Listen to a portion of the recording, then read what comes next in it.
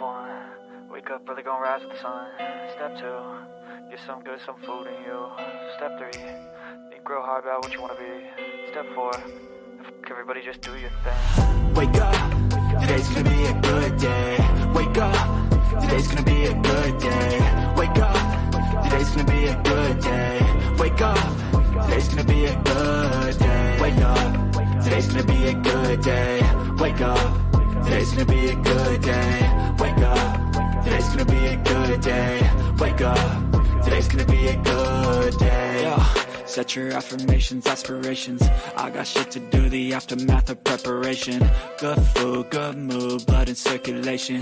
One step at a time, yeah, that's how you make it. Set a goal you control and the steps you take them. I try to pick one thought, have some concentration. And if I make a mistake, it's called education. I try to do this every day, call it replication. Wake up, today's gonna be a good day. Wake up, today's gonna be a good day. Wake up, today's gonna be a good day. Wake up, today's gonna be a good day. Wake up, today's gonna be a good day. Wake up, today's gonna be a good day. Wake up, today's gonna be a good day. Wake up, today's gonna be a good day. So life ain't easy, yo, I think there's a reason though. Ups and downs, just like every different season, yo. Sometimes I'm high, other times I'm barely breathing, though. I always gotta fight and hide from the demons, yo. Negative thoughts are poison, they rot. Head full of flaws, so here come the clouds. They'll never stop unless I can swap all the bad for the good in my head when I'm lost. Yeah, so I'ma fake it till I make it. Positive thoughts are overtaken, I got patience. One day at a time is how you operate a cadence. A flow, you grow, you show yourself a foundation. Stay away from all the shit that causes temptation. I know that I like to do it cause it's sensation. I live my life in my head like a narration. Don't expect greatness, do my best, man, I'll take it. Wake up, today's gonna be a good day. Wake up, today's gonna be a good day. Wake up, today's gonna be a good day. Wake up, today's gonna be a good day. Wake up, today's gonna be a good day. Wake up, today's gonna be a good day. Wake up, today's gonna be a good day. Wake up, today's gonna be a good day. Wake up early, gonna rise with the sun. Step 2, get some good, some food in you. Step 3, think real hard about what you wanna be. Step 4, everybody just do your thing. Step 1, wake up early, gonna rise with the sun. Step 2, get some good, some food in you. Step 3, think real hard about what you wanna be. Step 4, everybody just do your thing. Wake up, today's gonna be a good day. Wake up, today's gonna be a good day. Wake up, today's gonna be a good day. Wake up, today's gonna be a good day. Wake up, today's gonna be a good day. Wake up, today's gonna be a good day. Wake up, today's gonna be a good day. Wake up, today's gonna be a good day. Yo. Set your affirmations, aspirations. I got shit to do, the aftermath of preparation. Good food, good mood, blood in circulation. One step at a time, yeah, that's how you make it. Set a goal you control and the steps you take them. I try to pick one thought, have some concentration. And if I make a mistake, it's called education. I try to do this every day, call it replication. Wake up, today's gonna be a good day. Wake up, today's gonna be a good day. Wake up, today's gonna be a good day. Wake up, today's gonna be a good day. Wake up, today's gonna be a good day. Wake up, today's gonna be a good day. Wake up, today's gonna be a good day. Wake up, today's gonna be a good day. So life ain't easy, yo, I think there's a reason though. Ups and downs, just like every different season, yo. Sometimes I'm high, other times I'm barely breathing, though. I always gotta fight and hide from the demons, yo. Negative thoughts are poison, they rot. Head full of flaws, so here come the clouds. They'll never stop unless I can swap all the bad for the good in my head when I'm lost. Yeah, so I'ma fake it till I make it. Positive thoughts are overtaken, I got patience. One day at a time is how you operate a cadence. A flow, you grow, you show yourself a foundation. Stay away from all the shit that causes temptation. I know that I like to do it cause it's sensation. I live my life in my head like a narration. Don't expect greatness, do my best, man, I'll take it.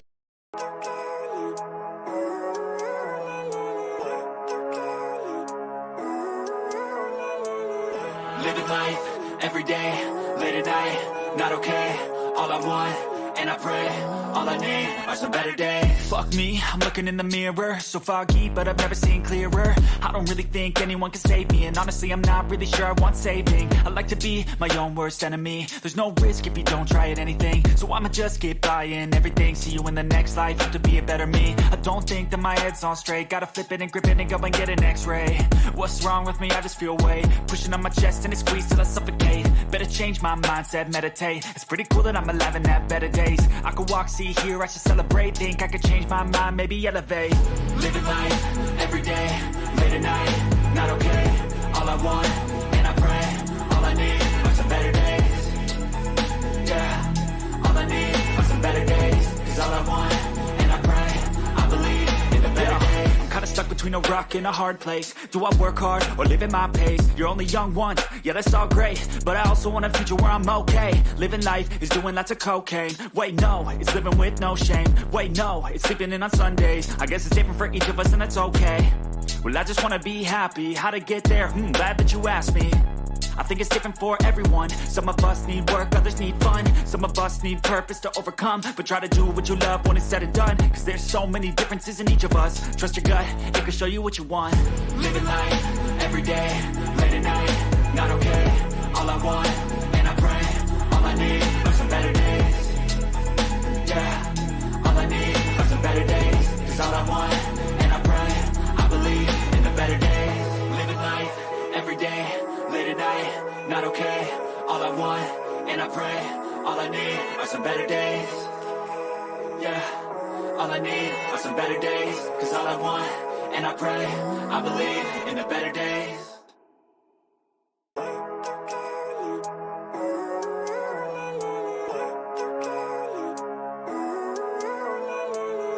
Living life, every day, late at night, not okay.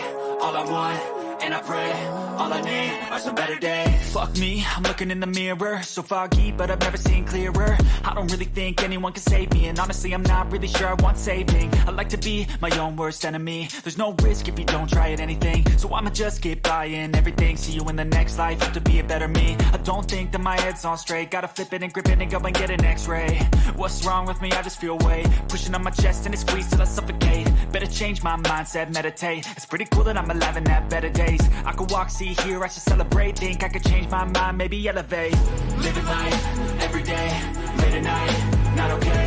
All I want, and I pray, all I need are some better days. Yeah, all I need are some better days. Cause all I want, and I pray, I believe in the better days. I'm kinda stuck between a rock and a hard place. Do I work hard or live at my pace? You're only young once, yeah that's all great, but I also want a future where I'm okay. Living life is doing lots of cocaine. Wait no, it's living with no shame. Wait no, it's sleeping in on Sundays. I guess it's different for each of us and that's okay. Well I just wanna be happy, how to get there? Glad that you asked me. I think it's different for everyone. Some of us need work, others need fun. Some of us need purpose to overcome. But try to do what you love when it's said and done. Cause there's so many differences in each of us. Trust your gut, it can show you what you want. Living life, every day, late at night, not okay. All I want, and I pray, all I need are some better days. Yeah, all I need are some better days. Cause all I want, and I pray, I believe in the better days. Living life, every day, late at night, not okay. All I want, and I pray, all I need are some better days. Yeah, all I need are some better days. Cause all I want, and I pray, I believe in the better days.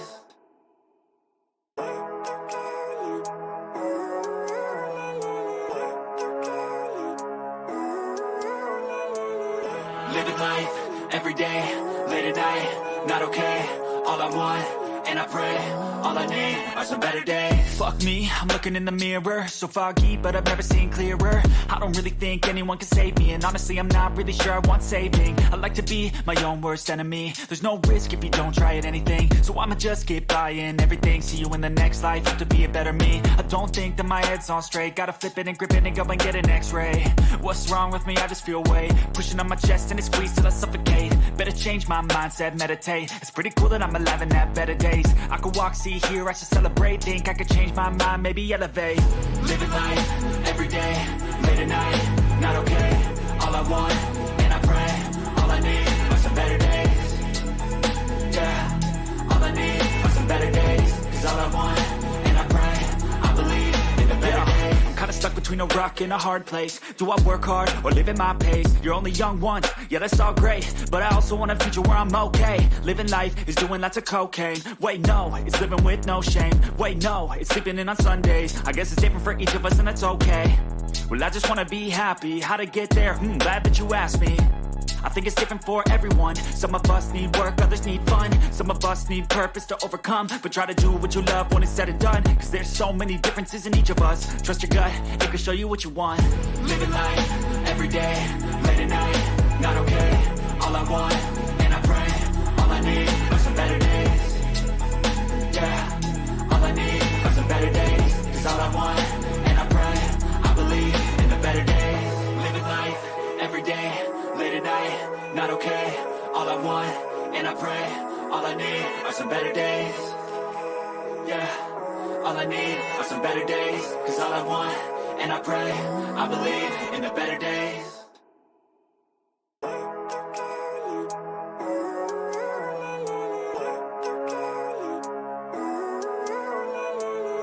Living life, every day, late at night, not okay.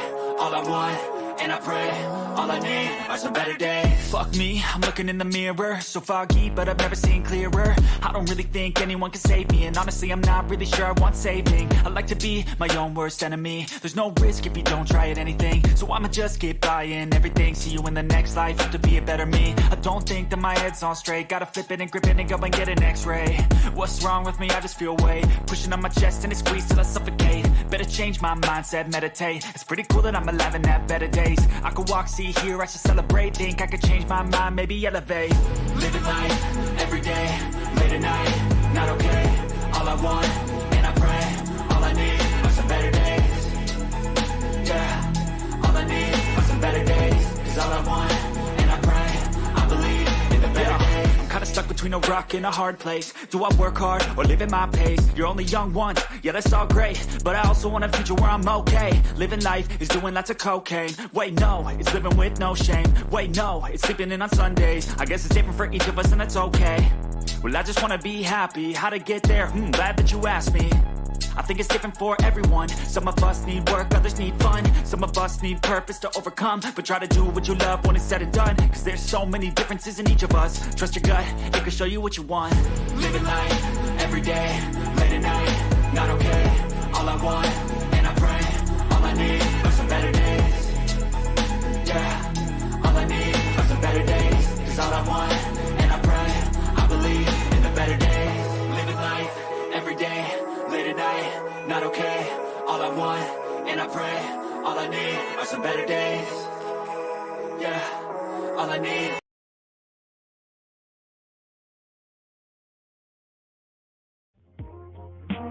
Mic check, 1, 2 on it. Okay, let's go. My name is Johnny TV. I'm a youth power dude. I'm hip hop, so starving people just get booed. I love that punching, I'm here to stay. 5 finger, kill you quick, don't get in my way. Gotta keep it positive, spread love to all my peeps. Cupcakes till my belly's full, no more fried chicken for me. My friends make me feel alive, I love them to the core. We laugh and joke around, we're better than before. I love my friends and they love me too. We got each other's backs, that's what best friends do. We hang out, we talk, we laugh and smile. I'm blessed to have them in my life for a while. I love my friends and they love me too. We got each other's backs, that's what best friends do. We hang out, we talk, we laugh and smile. I'm blessed to have them in my life for a while.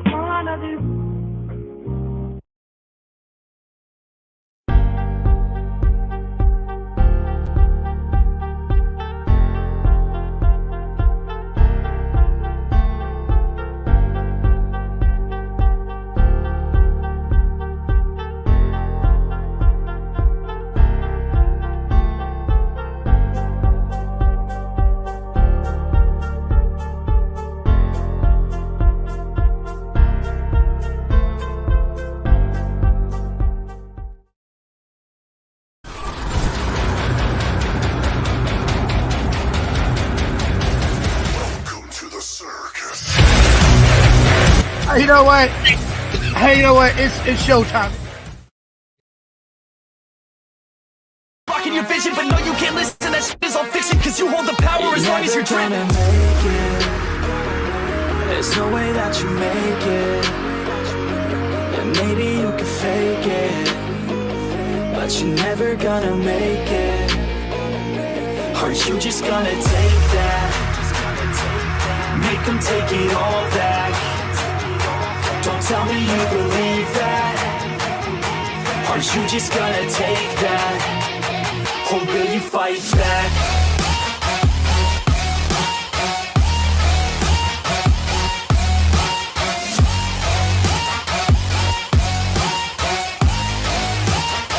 Or will you fight back?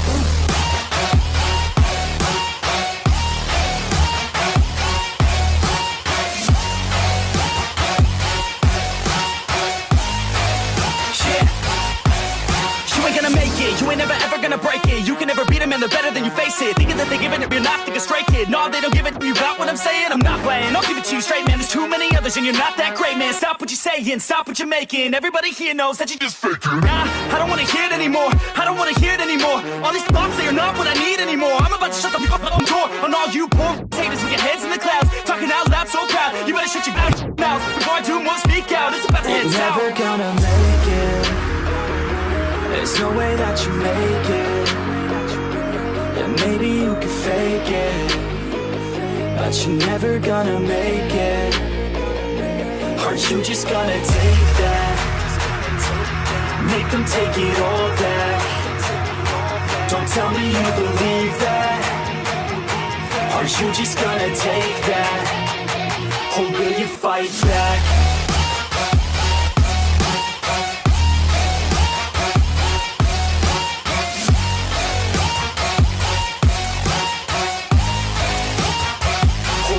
Fight back.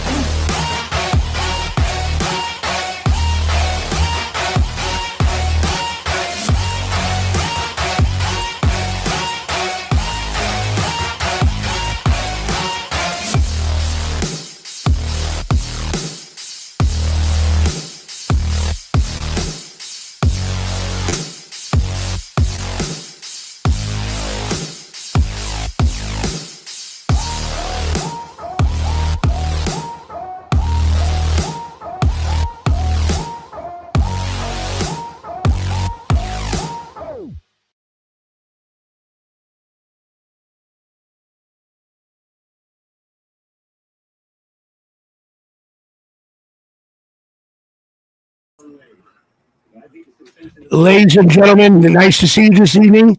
This is Johnny TV coming to you on Saturday evening at 5 o'clock. Like I promised, I was going to be here tonight again, and I'm back. And we're going to be talking a little bit about Dylan Rouse's case tonight, and we're going to be just doing a lot of fellowshipping.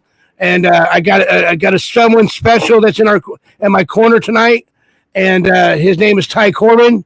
Here's TY CORBIN, everybody. Say hello to hi. Hey, Ty, how are you, sir? Good, Johnny. How about you? I'm doing good. Good to see you, my friend. And how'd you like those intros? It was pretty cool. A little bit long, but it was pretty cool.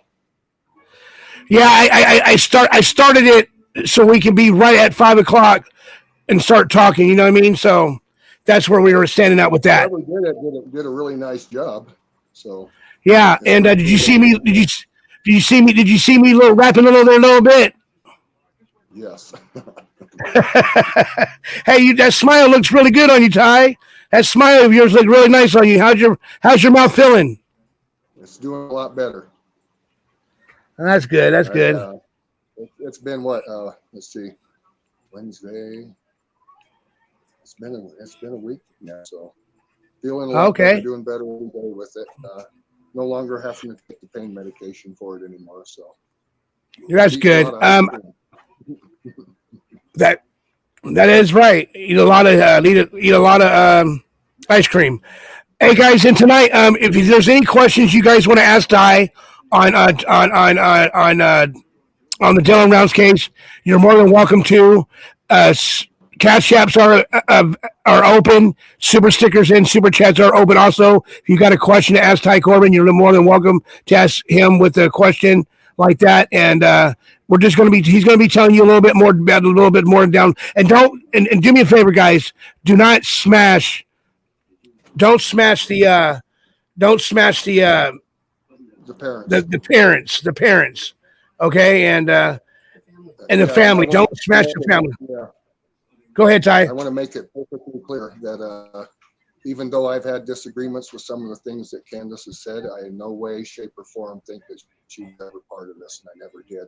And that was part of the reason I left Doug's channel, is he was gaslighting the story about her. And this is why we're going to talk about some of the lies that have happened. He was gaslighting the story with her.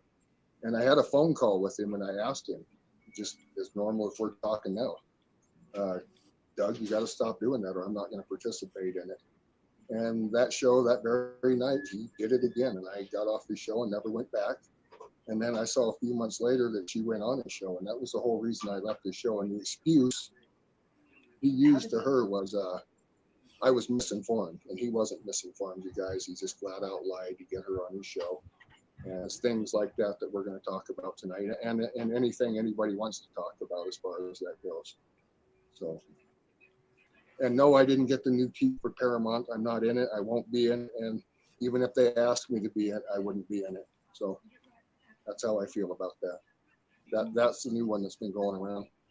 So, and Johnny, I can't leave a chat. So the questions that come up in chat, somebody's going to have to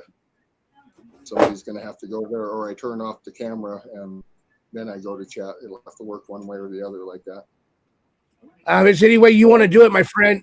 Any way you want to do it? You don't have to. Let me see if I can pull up your channel on this. And maybe I can look at this or the chat.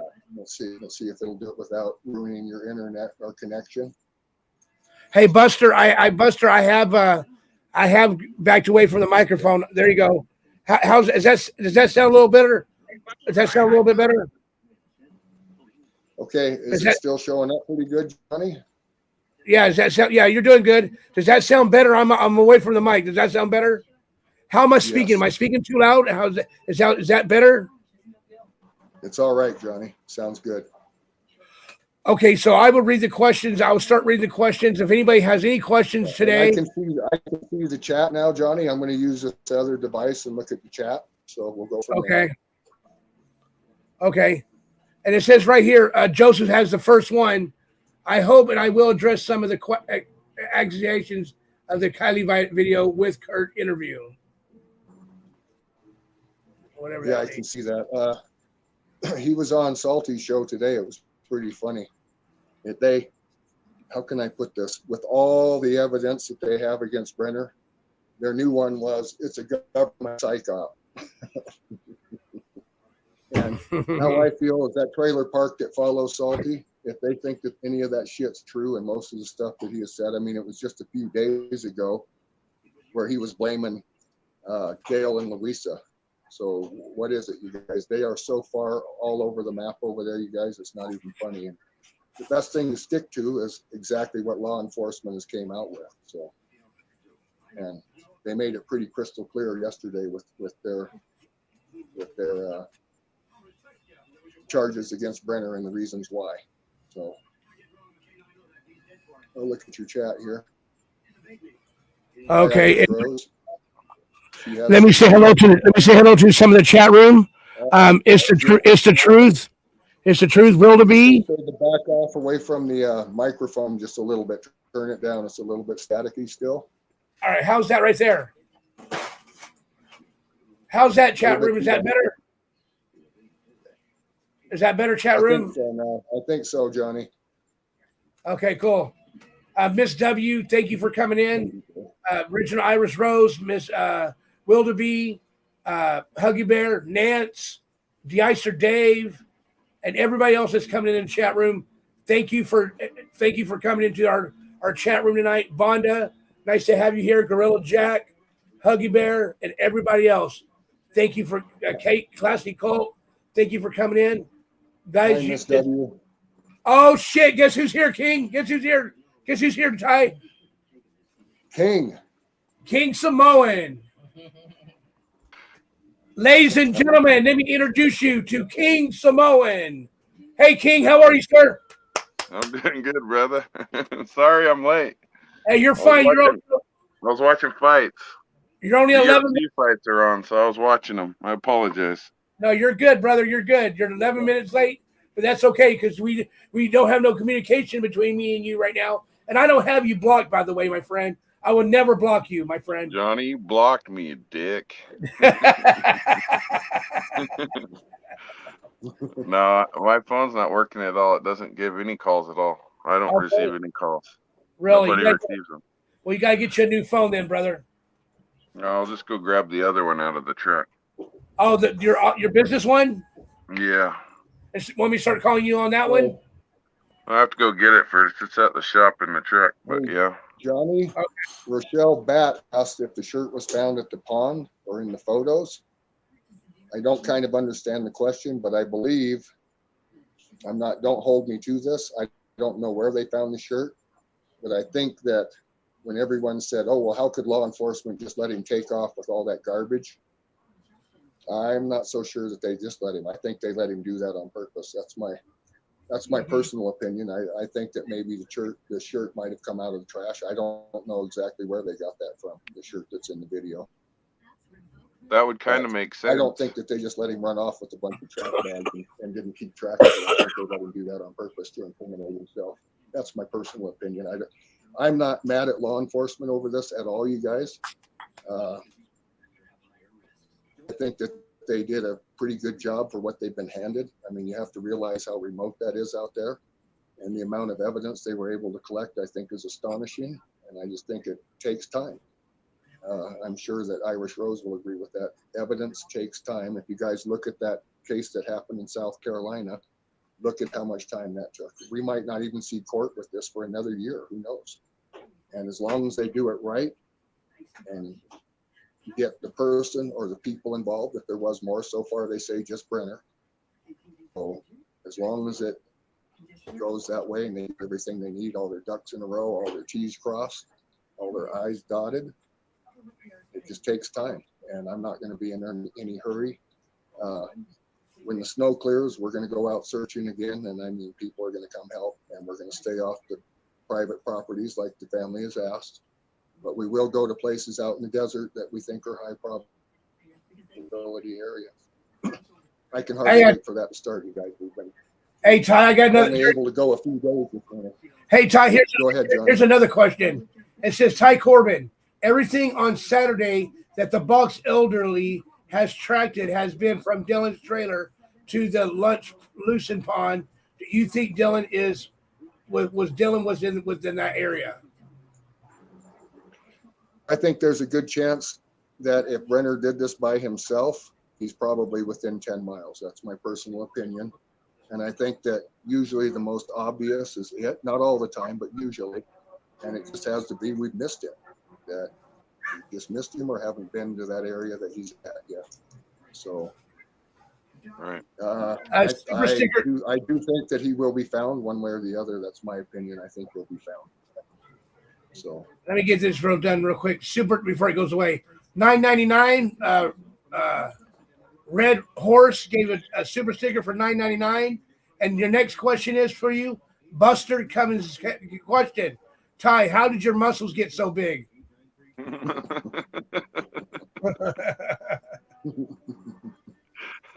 ate my Wheaties when I was a kid and my vegetables. All right. That's right. My mom would argue with you on that one. Okay. So Ty, I just caught that end of it. You were talking about Brenner's shirt. So I think you're right, dead on with that. I think they probably did see him. I don't know where they found that. Yeah, King, I'm not sure exactly where they found it, but they said the shirt. It would make sense if they did that. Right. The way you were saying it though would make a lot of sense as far as, because they are police officers at the end of the day. They're not dumb. You know what I mean? If they see a suspect or somebody who might be a suspect taking out a bunch of garbage, you would think they would probably let him do it and then go get all the garbage, You know, in your personal opinion, you were saying that's how you think it happened, right? Because that would make sense to me. It's the truth. I never thought for a moment that they would let him clean that shed with no repercussion at all, not to follow him, not to know where that trash went. For all we know, Don Hatley might have told him exactly where he dumped all that trash. We don't know. And these are things that I'm sure will come out when the state starts to present all their evidence.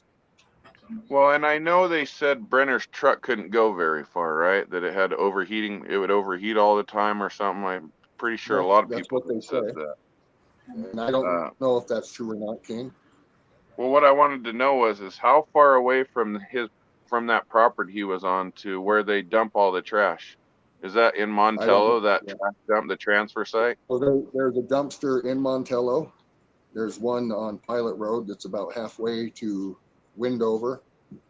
And on the Utah side, I don't know where their dumpster facilities are. I think that the closest one is probably Grouse Creek.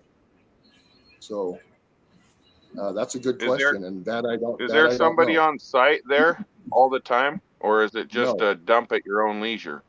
It's a dump at your own discretion, and they're big blue dumpsters, the ones that I have seen. The ones in Montello and the ones out on Pilot are all handled by Elko Refuge, and they come get them, I think, once a week or once every 2 weeks. They bring a semi-truck, and he pulls them up on his flatbed, and off to Elko they go with them with the cage over the top.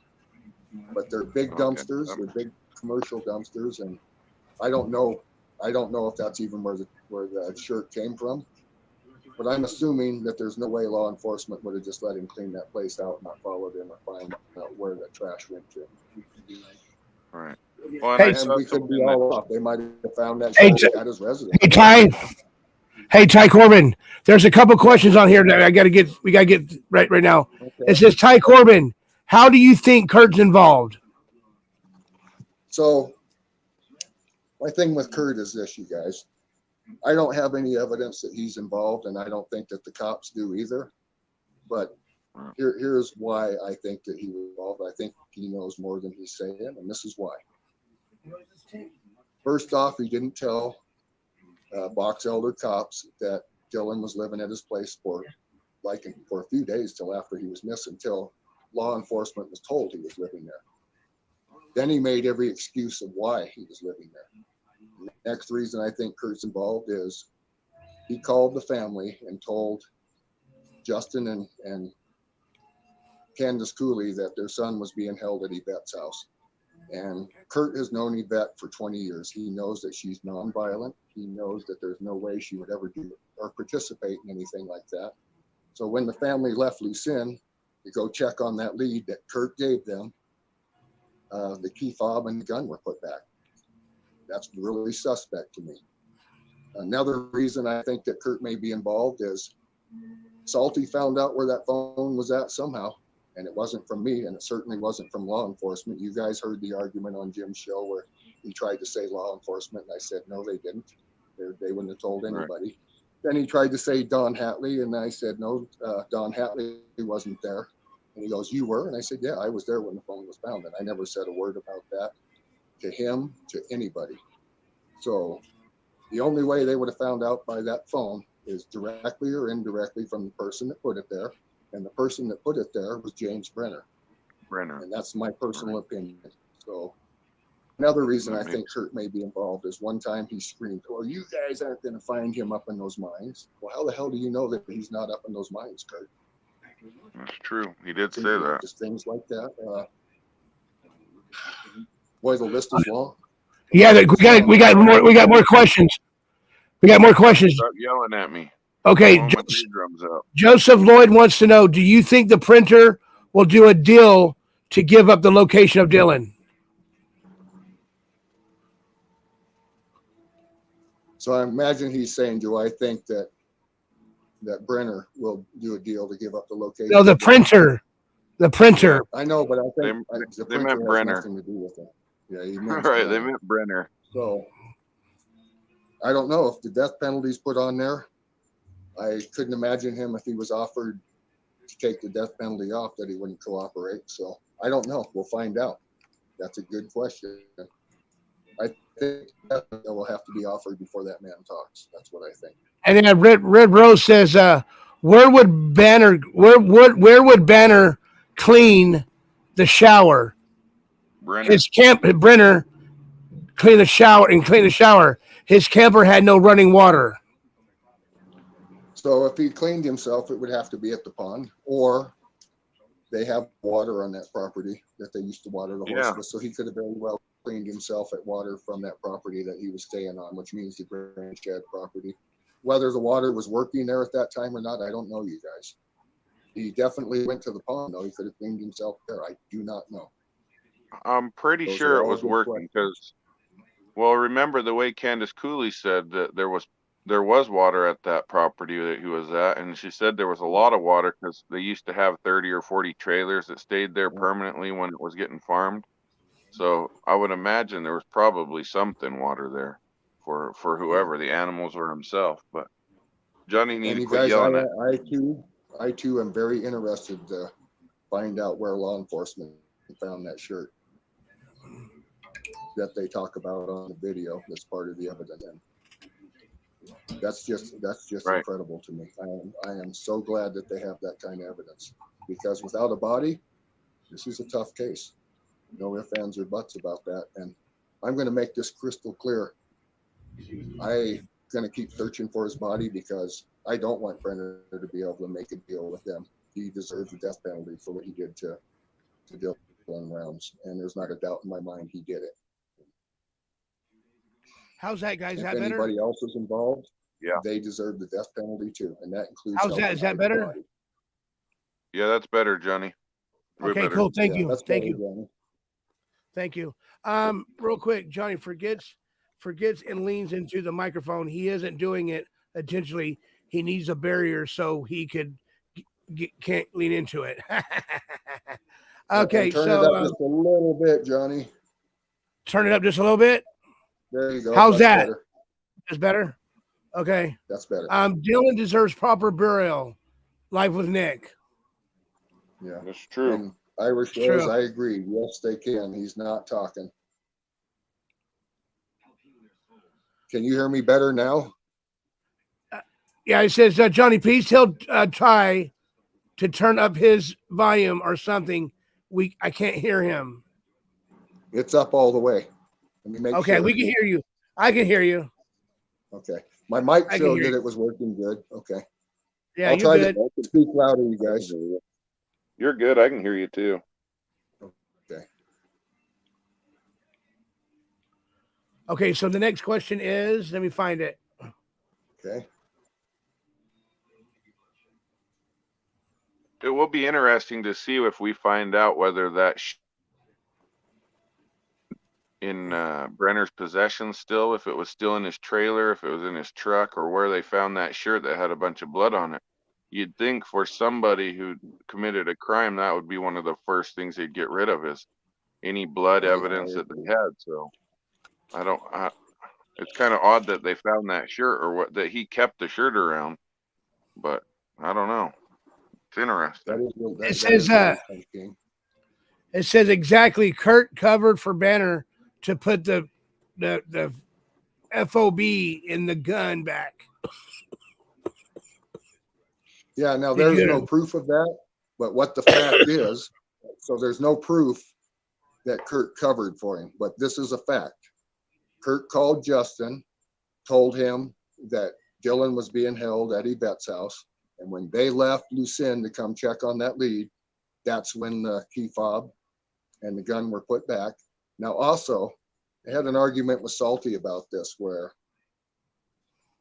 he has given every excuse in the book about this one too. We got in an argument about exactly that. I looked at him when we were on the phone and said, who in the hell would say that Dylan was being held at Yvette's house? I said, that's completely ridiculous.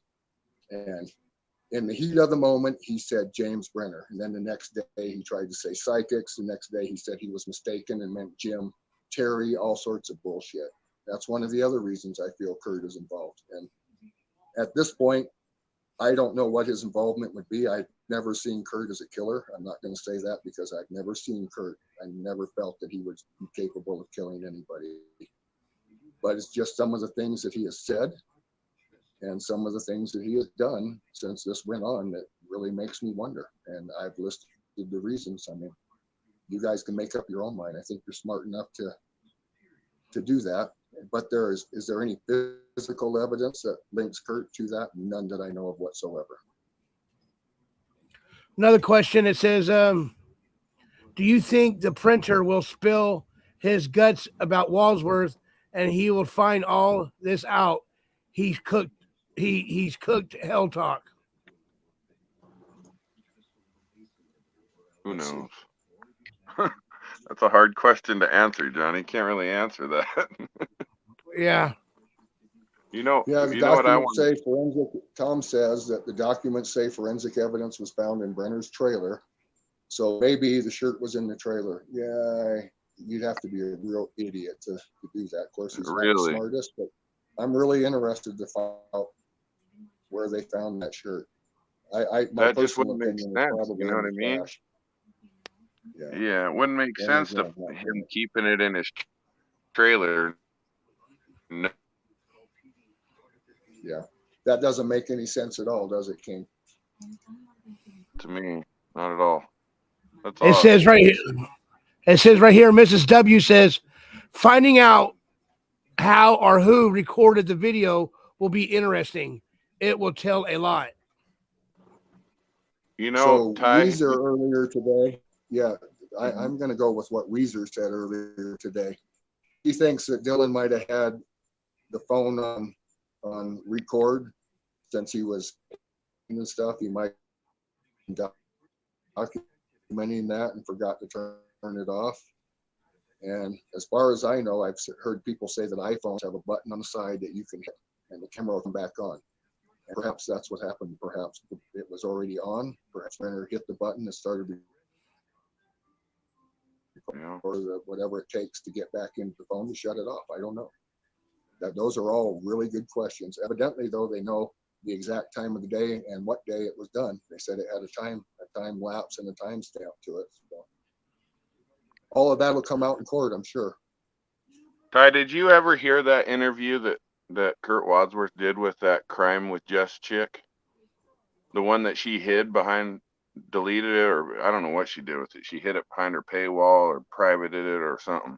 Did you ever hear that interview? Because in that interview, Kurt Wadsworth talked about how him and Dylan went out to the farm and him and Brenner had gotten a fight over the truck, over Brenner moving the truck. But I had never heard, and I still haven't heard, any fights that those two had ever had when Kurt was there around them. Did you ever hear of them having a fight outside of obviously what happened? No, one of the only things that I've ever heard about Brenner and how he felt towards Dylan was Becky had said something to a friend of mine where Dylan had called Brenner, and when Brenner hung up, he was so pissed off that he threw the phone, and that was at Becky's house. And what that had to do with, you guys, I have no idea. So there's not a doubt in my mind that Brenner did this. The other people on the other channels can come up with all their conspiracies that they've been doing and everything all along. And the bottom line is, it's not a government op. It's exactly what the cops have found. And if any of those idiots out there think that it's any different, then take your evidence to the cops and show them, or otherwise just shut the F up. Hey, Ty, what do you say to people? I know we've already covered this before, but let's clear it up again for Nick Stone here, since he wants to be a smartass. He says, Ty likes to think he's an expert about Dylan, but he doesn't even live near there. First off, I don't know Dylan, and I never met him. Second off, I've lived there a lot longer than anybody else, including Kurt. Even though we live here in Wells now, I spent a lot of time there, 33 years. So my answer to him is Tom Evans. Tom Evans has a question for you. Ty Corbin, the documents say the forensic, whatever that word is, FOREN, forensic evidence was found in Banner's trailer. So maybe that be the shirt was in the trailer, right? Yeah, I saw that question. I just have a hard time believing that Brenner would leave a bloody shirt with Dylan's blood all over it in his trailer. And if he did, oh well, he got caught. Didn't Brenner have two trailers out there, Ty? Like a baby blue colored one? I'm pretty sure it's been a while since I've seen the pictures, but I swear he had two different trailers out there, right? Or do you know? Or do you remember? I don't know how many trailers are out there. I have no idea. I haven't stepped foot on those properties in a long time, you guys. Since I worked for Ed Harshberger clearing those properties was the last time I stepped foot actually on those properties. Both times Lance and I were searching. We popped up out of the wash one night and could see the grain shed off about a half a mile and said it's time to get out of here. So we didn't go there. And one time we were following those tracks, ended up being a search vehicle. And we got to within about a mile of Dylan's property, and it was evident where the tracks came from, and we turned around and left. So I have no idea how many trailers were on any of those properties. I'm just trying to remember from all the videos that I watched, but I'm pretty sure that he had to. I could be wrong, though. But Red I Rose. just don't see him leaving it around. Sorry, Johnny. It's okay. Red Horse wrote, I do understand how folks are still defending Brenner. Who? He does understand or doesn't? I think he doesn't understand. Defending Brenner. Who's defending Brenner? I've never heard anyone defend him. Other than that chick that lied and said she did video calls with him. On a certain other channel, they certainly do. They did, really? All day today, trying to say it's a government op, that they don't believe it, that all sorts of crap. And they're all over the map. Some of them believe it, some of them don't. And I got news for them. Cops aren't making this shit up, you fucking idiots. Plain and simple. And the sarcasm the trailer park that follows him are as dumb as they come. That's all I can say. Sarcasm TV wrote, has anyone apologized to Ty for saying he was a suspect? Some of them have. Jeff, no, the only person, Jeff, that has apologized to me is one time Shack Lady did, but then she turns around and goes right back on Salty's channel and follows his narrative. So to her too. Joseph Sorry Lloyd about wrote that, Johnny, but I'm gonna start hitting back at these people. They really deserve it. They followed this BS narrative all summer long. First it was me, then it was Chase and Robert, then it was these rich ranchers from out Grouse Creek, then it was Dale and Louisa, then it was Tom Hardy, then it was Paul and all these other tweakers that they talk about. And the bottom line is they blamed everybody but the person that did it. And I think the evidence is overwhelming who did it. If that video is real, which I'm absolutely positive it is, I don't think that the cops would lie about something like that. Get a clue, you guys. Fucking motards. I just don't understand that. So their whole thing is they want to blame everybody but the actual person that the police, the FBI, and everybody else says did it. They're saying, no, he didn't do it. It was this guy or these people or this people or that doesn't. I don't know, man. It don't make sense. And you have to ask yourself, a little weird. Yeah, and King, you have to ask yourself why they're doing that. Right. Yeah, good point. And and that's another thing I want to get. I want to clear on my side is that I don't know nothing about this case. I didn't never follow it, but now I'm starting to feel.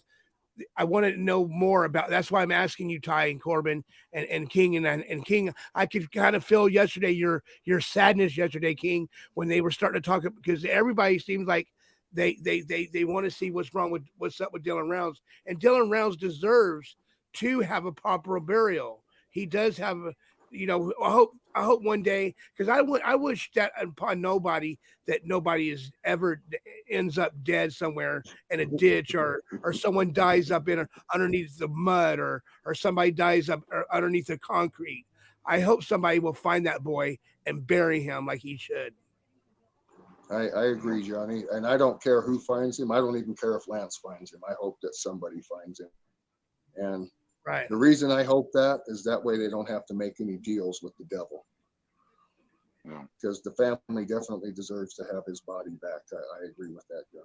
Well, and this is also a thing, Johnny, why I think it bothers me so bad, and a lot of these people don't understand it because they never grew up around people like or kids like Dylan Rounds, who all they gave a shit about was, whether it was farming.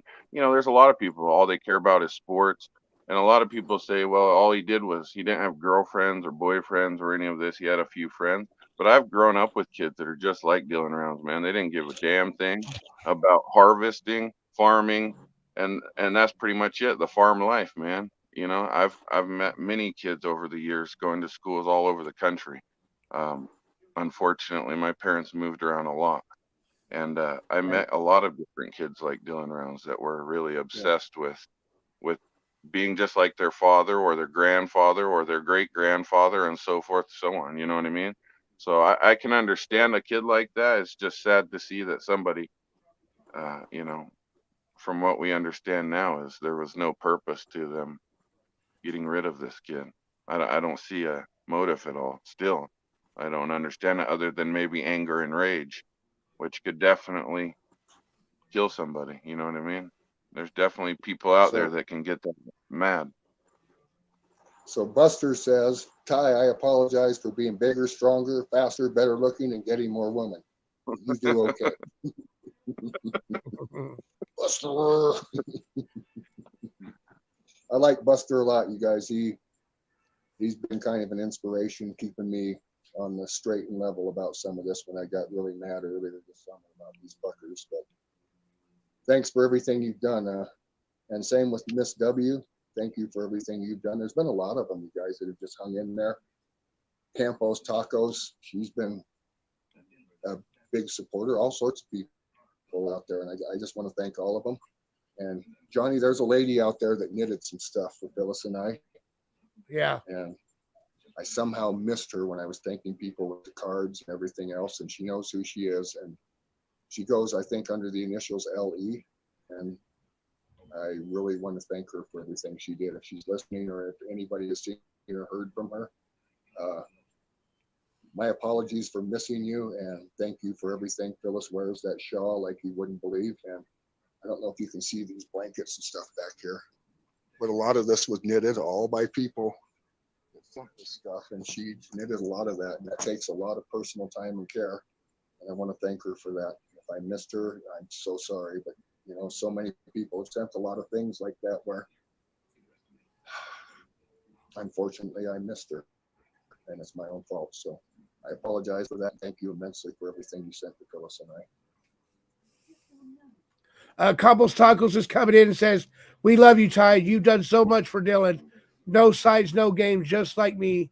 Just here for the missing. Yeah. And Johnny, you asked me if I wanted part of this show's money, and what did I tell you? No. Yeah. And I told him if he wanted to pay me, he could send it just like he did the last show, send it to EquiSearch. And I still believe that to this day. But Johnny, you deserve money. You deserve to do this. It's not like the other channels. You're not a crime channel. You're just doing this because you want this story out. So I wholeheartedly respect you for that. And another thing I want to clear up, one of the lies that I supposedly started the lie about Kurt being gay. First off, I don't care if someone's gay. Do you think I would be on this channel if I cared that someone was gay?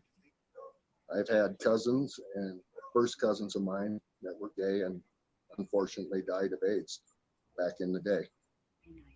I don't care if someone's gay. That's my son has lots of gay friends. He's married, but he has gay friends, and that's just part of life today.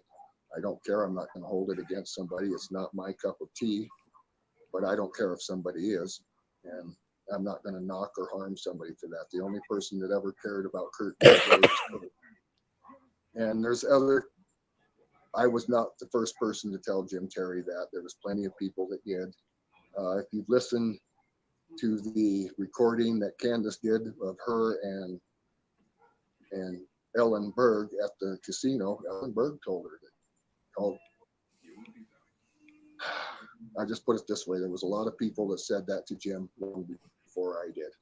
And if you watch Salty's first video where he met me early in July, and he pulls up, And I said, well, you can ask Annie. Here's somebody that just pulled up. And he asked her, is Kurt gay?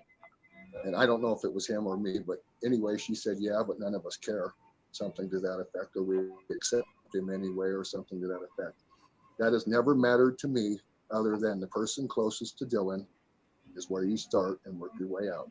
And I just want to clear that up, that I never cared either way, whether Dylan was gay or not, and I never really cared if Kurt is gay or not. The only person that cares about this and this whole thing has been Kurt.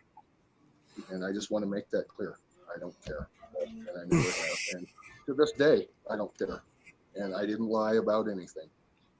That's not a made up thing. Kurt knows the truth to that, and I'll just leave it at that. And we can continue with other questions and just leave that one completely behind from here on out on the show, if that's all right with you guys. Okay, let me quarterback this real quick. Iceberg coming in at $4.99 super sticker. Thank you so much, Iceberg. I appreciate you so much. Thank you so much. I appreciate that. And we have 113 in the chat room tonight. We have 113 in the chat room. So if you're coming in or you're going out, please hit that like button and smash that subscribe button. It does help my channel out. Thank you guys so much for that. Thank you so much. And what's your take on it, King? What you got anything to say, King? Yeah, I just feel bad for that kid, man. Sucks. Yeah. Somebody's, and I know there's crime happens all the time. You know what I mean? It's just, I don't know why this one hit so close to me. Like I said, I've never followed true crime. I still don't follow it to this day, other than this Dylan Round stuff. And, I've never met the kid, never seen the kid other than the pictures. But I don't know, man. This one hits me real close to home, I guess. Yeah. We got a call coming in. We talked about this way back in July, right? Right, King? Yes. Yep. Hello, you're on live. Who is this? Hi, Johnny. It's Irish Rose. Hi, Irish Rose. How are you, hon? Well, I'm a little hoarse today because the pollen's everywhere in Phoenix, but I wanted to tell everybody that the parents stated today that they want any monies or donations or anything to now go to Dylan's legacy. It's a foundation that the family has set up, Justin, Candace, and his grandparents and all. And so they don't want money to go to, you take to Equisearch, but they'd rather you do that. This is starting to help other families that have lost a child as well. And so I just wanted to let you know that it's on Facebook. People can look it up. And that's where they'd like donations to go to, because this just not help their family. It will help other families like our family. We lost our child the same way in 2016. So I just wanted everybody to know that the parents are grieving greatly today. So is the family. So we have to be mindful of that, Right. But other than that, I just wanted to let everybody know about that. Because not everybody can get on this Facebook. They started a new one, and they're very careful who gets in on it. So I just wanted to let you guys know that. Thank you, Rich. Thank you, Rich. Thank you, Rose. You're welcome, guys. Yeah. Yeah, Nick. And Glenn Campbell, too. And the Rifleman. I've heard a bunch of them. And oh boy. It's okay, Red Rose. Thank you. Yeah, hold on, Ty. Guys, one of the lies that I heard today is that I was going to be in that Paramount thing. That's not true. Not true at all. They have not contacted me. And if they did, I would not participate in it. Right. Well, Ty, they come after you with everything. You're about the money, and now you're about the fame. Yeah. And, you know what I mean? Your story hasn't ever changed. I don't care what any of these people said. I've been following it since the beginning of June, and I've heard pretty much every show you've ever been on. And, trust me, I listen to the small details of many, many things. I may seem quiet and reserved a lot of times, but I do listen, and I listen a lot.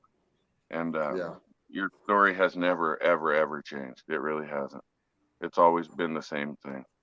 No. And the it still is. exception to that, King, is when the phone came out of that pond, I'm going to tell you, I was really mad. I thought for sure Chase, until I learned some other things. And when I thought that, I always said, if I'm wrong, I'll apologize to him. I'll go right to the jail and apologize to him. And that's exactly what I did. And even though I could not see him face to face when I went to the jail, I still went and apologized to him. And has Chase done a lot of wrong things? Yes. But that doesn't make him a murderer. And I held up to exactly what I said I was going to do. I went and apologized to him. And I don't expect any of the people that accuse me of those things to ever apologize. It's just not in their character. They're a bunch of low-ifs. And I tend to agree with what Equalizer said. It's them in the trailer park. And that's exactly what it reminds me of. And that's what they're going to be called in my book from now on. And you guys know who I'm talking about. So, and not Jim Terry and his followers. No. Well, and I know you originally did. A lot of people don't know that, or maybe they forgot that originally you thought it was Chase for quite a while. Yep, and then, I did. You know what I mean? Yep. You found out more information, and then you said, you know what? I am a man of my word, and you told everybody you'd apologize. You're absolutely right. And that's what I mean by you've never swayed. Everything you've heard or you've said online that I've heard, you've done and followed through with. And you don't see that very much, especially including that trip to Ninth South and State. Very true. Absolutely. Do you mind if I read this real quick, Ty Corbin? Ty Corbin has been amazing. Ty Corbin has been amazing, and he's never lied once. Hold on. He's never lied once. He's in the beginning. He put himself in harm's way to tell the truth. Thank you for everything, Ty Corbin. And that's from Joseph Lloyd. Joseph. Yeah, that's from Joseph. Thank you, Joseph. You know, let me tell you something a little bit. Let me tell you something a little bit about Joseph. Joseph, I met Joseph when I was when I was on JT's channel doing the butter challenge, and everybody thought I was crazy for doing it. Everybody think I was crazy. But since Joseph Lloyd I got introduced to Joseph Lloyd, he was my number 3 subscriber. Joseph Lloyd was my number 3rd subscriber. Number 3. He was my 3rd subscriber. And oh my God, that's like months ago when I first started it, when I was doing short videos and stuff like that. Joseph Lloyd is a good guy. I love Joseph Lloyd. He's a good person. He's got a good heart. He's got a good heart, just like you, Ty Corbin. Ty Corbin, you and Joseph Lloyd have big hearts, and I appreciate that so much, that you're sharing all your knowledge with me about this Dylan Rounds case, because like I said, I don't know shit about it. When PZ was watching it and he tried to tell me stuff about it, I went like this, and I don't care. You know what I mean? Like, you know what I mean? Like, yeah. So. But now I'm starting to feel everybody's pain, and it hurts to see this kid not found after 9 months, 6 months. He's not been found. But like I said earlier, since the end of May. Coming up on a year now. Almost a year now. So that's why I said earlier, this kid deserves to be buried. He does not deserve to no other way. He needs to get a proper burial.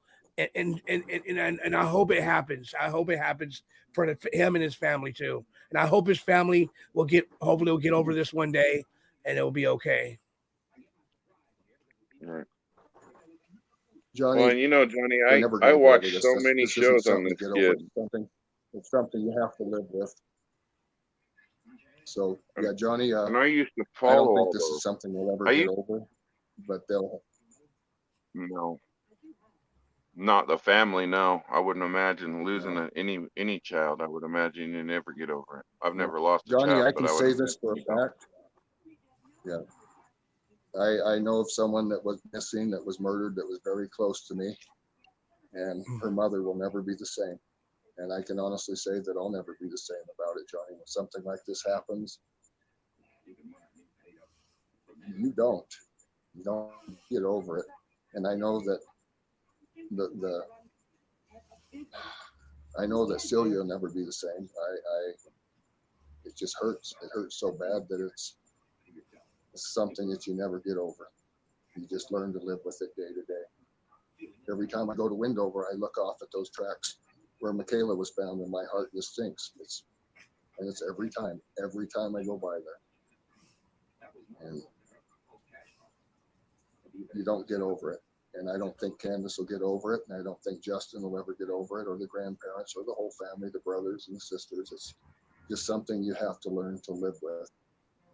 And that's why when we started the program, I said that I'm not going to take any bashing or anything of the mom or the dad. Even though I made a video where I was angry at Candace, it wasn't for the reasons that people think. It was, well, I'll just say, we'll discuss it right now. I knew that the lines hadn't been searched, and I don't know if that was said on purpose. I don't know the reasoning behind that. I don't know if she said that to keep people from going in there and getting hurt. I don't know the reason why, but I know that the mines were not searched. And the biggest thing that I had with Candace was telling people not to search anymore. And there was no way I was going to stop searching. And, since the weather has been this way, I haven't been out as much as I would like to be, and there's really no reason to go out there right now. You're just asking for it. There's a lot of ice and a lot of snow, but I think that'll change this month, and we'll go back out searching again. But those were my biggest problems with Candace. I never thought she was involved with this, and I never hated her or anything like that, like people tried to make it out to be. Just I wasn't going to quit searching, and that's the biggest thing that bothered me, was those 2 points that I just brought up.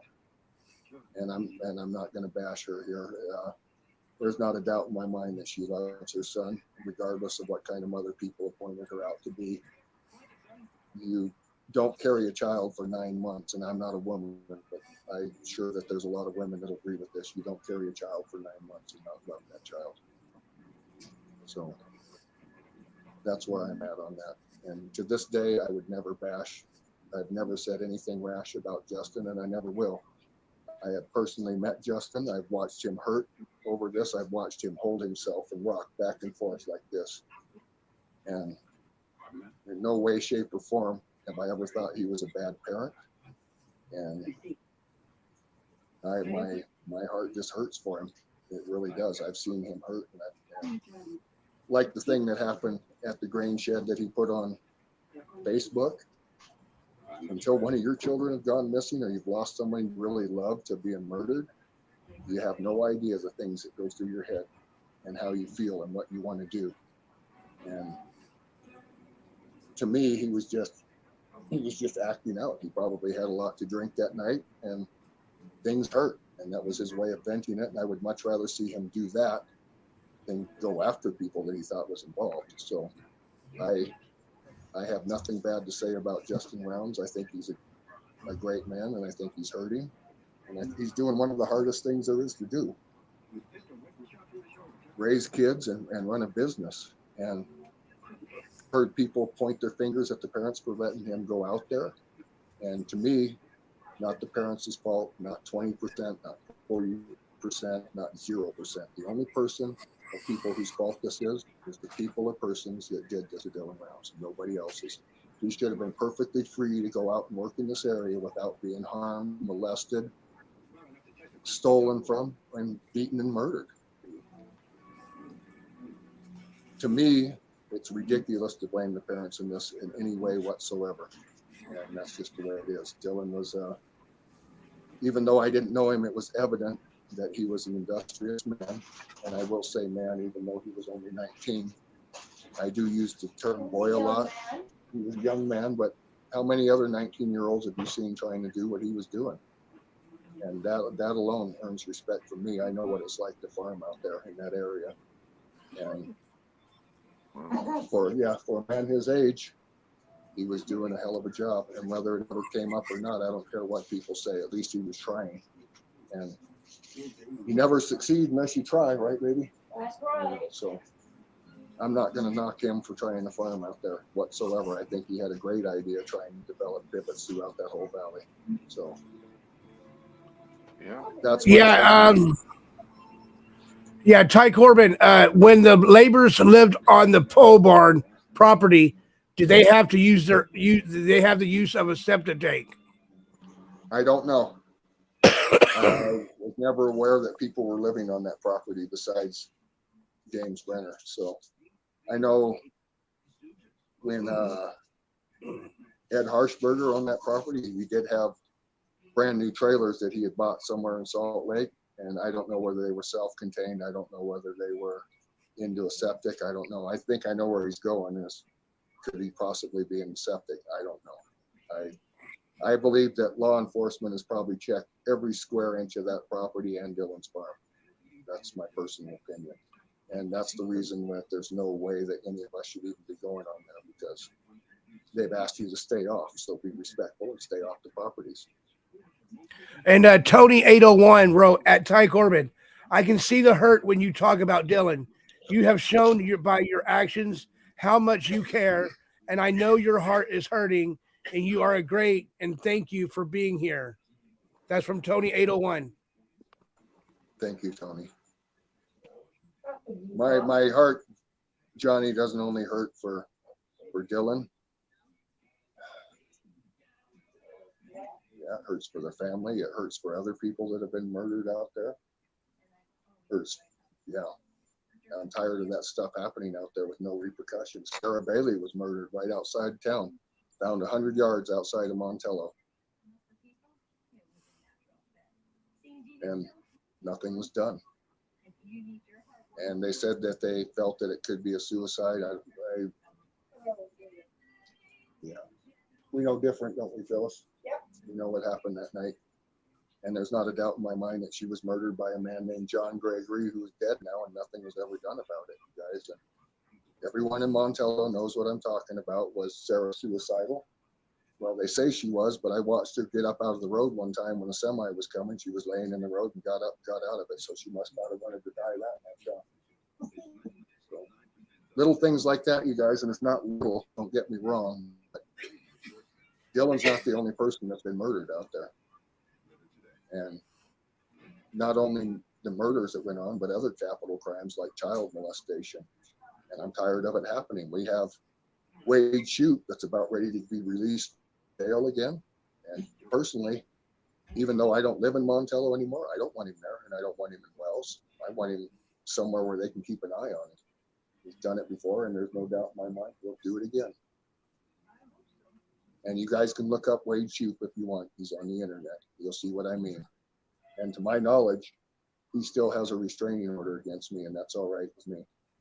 If I see him, I'm not going to be kind to him in any way whatsoever. And I don't care how that sounds to anyone listening. Let me quarterback this real quick. If everybody in the chat room, can you guys do me a favor? Can you guys it looks like you guys already do it. Put sunflowers up for Dylan. Put sunflowers up for Dylan.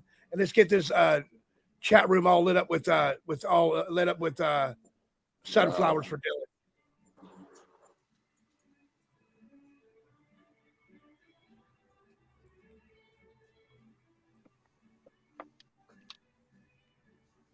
Yeah, there you guys go. So De-Icer Dave says, I'm watching shows like 48 Hours, Dateline, etc. I see so many cases that occurred in Utah or close to Nevada. One was in Windover 10 years ago, 16-year-old girl murdered. That was Michaela Costanzo. I was very close to her and her mother. Her mother and I dated for a long time before I met. And when that happened, I can tell you what Phyllis told me. That's what kind of person Phyllis is. And that's why I love her. Johnny, what are you humming about? I'm trying to listen to Syria and help her. So I was trying to find yellow roses. I mean, sunflowers in my thing so I can put them up too, but I can't find them. Sorry, Ty, I was trying to listen to what you were saying. So the Michaela girl. Yeah, and sorry, I was going to say the Michaela girl that he was talking about, you actually knew her. I helped raise her for about 6 years, you guys. Her and both of her sisters. So that's a tough one on me. It bothers me, and I don't want to talk about it. Right. Makes sense. Yeah, this shows we're dedicating this one. This is for Dylan. Sorry about that, guys. No, that's all right. Sorry, King. Oh, you're fine, buddy. Ty Corbin, do you recall where Don picked up Banner to take to the barbecue? I don't remember. So I've heard several stories on this, you guys. I've heard that he was picked up, that he drove his own truck there and everything. I guess that'll come out in court. I tend to think that he was not picked up, that Brenner went to the pond, disposed of the phone, washed up, and then went over to Don's like nothing had happened. And I don't know whether he rode his horse. I don't know whether he took his truck. I don't know what his mode of transport was at that time. I think that'll come out in court. Right. And another thing, you guys, I have never thought that Don Hatley was involved in this, and I'll tell you why. I could be wrong, but I don't think I'm wrong. And if I'm wrong about this statement, I want someone to come forward and say how this happened. But I think Don Hatley was the one that turned in Brenner over the firearms. I think he was the one that called the cops and said, Brenner gave me these guns. From what I saw, if someone was involved in doing that, let's say him and Brenner did the murder, why would he turn around and call the cops to get Brenner in trouble? That wouldn't make any sense. It would just be pulling him into trouble too. And he passed the polygraph. So, and I know people have said, well, boy, I thought you were going to take a polygraph. I'm not paying for a polygraph. I was never a suspect. The FBI asked me questions, but they asked me for the simple reason to ask me if I had seen other people that were in Montello that weekend. Do I know exactly where I was at that Saturday? No, but I know where I wasn't at, and that was Lucin. And I would take any lie detector test that anybody wanted to pay for. So all you guys that are doomsday naysayers on that, put the money up. I'll take one. Let's see if Kurt will do the same thing. And to this day, I don't think he will. And that doesn't make him guilty, but if I didn't have anything to do with it and the cops asked me, I'd hand them this phone that I have, and the one that went in the hot tub a couple months ago with me. And I would cooperate, and if they asked me to take a polygraph, I would do it in a second. And that's just anybody that wanted to get to the bottom of a crime, like Kurt. If you claim that you don't have anything to do with this, and there is no proof that says he absolutely does, other than the way he walks and talks, but if you really want to get to the bottom of this, then cooperate with him. Take a polygraph test. Right. That's my personal opinion. King, if one of your kids was missing, listen to this, King. If one of your children was missing and the cops asked you to take a polygraph and turn over your phone, and you knew you didn't have anything to do with it, you would do that in a second just so they would get on the right track. Am I mistaken when I say that? Absolutely. I'd turn over anything and everything they want. I'd do any test they'd want to if it was my child. I wouldn't give a damn. Right. You're right. That's exactly right. If one of my grandkids was missing, or one of my boys that are adults now went missing, and the cops asked me to take a polygraph and turn over my phone, I'd do it in a second. And I would do it for this reason. The quicker they can get to the right person, the better their case will be. Let's see. Let me read some super stickers real quick. Okay, Johnny. Sarcasm TV coming in at $5. Thank you, Sarcasm TV. Thank you so much. Oh shit.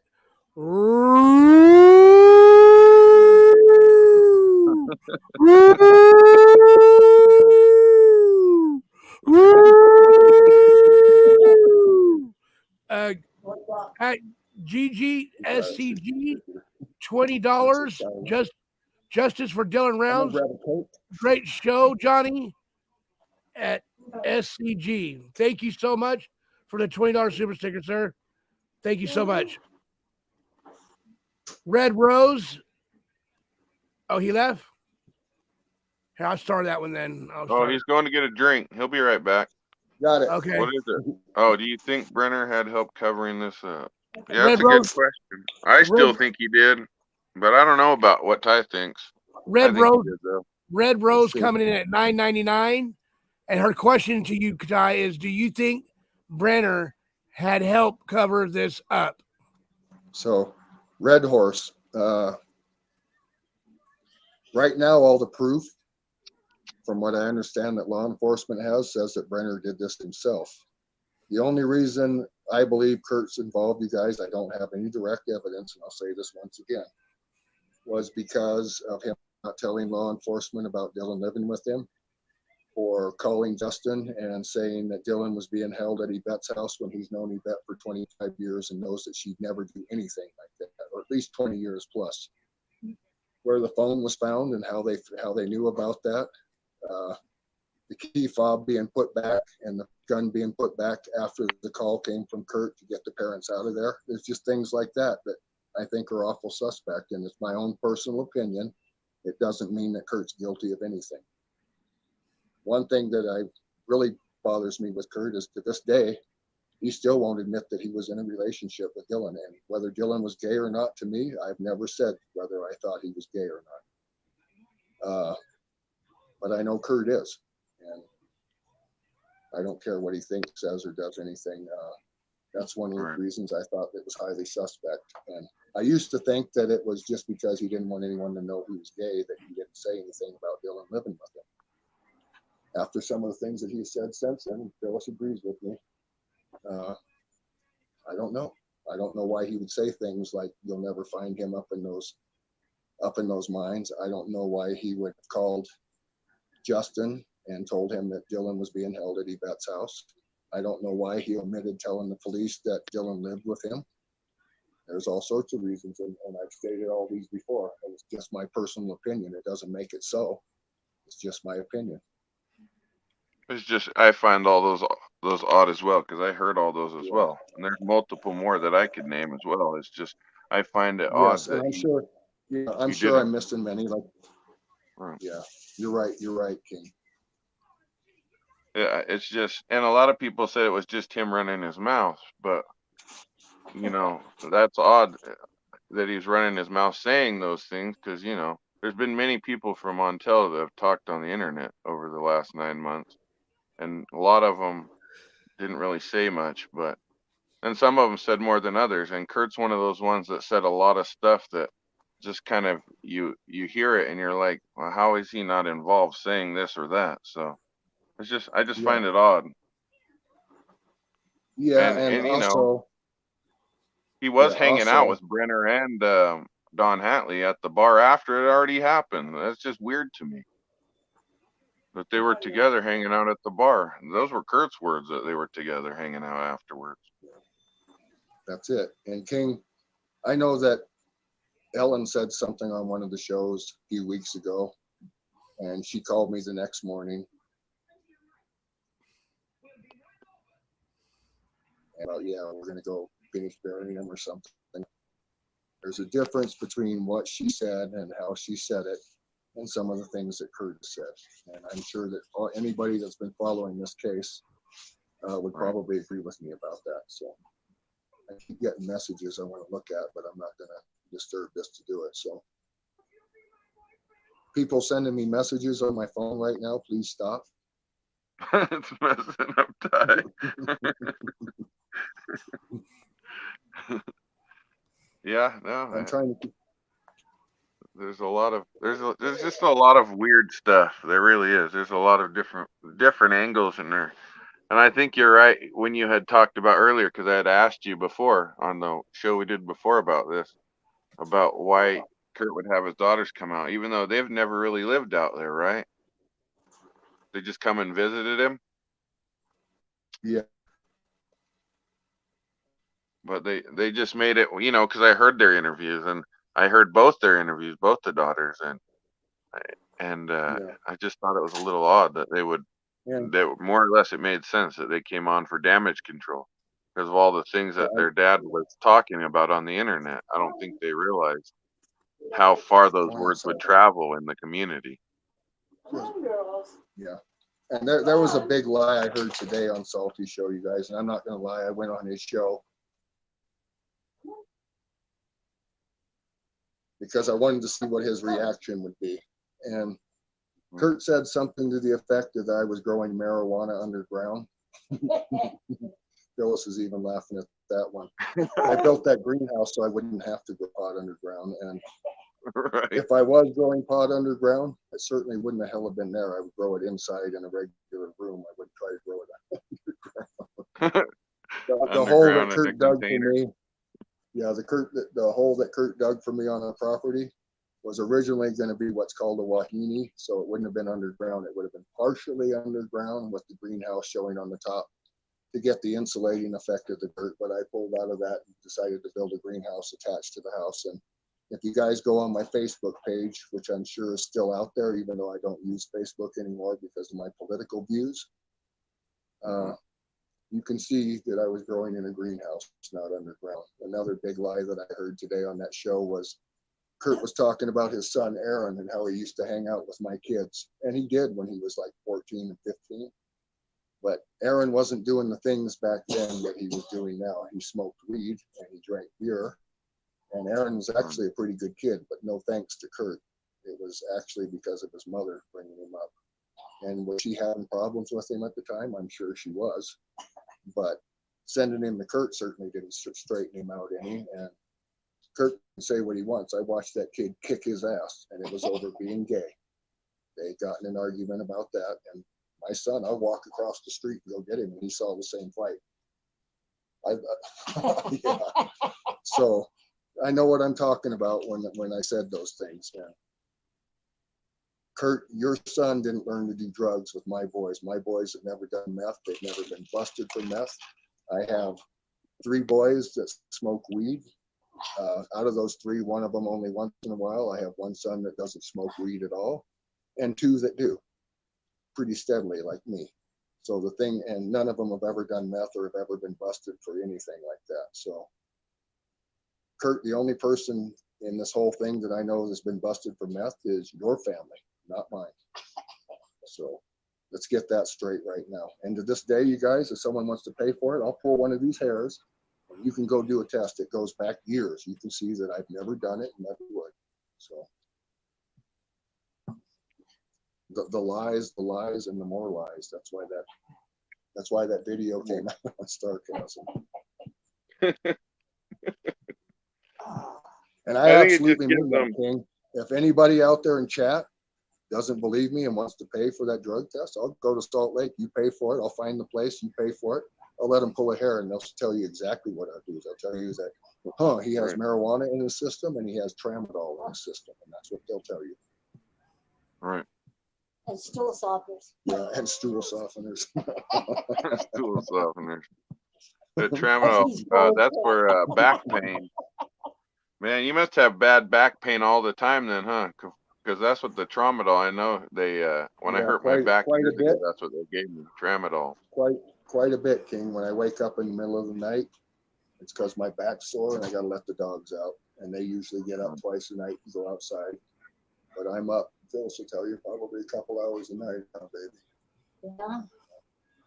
So, and usually when I do that, like when Johnny goes, "Where you at?" and I tell him I'm in the tub, I'm usually in the tub, soaking that spasm away. Right. Well, because I have sciatica. I get the sciatic nerve issues really bad. I've had it for the last probably 10, 15 years now. And it gets to the point where I can barely even walk. Yeah. Like I have a hard time walking or moving at all. So that back stuff sucks. Yeah, and I'm going to get ahead on this one before you guys hear about it. There's going to be a thing that comes off of Salty's channel where he's going to say this is all a government psych op. He's going to point out that, Ty Corbin used to work for Miami Air, and everybody knows what Miami Air is. And yes, I did used to work for Miami Air, but I am in no way, shape, or form involved in a psych op from the government about this. So I just wanted to get ahead on that one. That's going to come out. I know Salty's been digging into my employment record, and he'll see that I was an operator for Miami Air and had nothing to do with this. I can tell you that. Well, Ty, a lot of people, I've never talked about this, but a lot of people, Salty said that from the very, very beginning. Me and him got in an argument one day. He probably don't even remember, on Tyler Feller's chat room about that whole thing, because he kept saying it was some psyop or something from the government. Yeah. And he said that there's no way that the government would follow you around for a long time, because they said a lot of people don't realize, like one of my brothers, they followed him around for almost 3 years before they arrested him. Granted, this was for drug cases versus murder, but I would imagine, evidence is evidence and crime is crime, no matter where it's at. So they followed him around for almost 3 years, multiple states, before they actually indicted him and gave him a bunch of charges. So I know people say, well, they would have already arrested other people if they were involved, and that's not necessarily true. It's just not. Like I said, one of my brothers got followed for almost 3 years before they had enough evidence to charge him with something. So just because people don't realize, just because, Go ahead, King. Go ahead and finish. No, I was going to say, that doesn't mean that other people weren't involved in all this, because I still think there is. No matter what the evidence shows, eventually I think somebody will end up talking. Hopefully Brenner will talk and say that if other people were involved, he would come out and see who they are.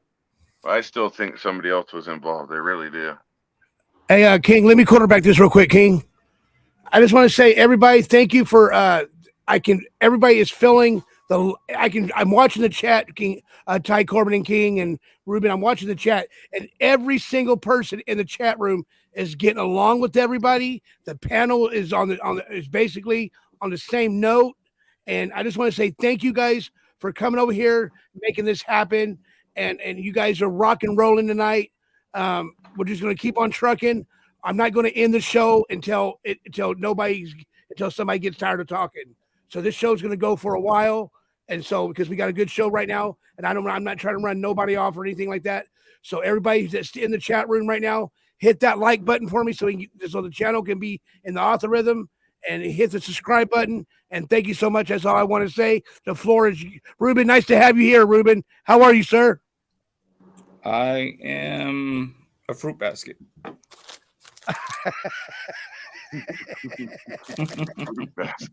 I'm good. Fucking running late, bro. Sorry, man. It's okay, brother. I'm glad that you're still step out again. Yeah, I gotta go to the fucking hardware store again. Fuck, man. I'll be okay. back. Okay. All right. All right. And here is the king and the Ty Corbin. The floor is yours now. No, you're good, Johnny. I'm looking for more questions there, Johnny. Let's see. Okay, let me see some more questions. Let me see. Yeah. Okay, here we go. And you do have the flow show, Johnny. It looks like everyone's getting along in chat. Yeah. Yeah, everybody. Pretty much. See if I'm going back to see if there's any questions we missed. Oh, I know there's Joseph Lloyd, you guys, but I wanted to mention Christopher Lloyd. And I know he was the guy that Salty said when the FBI was going up to Brenner's house with the Elko County Sheriff for their search warrant on his property. He was the poor guy that Salty said, no, they're going up to Christopher Lloyd's house and they're checking his property. And he even called me, and I told him, no, I'm sitting right here. I made the drive. I can see that they're up at Brenner's property. They're not at Christopher Lloyd's property. His property isn't anywhere near there. And I'm not going to disclose where his property's at because he doesn't want people to know. But it was nowhere near there. And he went through that for simply being our friend. And that was it. He's a veteran. He works for the Air Force.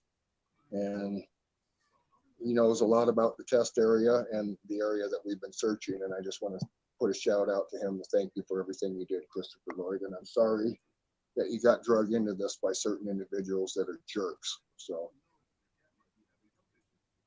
thank you for everything, Chris. People kind of raked him through the coals, didn't they? Yes, they did. So Texas girl, how do you know for a fact KW is gay? Texas girl. I watched his son Aaron get in a fight with him about it, name why he knew he was gay, and knocked the living shit out of Kurt right behind the saddle sore when they were doing construction for Ellen Berg. That's not too long ago. So we got a call coming in, Ty. We got a call coming in. All right, Johnny. Hello, Huggy Bear. How are you? Yeah, Johnny, Huggy Bear calling in. I see you got your show going tonight, man. Yeah. Yes, sir. Yeah, King, you ain't got nothing to worry about, man. You don't need a Ruben. You can go on and kick them off the panel, man. I see Ty Corbin up there, man. Yeah, that Ty Corbin, man. My toe's still swollen and it's red, man. It still hurt. You step on Huggy toe like that. Yeah. New boot. Yeah. Hey, you know, So I can get that Johnny, other I was toe. gonna tell you. What's that? What'd he say, Johnny? What'd Ty say? Ty, what'd you say? I said I got a new boot so I can get his other toe. He's got a new boot so he can get the other toe. Damn, he done got me down to 9 toes left, man. I can't spare too many more. He gonna have to learn how to dance the correct way, man, because you can't, man, hell, we can't be doing that slow stuff no more. He popping off toes left and right. Huggy Bear need his toe. Yeah, you know, Johnny. Yeah. Got to have them toes, man. Yeah, but you know, good to see y'all up there and doing your thing tonight, man. I tell you. Yeah. Y'all looking good. I can't dance, Huggy, but I can sing. Well, I appreciate you calling in, Huggy Bear. We're trying to get back to Dylan Round's case. Yeah, y'all have a good night. Yeah. All right, buddy. Good night. I'm back out. All right, buddy. Johnny's all business tonight. Yeah. I saw a couple of questions on here. I saw a couple. Here, I'm gonna read you something. I'm gonna read something that Red Rose wrote. Miss W, Linda Cushing, to be Arizona Traveler, all the rest of you, because it'll take me too long to text all the names. Thank you all for Dylan and his family for your 9 months and dedication to Dylan. Yeah. Red Rose wrote that. Willoughby, Miss W asked, have I heard from Chase lately? Miss W, I heard from Chase last week. He called me. I put some money on his books. He has federal court in Salt Lake City at the federal building, I think on May 8th, 7th or the 8th, I think the 8th. So, and they're to face federal gun charges. And Wheatleby asked if you think they actually found new evidence at the pond. Candace Cooley said they did. And what it was, I have no idea, but I did go look at the pond. It had definitely been, it looked like it had been drained. It looked like it had been scraped. I'm not sure. But they definitely done some work out there. And before people point the finger at me and say the no trespassing sign, I talked to the rail boss. The railroad owns that. And I asked him if I could go on railroad property. And he said yes. And he said I could also go to the gravel occurrence that's over by Pigeon Mountain. And I have permission to go there. So I did have permission to go back on there. And to tell you the truth, when I showed up there, I never even noticed the no trespassing sign. I didn't even notice it. But I had asked him, the rail boss, I see him every morning. Where we live is where the tracks come together between Salt Lake and the ones from Ogden come together right out in front of our house out here, about 200 yards out. And when I go down to the crossing where I have to cross, he's sitting there every morning. So I can stop and talk to him if I need to. And I know him personally. So, and the old rail boss used to be my son's wife's cousin. So it's not like I don't know the people that run the railroad in that area. And I did ask them for permission before I went there. So I wanted that to be known. This is from Joseph Lloyd. Do you think Don Hately left town because he was afraid of the repercussions returning the guns over to on Branner? Yes, I do think that he left for that reason. So yeah, Tom, I do think he left for that reason. And I don't know exactly where he went, but I was told somewhere in Wyoming. He's probably off grid somewhere. Yeah, I don't blame him for leaving because I'm sure he'll be back in court though when the court comes. Hold on, I gotta let my dog out. All right. Well, I'm pretty sure he owned property over there. Hey King, you know what I was going to do last night, King? What? I was going to hook up another StreamYard so we can talk last night. I thought you went on what's her name, StreamYard. I did go over there, and then I went up on the panel, and her panel she didn't kick me out, but it wouldn't let me go up there on my brand new computer. It wouldn't let me go up on her panel. So I said, fuck it, since I can't get a hold of you, I went to bed. Right. Yeah. We got to get you a new phone, brother. I'll go buy one of these days. You got your other phone. You got your other phone, right? The one I was calling you off before? Mm-hmm. Can I call you on that one tonight? Yeah, I'll call you on it. All right, cool. That's fine. I got some things I got some things I got to discuss with you. Okay. All right, Johnny. It says K right there. It says K at King Samoan with the red heart. You K give you a red heart, King Samoan. Good to see you, Kay. You know, there was one thing that was said to me, you guys, that I wanted to bring up that Lance actually said to me, and that was earlier this summer, because I told him earlier this summer, and I'm guessing it was sometime in July, that this could be as simple as Brenner did this, and he didn't have any help, and we're just missing everything. And he looked at me and said, "You have to be a stupid motherfucker if you think that Brenner did this by himself." His exact words to me.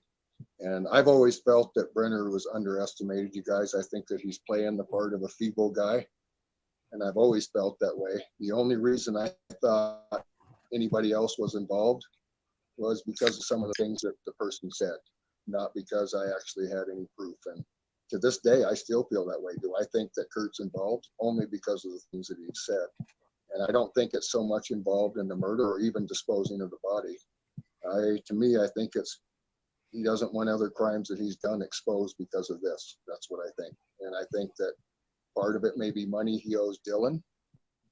And I'm going to get ahead of this. If Kurt says somebody owes him $5,000, usually he owes them at least twice the amount or more.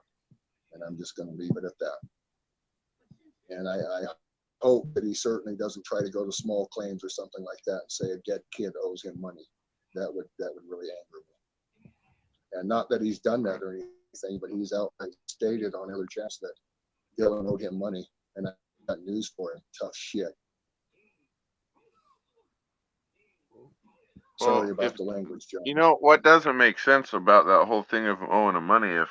If he had just picked up a check, went to Idaho to cash it, and get money for feed, you would think if he owed Kurt money, he would have had that money ready for him if they were that close of work companions. I don't know. It just seems kind of odd that he went and got all that money, went and got seed and all that, but he didn't get enough money to pay his labor. Usually that's one of the first things, as a business owner, that's one of the first things you take care of is your labor. Because, without them, you wouldn't have a shit. You wouldn't even have a business. So you guys, Red Rose if he owed him money, I think he would have paid it. Red Rose says, "I hope Ty will ask Chase and Robert to try and hard to remember if anything, no matter how small, during the week before Memorial Weekend to the weekend after up until they were arrested. So anything they could think of?" Yes. And one of the questions I wanted to ask Chase, and I keep forgetting, is I wanted to ask him what questions they asked him during his polygraph test, because I know he failed it. That's what I was told by Justin, that Chase actually failed his polygraph. And even though law enforcement has cleared him, that was the reason I wanted to ask him what questions they asked. Yeah, it'd be interesting to know what questions they asked him. Yeah, but I agree with Red Rose. It could be something as simple as if he was at the pond and he said no, there's a fail right there. It could be something like that.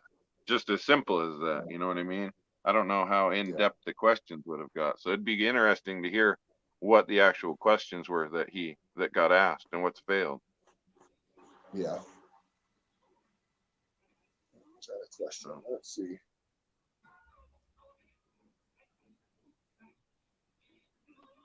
But Ty, saying with that whole thing though, with Chase, him failing a polygraph, but them still coming out and saying, yeah, he's not an interest to us at all. He's not a suspect. We're not even worried about him.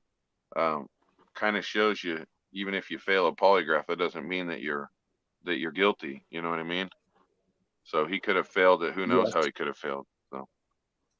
Yeah, I don't know. And I don't know if they would have even enlightened Justin to what question he failed. I don't know. So right. I was just told by Justin that he actually failed his polygraph. So, and I tend to believe him. Justin would have no reason to lie. Yeah.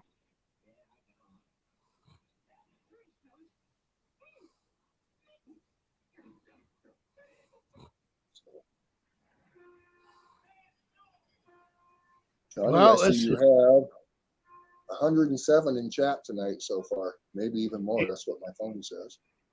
Yeah, we have 100. We have 107 in the chat room. Oh, Ty Corbin at Ty Corbin. Yes, questions they asked would be very important. Yeah. Yeah, I saw Tom Evans said that. Let's see, is that Yeah. right? Yeah.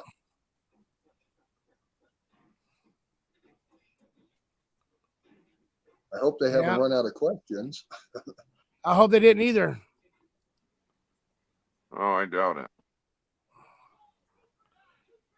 There's King, always do you have any questions you always can think got a of? question.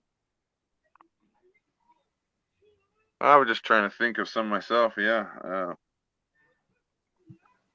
You know when something that's really odd is I've heard a lot of people say. I think Candace might even have said it as well. Is that what's his name was never out there? Kurt Wadsworth's brother Troy. But Kurt said Troy was out there when he was out there with him when they first searched. Why do you think they would say that he wasn't, but he was? But his own brother said he was. Maybe it's nothing, but I think that was around the same time the whole key fob and all that stuff got put back. From what I remember, they said Kurt said that Troy was out there with him. So one thing I want to throw out there, King, is earlier, I'm guessing within the last 2 months, Shack Lady told me of a well that was out in the Lucin area that was like 3 foot in diameter, and wanted me to go search it. And she said, why? And she told me that Kurt felt that it was a high probability area where Dylan could. And today on Salty's show, lo and behold, guess what's there? That well. Wow. And Kurt had been there this summer. And if his search was just to look down the well and that's it, not to try and pull any of that stuff out there or look down there with a camera or whatever. And they tried to make fun of the Tow Pro and all that other stuff. But Salty said there was some bags down in there that were tied with string. And I don't know how he said that. I guess he had a better photo than what he was showing on the thing. But if that well's there, I'm interested to know if law enforcement has looked in there. I wouldn't trust Kurt's search. And I can guarantee you, had I brought Les to that well, he would have gone down in that well if it was big enough for him to fit in, and he would have started pulling everything out. Him or Scott, either one of them would have done that until they got to the bottom. The real question with that is, Ty, who told Shack Lady about this well? Where'd she find out about it? And why wouldn't the person just tell law enforcement about it instead of why would they tell some random Shack Lady on the internet? Good question. Good question. You know what I mean? Like if you're really trying to solve a crime and help somebody find their missing child, why would somebody be telling some random lady on the internet? This one. Texas girl asked, if you had never met Dylan Rounds, Ty Corbin, why and how did you become involved in finding him? Justin called me and he got my number from Jim Terry. That's how I got involved. Justin called me, said the town wasn't cooperating. He needed help finding places and he knew I knew the area. Jim told him that I knew the area and that's how I got involved. What's your name? I'm Nanette. Okay. Hey, King, Ty Corbin, we got somebody on the phone that got a question for you. Her name is Nanette. Okay. Go ahead, Nanette. Okay. Hi, Nanette. We've talked before. Yes, we have. This is probably a moot, but I do remember that Kurt, and when he had Taylina speaking for him, they repeated several times and made a production about the fact that they saw Dylan on Friday morning in town. And nobody, to the best of all of the things that I saw, and I know I've missed a few videos here and there, but I never did see anybody that was able to corroborate that. Why do you think that was? I mean, do you think that was she just trying to keep Kurt away from being under suspicion, or it would have changed the timeline a little bit if that were true? Or if that were false? Whether that's true or not, I don't know, but I can tell you one thing from my personal experience that I really call Kurt's daughter out on is 60 to 90 days after Dylan went missing, she had these exact timelines of exactly where everyone was at on that day and everything. And I can honestly tell you this much, you guys, for me to remember where I was at exactly even 2 weeks ago on a certain day, I would have to have some sort of event that happened on that day that I would specifically remember in order for that to happen. Like the weekend that Dylan went missing, some of the reasons I know where I was at on Sunday and Monday was because it snowed really hard that weekend in the upper elevations. There was a lot of rain and snow in the lower elevations. And we had done windows at a certain company here in Wells, meaning my son and I, and we had to go have to redo them because they were fucked up from the storm. The storm came and blew a bunch of dirt and water and everything back on the windows. And that's why I remembered where I was at that weekend. And I did remember a day or two before that I had went to Montello to check my mail. And one place I know I wasn't, I know I've already said this that weekend, is I know I wasn't in said.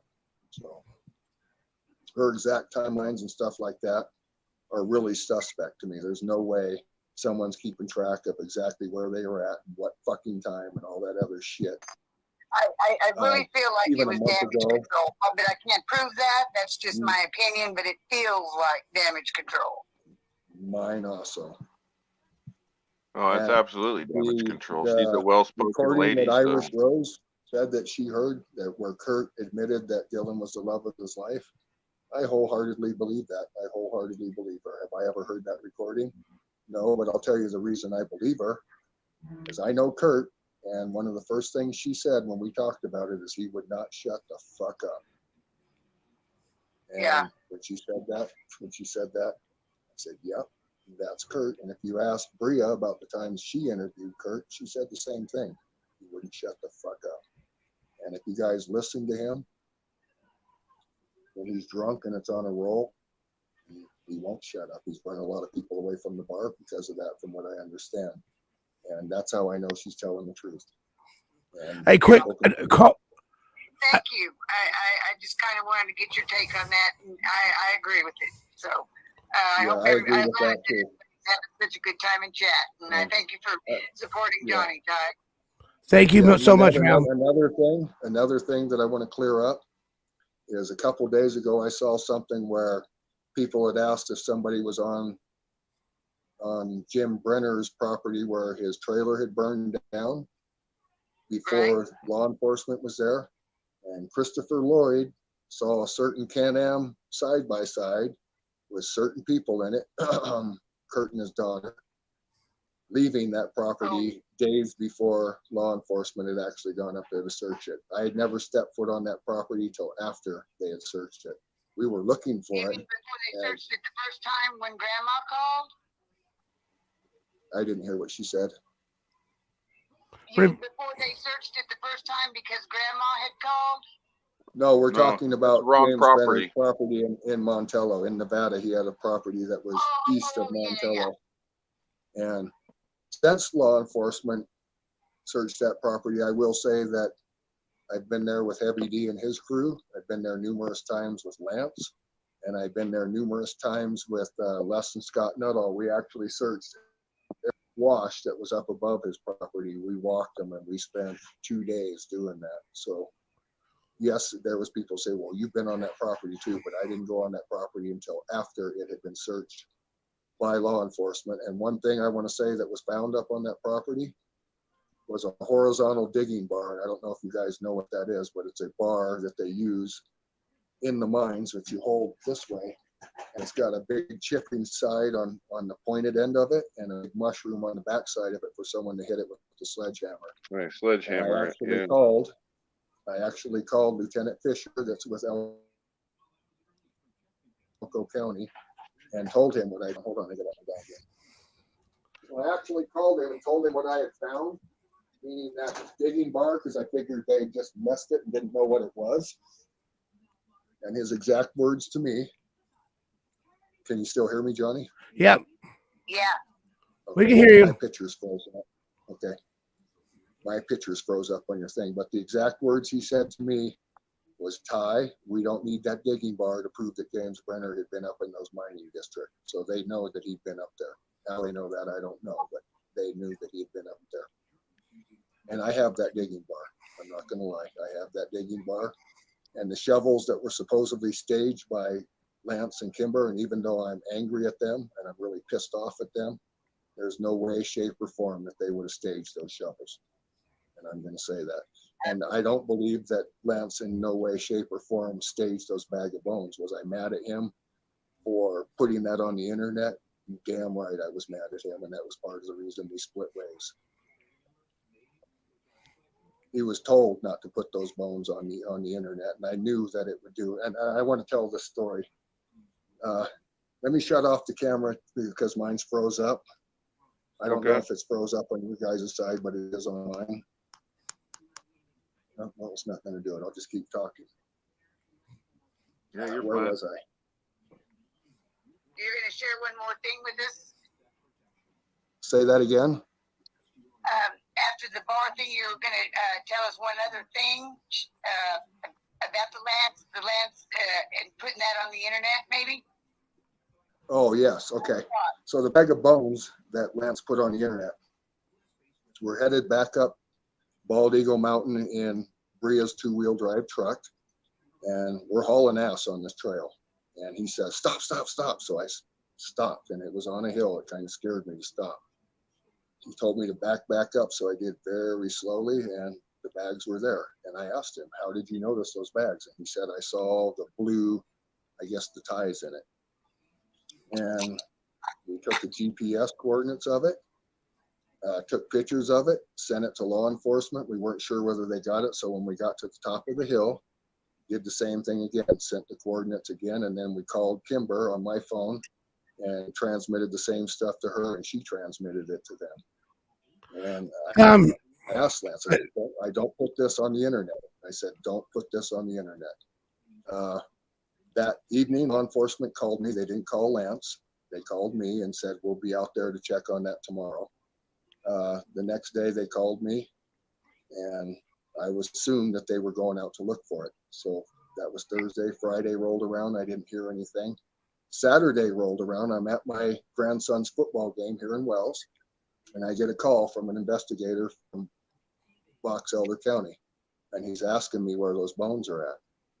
And I'm thinking, okay, there's a marker on the road where we stacked some rocks, and he didn't see it, and then he finally found it.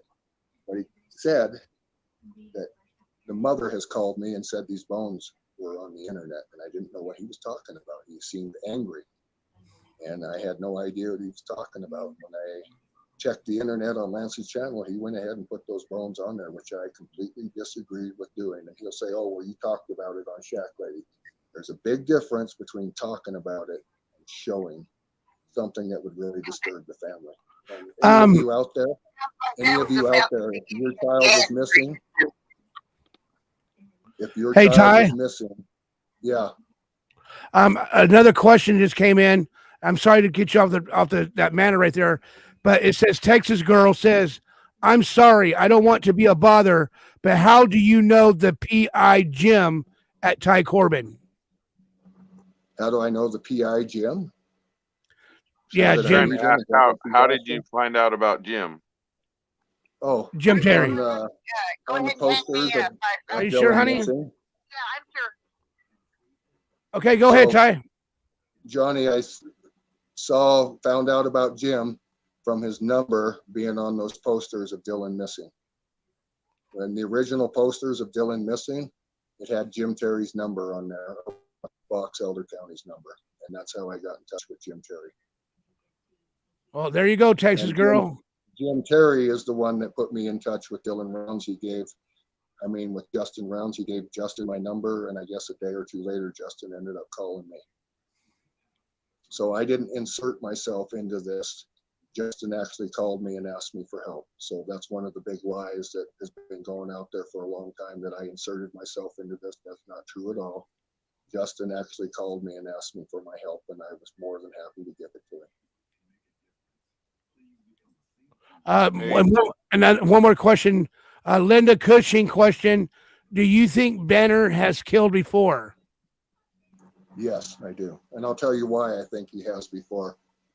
You look at some of the charges that he's had, like the discharging a firearm with intent to harm, assault with intent to, what they call it, intent to kill, stuff like that, malicious shootings. So you look at how many times he's been caught doing that kind of shit, and then you look at him being caught with this with Dylan. It makes you wonder Did he get caught every time he did this? Now, most people that commit crimes get away with it 4 or 5 times. Like the guy that's robbing, let's say he's robbing liquor stores. He usually gets away with it many times before he's caught. It's not like they're caught the first time. So that fact and how he went, how I was told that he went, just showed up at Don Hatley's and had a barbecue like nothing was up. Those 2 things together kind of tell me that I feel that he's murdered before and gotten away with it. And I think that they're going to find that out in the long run. That's just my personal opinion.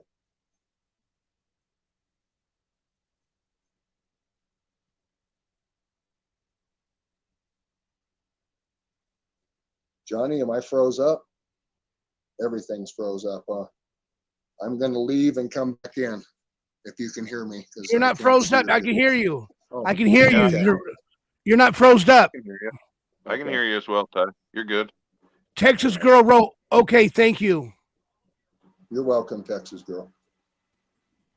And the other one that's been asked quite a bit was if Robert was there when the phone was found. And I know I've been over this 100 times, you guys. Robert agreed at some point in time with Justin that he would take Justin to all the places that he had picked up Chase and had dropped him off. So it was Saturday morning. It was the morning that they arrested Robert. One of Justin's friends called me, and you guys have heard his name before, but he was a law enforcement, ex-law enforcement. Hold on a second, got my dog out. He was an ex-law enforcement from Idaho. And he called me that morning, explained to me that Robert said that he would do that, and they said that they couldn't find him, and he asked me if I would come to Montello and help find him. So I told him sure.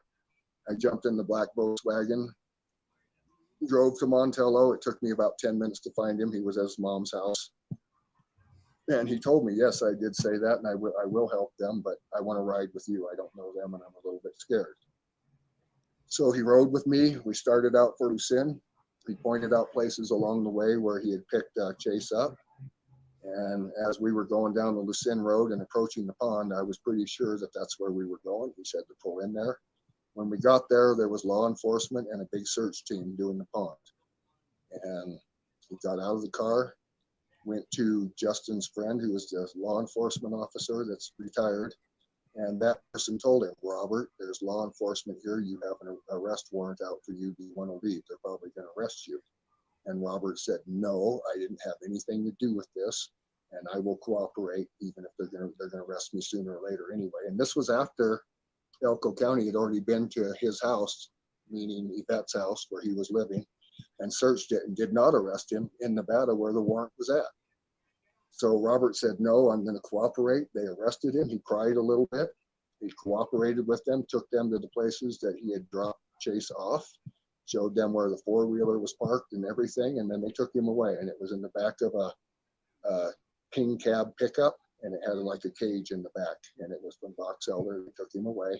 And about 30 minutes after they took him away is when the phone was found. And when the phone was found, law enforcement turned around and looked at us, the lead investigator, and everyone knows his name, and said, you cannot tell anybody about this, and looked at Justin and said, you can't tell Candace either. And Justin looked at his kids and gave them the instructions.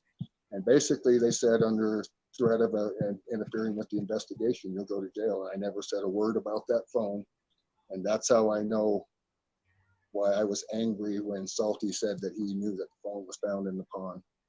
And to this day, still has not said how he knows that. And I know how he knows it. Kurt told him. And how does Kurt know? I believe because James Brenner told him. That's what I think, and that's my personal opinion. Gotta let the dog back in. Hold on. Come on, Evans.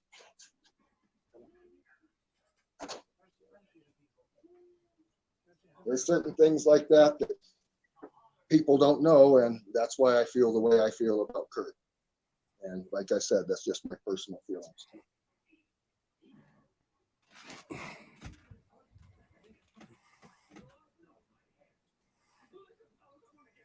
And you guys, part of the reason I think that, another part of the reason I think that Kurt may be involved is I believe that that phone was put in the pond on purpose because they knew that Chase was staying there.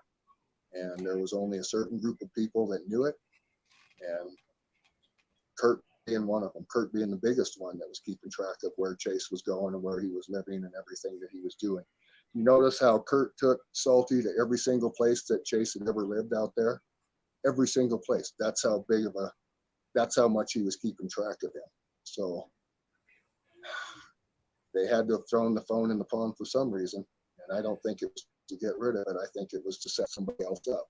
And that, once again, is just my personal opinion.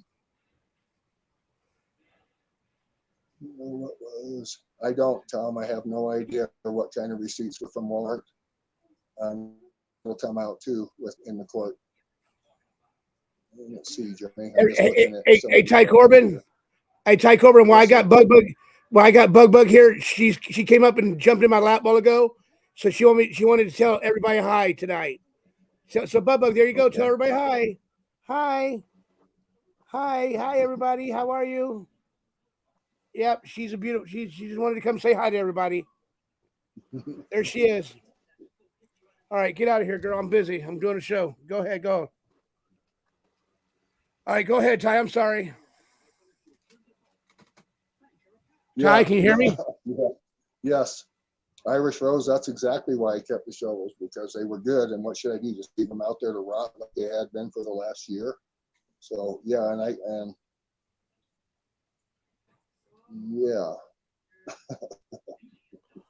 That's funny because I picked them up because I knew the shovels were still good. Well, you guys would you leave shovels out in the middle of the desert just to finish rotting, or would you pick them up and use them because they're still good? And other reasons. Anything out in the middle of the desert that you find you can use, I'd take it. I'm not gonna lie. Yeah. And they're right here at my house. If law enforcement came and asked me for them, I'd turn them right over to them. But I did call Lieutenant Fisher, and I told him about the digging bar and the shovels, and I told you what he said. We don't need that digging bar to prove that he'd been up in that mining district. So all right. They left them on purpose.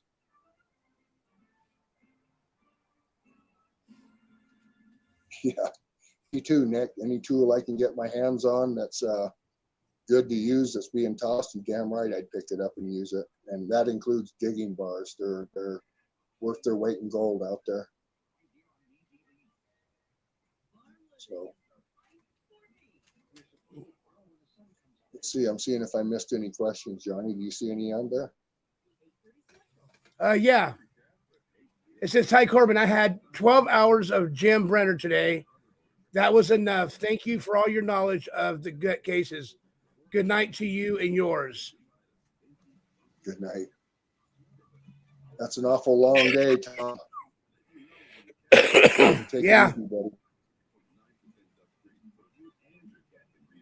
No, Claire, Shack Lady heard about the well from Kurt.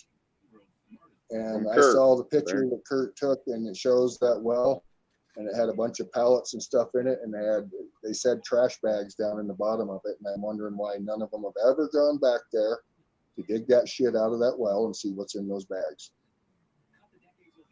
And I don't know where that well's at. If I did, that's exactly what I do. Even with the snow and everything right now, I'd take a snow machine out there if I knew where it was at, and I would take Les with me because I know he would go down it with his gear and he would find out what's in that well. He'd go right down to where the water was at as long as the sides were safe. And that's one thing I want to tell you guys.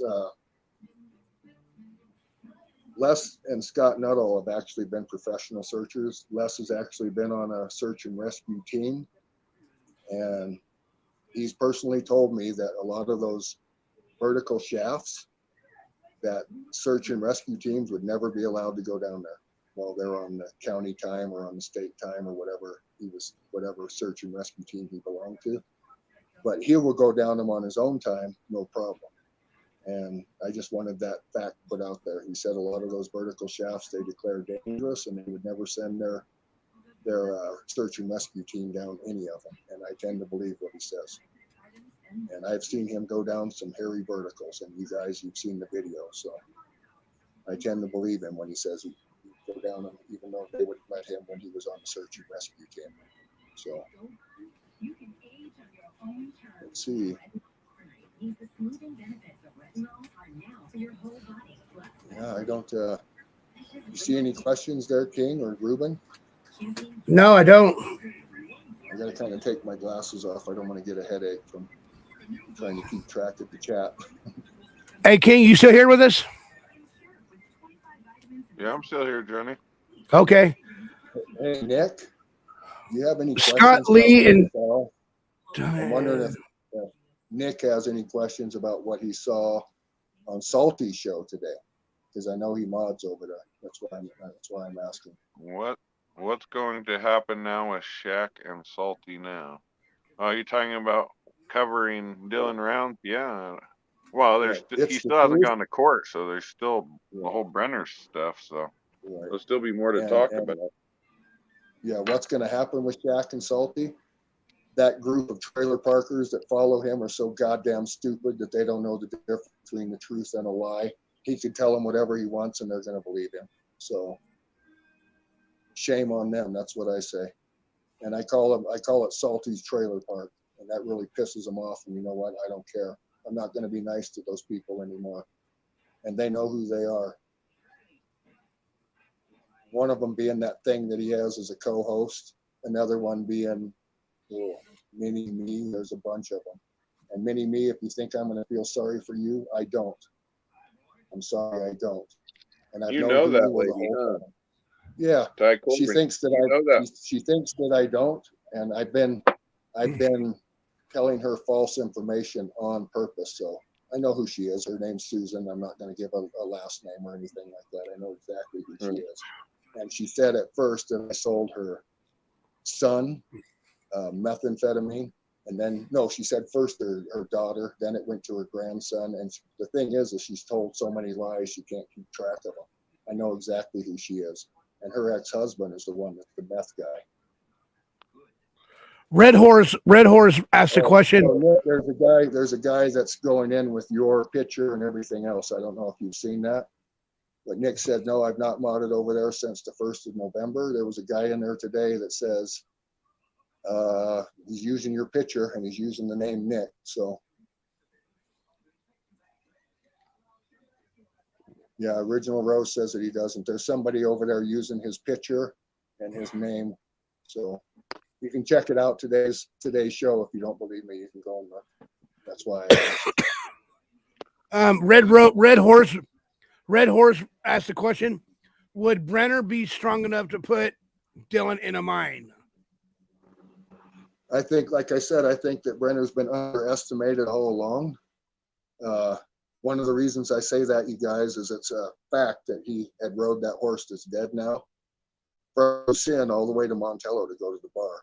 And you guys, that's 30 miles. Even if he rode over the hill, over the mining district and came out that way, it's no easy task. I know I couldn't do it and I have a bad back, but just the mere fact that he did that alone, and then he had to have gone back with the horse. So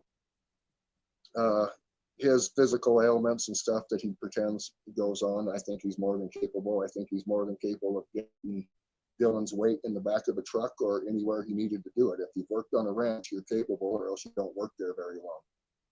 So I think that he's been playing a lot of the woe be me, I'm feeble and this and that, and I don't buy it for a minute. I never have bought that he was feeble. Let's see.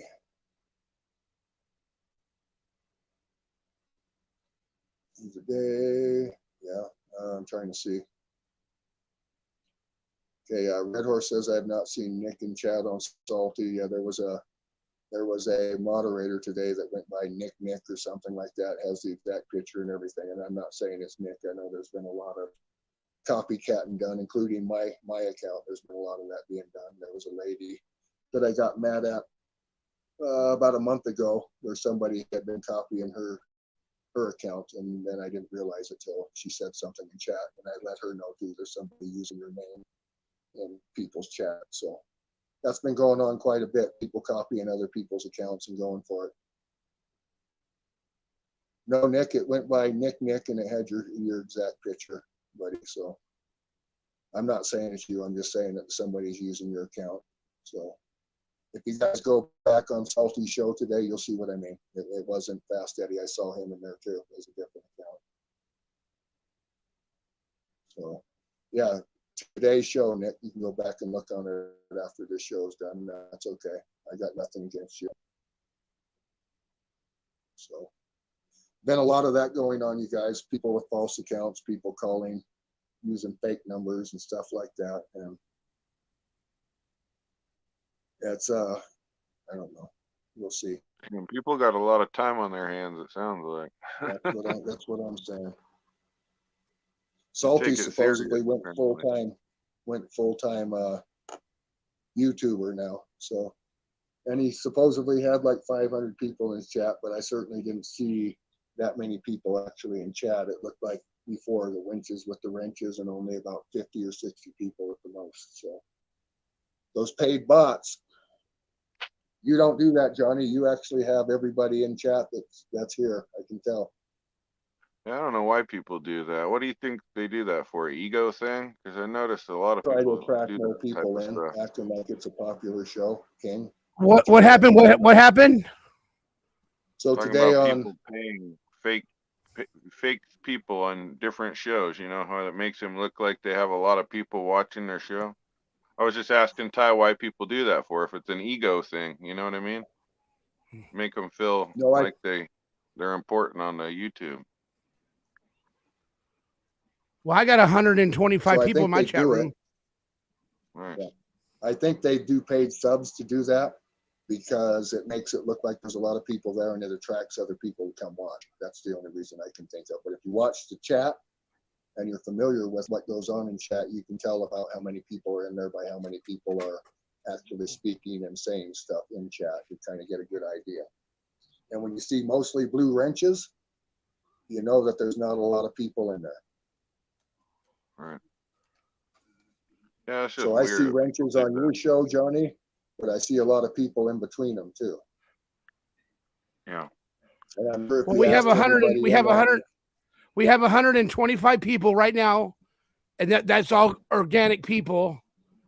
Yeah. And you know, I would never. Here's my deal on what you guys are talking about.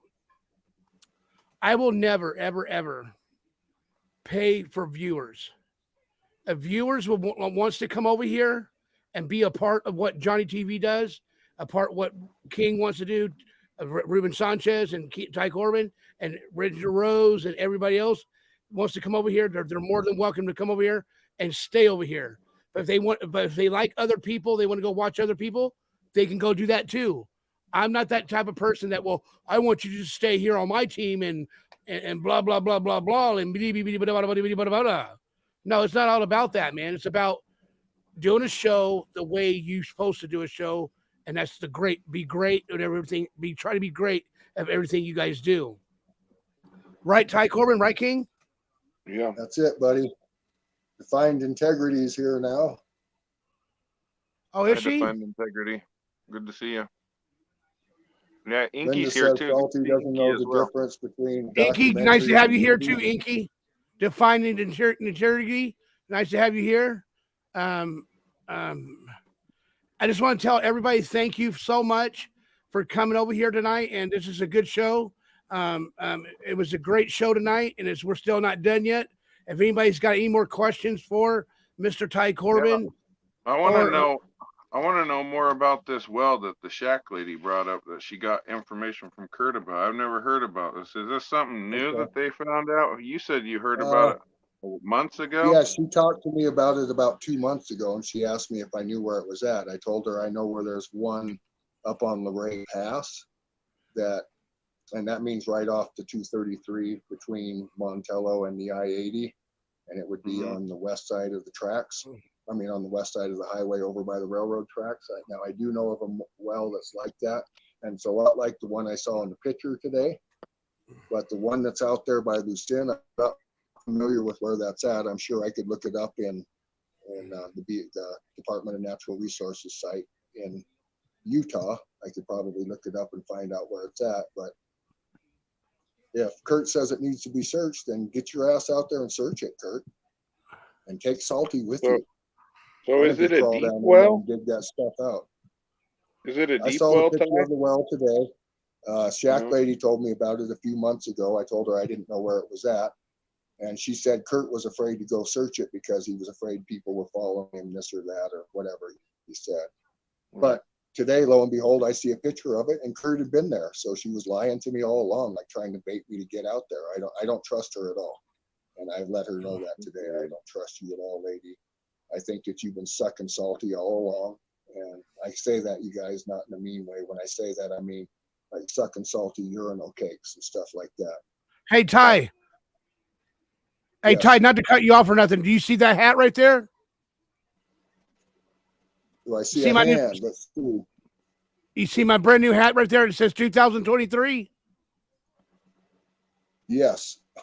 Did you see that yesterday? Did you see that yesterday? Yeah, I saw that it had something, and then you were able to write different things on it. Yeah, you can write different.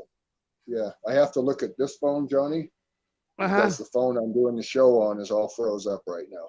Even though okay. You can hear me and you guys can see me. The picture I see is all froze up. Okay. So I'm just going on with it. So just keep going how it is. What I was going to say is I can change the lettering on it. I can put boo fucking who on there. You know what I mean? And I could put anything on there really. And it's so awesome that I can do that. You know what I mean? Yes. And Miss W says, I had so many disagreements with Shack Lady over you, Ty Corbin. She had mouthed you so much. Ugh. Yeah, I know. She doesn't know that I go in and I look at those things where she's on Balti's show, even though I don't try not to give him the views and stuff. I do go on there on purpose once in a while, you guys, just to find out what's going on. And today I went on his show on purpose in the chat just to fuck with him, because just to see if he would apologize to not only me, but to all the other people he's accused. And hell no, it's not going to happen. Not in his nature. And someone someday that he's done that to is going to catch up with him, and he's not going to like it when it happens. Well, he's got too big of an ego. He won't. One thing that I want you guys to know that's coming up is we have an interview of Salty's cellmate when he was doing time out at Draper. Oh, jeez. And it's pretty funny, you guys. It's pretty funny. We've discussed whether we should put it out there or not, and I'm pretty sure we're going to. It's just a matter of time. And when we do, I'm not sure if we're going to put it on Starcasm. I'm not sure.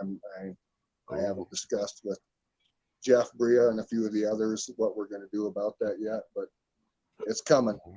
And what comes around goes around, Salty, and you're not going to like it. And I'm sure that the people on Jim's show will really like it, and I'm sure the people on this show will really like it, but Salty himself, he's not going to like it. And I don't care anymore. It says that it's the truth. Ty, do you think Brenner fed him to the pigs? I don't know. It's the truth. I tend to think that he took him somewhere around there and buried him shallow. I certainly hope that some of the rumors that have been going around where they say that he dismembered the remains and stuff like that, and I'm trying to use good wording with this, you guys. I really hope that that's not true. I hope what is true is that he's within 10 miles of those properties, and I hope that he's buried. And the reason I say that is because then at least there's a good chance that we'll find remains. So I hope that some of the rumors that were flying around yesterday and today are not true. That's my personal opinion. And I think that, the desecration of a body, you guys, in the state of Utah, if you move a dead body, that's desecrating it. If you're unauthorized to move it or you go to hide it, they're going to add that right to the murder charge. So that doesn't necessarily mean that he dismembered anything. It just means that he did something with the body he wasn't supposed to. So, well, what's the other charge? That on there. What was the other charge? There was two of them, right? Murder in the first degree and desecration of a body. Was it first degree? I thought it was worded differently. Because I was looking it up. It very well could have been worded different, you guys. I would have to go back and actually look at the charging documents again. Yeah, because I was looking it up last night after we had talked about it, and I can't remember what the other one was called. Hey, Ty Corbin and Mr. King. Ruben, are you still here with us, or you haven't came back yet? Well, anyway, I want to show Hey, Ruben's back. I want to show that there's new people coming in the chat room right now. We have 130 people. I want to show this little video that what I was singing everybody. I was singing everybody a song. So I want to play this real quick. If you guys don't mind, you guys don't mind? I'm good. No, I don't care what you do. All right, here you go. Watch this, guys. Watch this. Hey. My check. 1, 2, 1. Okay, let's go. My name is Johnny TV. I'm a youth power dude. I'm hip hop, so starving people just get booed. I love that punching, I'm here to stay. 5 finger, kill you quick, don't get in my way. Gotta keep it positive, spread love to all my peeps. Cupcakes till my belly's full, no more fried chicken for me. My friends make me feel alive, I love them to the core. We laugh and joke around, we're better than before. I love my friends and they love me too. We got each other's backs, that's what best friends do. We hang out, we talk, we laugh and smile. I'm blessed to have them in my life for a while. I love my friends and they love me too. We got each other's backs, that's what best friends do. We hang out, we talk, we laugh and smile. I'm blessed to have them in my life for a while. Yeah,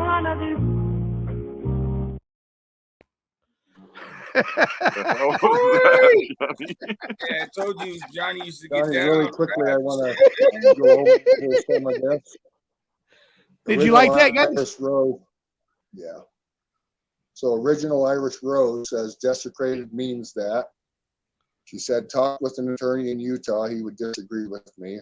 And then further down, defined integrity. A person is guilty of abuse or desecration of a dead human body if the person intentionally and unlawfully fails to report the finding of a dead human body to local law enforcement agency disturbed. So I don't know, you guys, I don't know. So defined integrity moves, removes, conceals, or destroys a dead human body or any part of it. So I don't know why they're saying and why they charged him with desecration. I don't know whether he dismembered. I don't know whether they mean just hiding him. I don't know what they mean.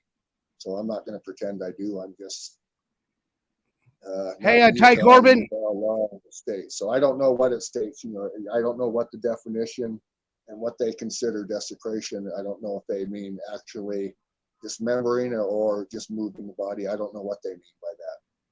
So, hey, Ty Corbin. Go ahead, Johnny. Purple Pride wrote at Johnny, please tell Tybin that he is a good man. Purple Pride wanted me to let you know that you're a good man. Thank you, Purple Pride. And next time I come through Reno, when I go to see my brother in California, I will definitely somehow get a hold of you, and maybe Phyllis and I and you can have lunch or something. We try to do that with people that have been good supporters. And what DP, she's been great. Same with Arizona, you guys. He's been really good and instrumental in a lot of the stuff. He was the one that Ty. rotated.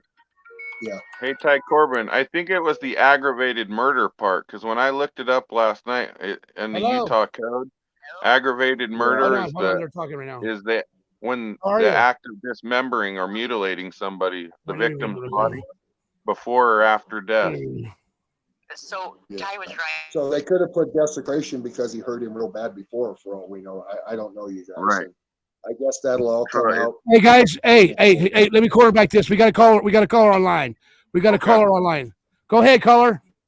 According to Utah law, a person is guilty of abuse or desecration of a dead human body if the person intentionally and unlawfully fails to report finding of a dead human body to a local law enforcement agency, disturbs, moves, removes, conceals, or destroys a dead human body or any part of it. So Ty was right. If he moves it, that's desecration in Utah.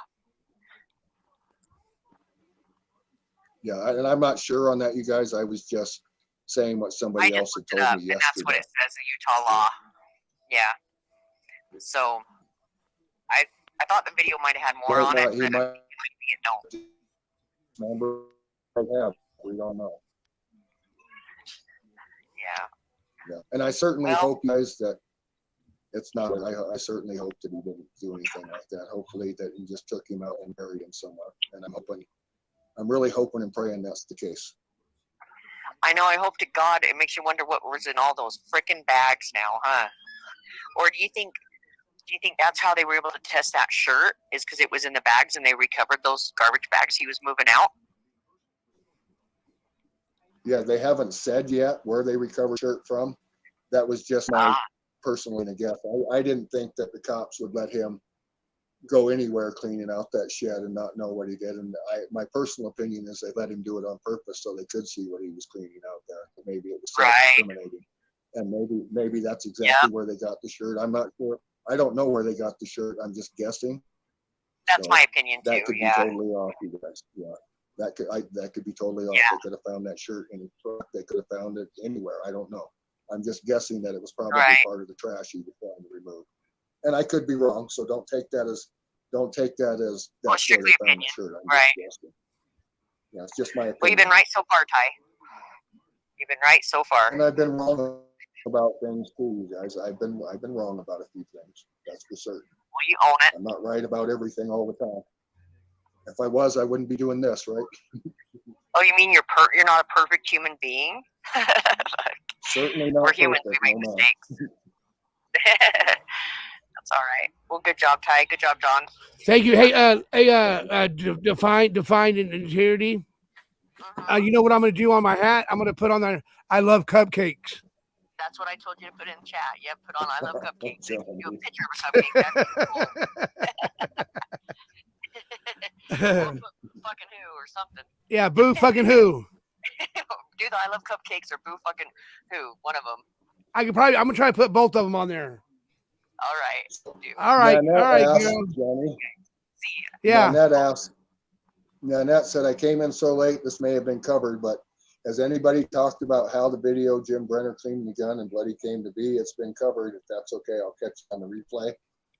So I tend to think that what Weezer said earlier today on Warlike Wrath is probably a pretty good hypothesis. She seems to think that Dylan recorded a lot of farm work he'd been doing for whatever reason, for his TikTok or whatever he was doing, Reddit. I'm not sure which one it was, but she seems to think they might have had it on record. And somehow Brenner probably touched the side of the phone or something and turned it on, and then didn't have the code to turn it back off. And I tend to think that that's probably a pretty good hypothesis. And I'm sure that that'll come out in court, exactly how that happened. And you know what? If that's what happened, God bless him. If that's what, then I say God bless him for thinking to do that. Oh, my dog's down. Hold on. Come on. Did he have an iPhone? Does anybody know? Well, she got it from an iCloud. Who has iPhone? Did Dylan have an iPhone? So I didn't catch that last part. Go ahead. Did Dylan have an iPhone? Yeah, he did. Yes, he had an iPhone. And you know how many times by accident, because you know your camera's on your home screen, did I hit that thing on and don't realize it just by holding my phone in my hand? It clicks on all the time, so that could have been an accident or on purpose. You just never know. Yeah. But my and Nanette says that. Where is it? Nanette says that's a gold mine in terms of evidence. Yeah, that's a golden Cadillac, you guys, not a doubt. If that's. I tend to think that there's been people saying, oh, well, that's not true. There's no video, this or that. I tend to think it is true, or else law enforcement would have never said that. And yeah, that's a golden Cadillac. That's the icing on the cake. Supposedly, it's not only shows Brenner, but they have the shirt he was wearing, and it has Dylan's blood on it through DNA evidence. And supposedly the video was time delayed and time stamped. So they have the exact time that it actually was recorded. And it's supposedly that day that Dylan went missing. So Brenner's busted, regardless of what the other channels try to say and spread, and government psych up and all this other bullshit. If you guys are dumb enough to listen to that channel and believe it, you get what you deserve. Bunch of fucking trailer park trash. And that's what I'm going to call it. It makes you wonder what Rookie was trying to do and why. Like, who sent her in there, you know? Throw people off the scent. Oh. Throw people off the scent. Yeah, but who? Well, give false narratives. Rookie said it herself. She already said who she was for. She said she was for Brenner a long time ago. I know, but why? Like, she didn't even know him. I don't know. Yeah, but why. Who does she know that does? Yeah, Putton Grayson says Marines know what boot placement means. I've always thought that too, Grayson. I've always thought that the boots were kind of a trophy and put it out there as a kind of a fuck you. And I tend to think this is one thing that people keep forgetting about is when they arrested Brenner, they said that he had Dylan's hat on. And I've always said that you go to a dealership like John Deere or wherever, and sometimes you'll buy parts and they'll give you a few hats, and it could be something like that. But I don't know. We'll find out. We'll find out whether he had Dylan's hat on or not. I'm sure all this will come out in the court. And it might not have been his hat, but it was one exactly like the one Dylan had. So we'll find that out for sure. This person in chat, Gage SCJ, says the iPhone has an SOS alert that can be activated by holding a button. It starts sending location and pictures from your back front cameras every few seconds till you use your phone, your finger to turn it up and turn it. Camera. Right. That's I didn't know that. That's actually a pretty and if that's the case, you guys, I don't know how iPhone works. I have what's called an LG phone, so I'm not sure if it falls under that category, or I don't know if the things you do to make the phone work right are the same. But on my phone, you need a code, and I'm wondering if Brenner didn't have that code, and that's why all of that was still on there. Maybe he didn't know how to erase it, or maybe he needed the code to do so. I don't know. I guess all that will come out though in the courtrooms. Let me read this right here. Inky wrote 765202 aggravated murder penalties, affirmative defense, and special mandation separate offense of a 2A. Now explain to that what that means to us. I like that. She's showing where the definition of aggravated murder is. Please have Ty or one of you look up the code and read it. Yeah, I already saw that. That's the code I was talking about. What it means. That was the code. First degree murder, though, it had to been premeditated, right? Well, aggravated murder means that they dismembered the body of the victim before or after death. Is that what his charge was? Was aggravated? Yeah. No, I believe aggravated means using a weapon, doesn't it? Doesn't aggravated mean using some sort of a weapon? Who has Google on their damn phone? Look it up. That's what she's saying right there. That's the definition of aggravated murder. And the thing she just said, the actor dismembers, mutilates, or disfigures the victim's body, whether before or after death, in a manner demonstrating the actor's depravity of mind. Aggravated murder is a capital felony under Utah law. Utah Code 76-5-202. Capital felony means will kill you back for it, correct? A weapon. Anything could be a weapon of bad. My heart goes out to the parents, the grandparents, whatever, whoever, because that's got to be rough. I wonder what they're going to give Brenner. I wonder are they going to gas him? Or are they going to inject him? They're going to let him die in prison. Are they going to let him rot?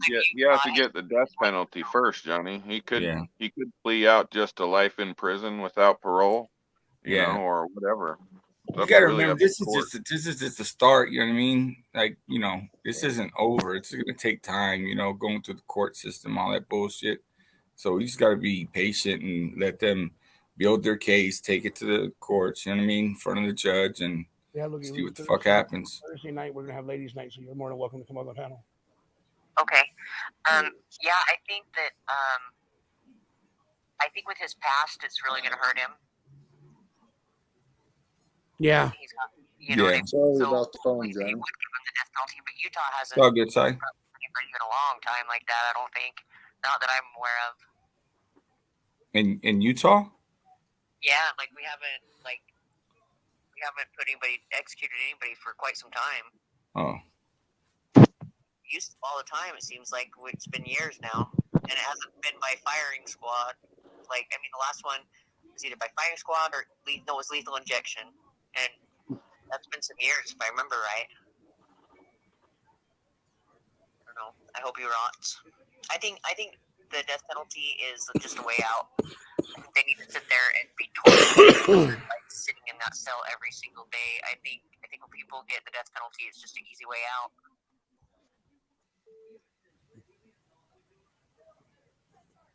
My opinion, anyway. Yeah. Are you getting my picture on there? Yeah, I got your picture. Your picture came in good. What up, Ty? Okay. On mine, it's been messing up quite a bit. That's why you see my big. Hey! Define's telling everybody hi. Go ahead. Do it again. Go ahead, Define. Hi, Ruben. Hi, King. Hello. Hi. How are you? You're yelling at us. I know, Johnny. Stop yelling at me, please. Huh? He says we're yelling at him. Johnny, be yelling at us. How are you doing, Define? He said, how are you doing, Define, from Ruben? Good. Okay, Yeah. you got anything else? No, I'm done. All right, I'll talk to you later, okay, Lookie? All right, bye. Kelly, bye. Hello, you're on live. Who is this? Hi, this is Inky. I put in the code for you to look it up, and it explains all the definitions of aggravated. I know, but you just told everybody when you put that in there that was the code. So if we go look at the same code, that's what that will be pulled up on for us too, Inky. Yes, you just need to pull it up on the computer, and it explains which one. It explains. Inky, I don't know how to do that. I don't know how to do that, Inky. I don't know how to do all that. Well, Samoan's over there. Come on, Samoan, get with it. PZ's not even here. PZ left. Aw. Yeah, so we can't do Kelly that. just looked all that up. She just looked all that up. Okay, or she just looked all that up, Johnny. She explained what it meant. She did?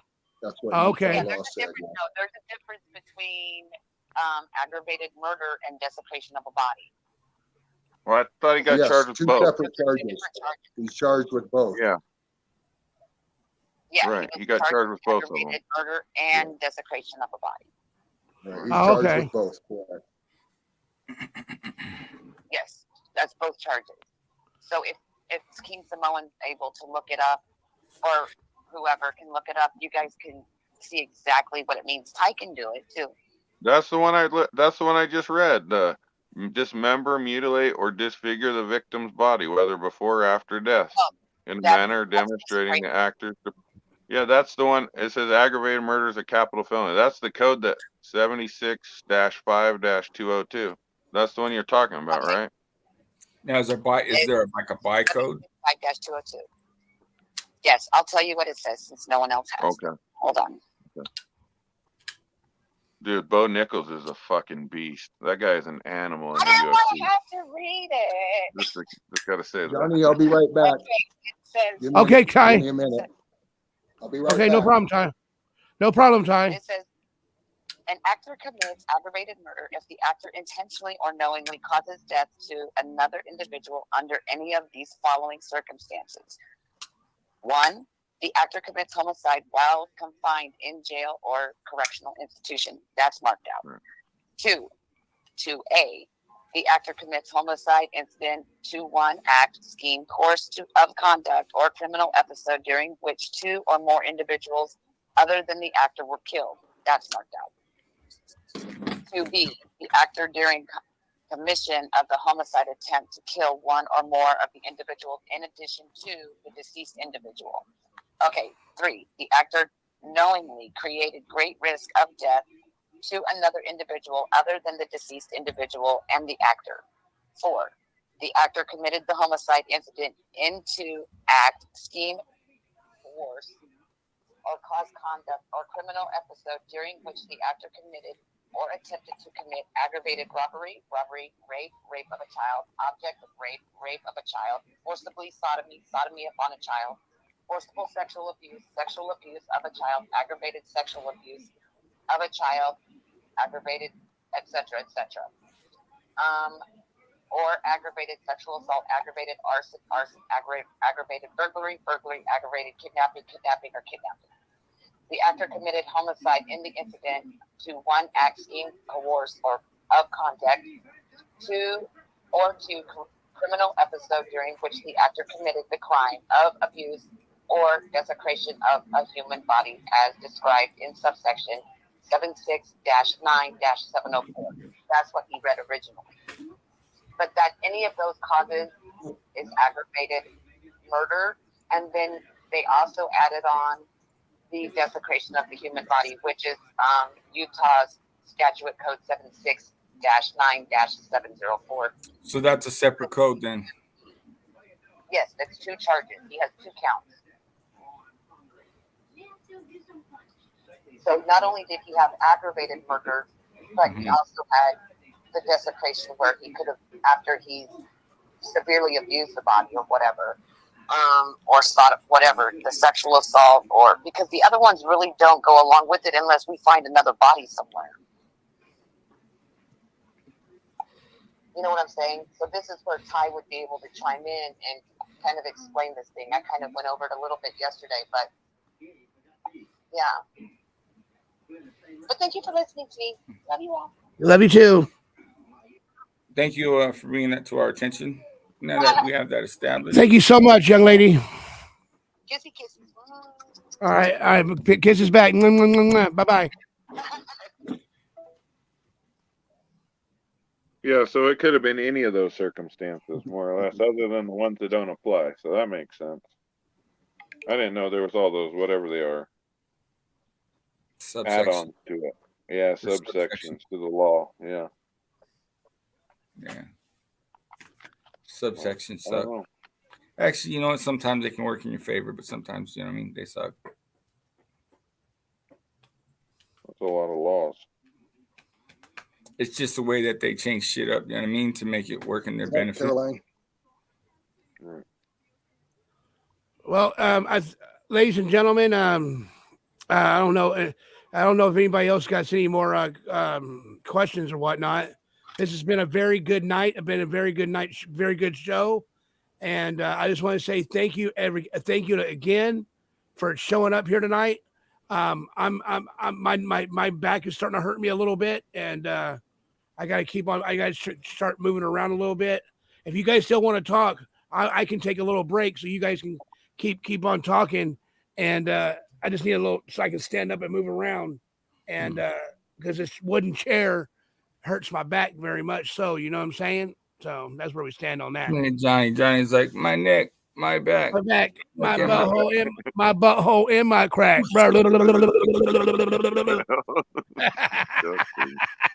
What the fuck? What's up, Ty? Oh, I can hear you now. Okay.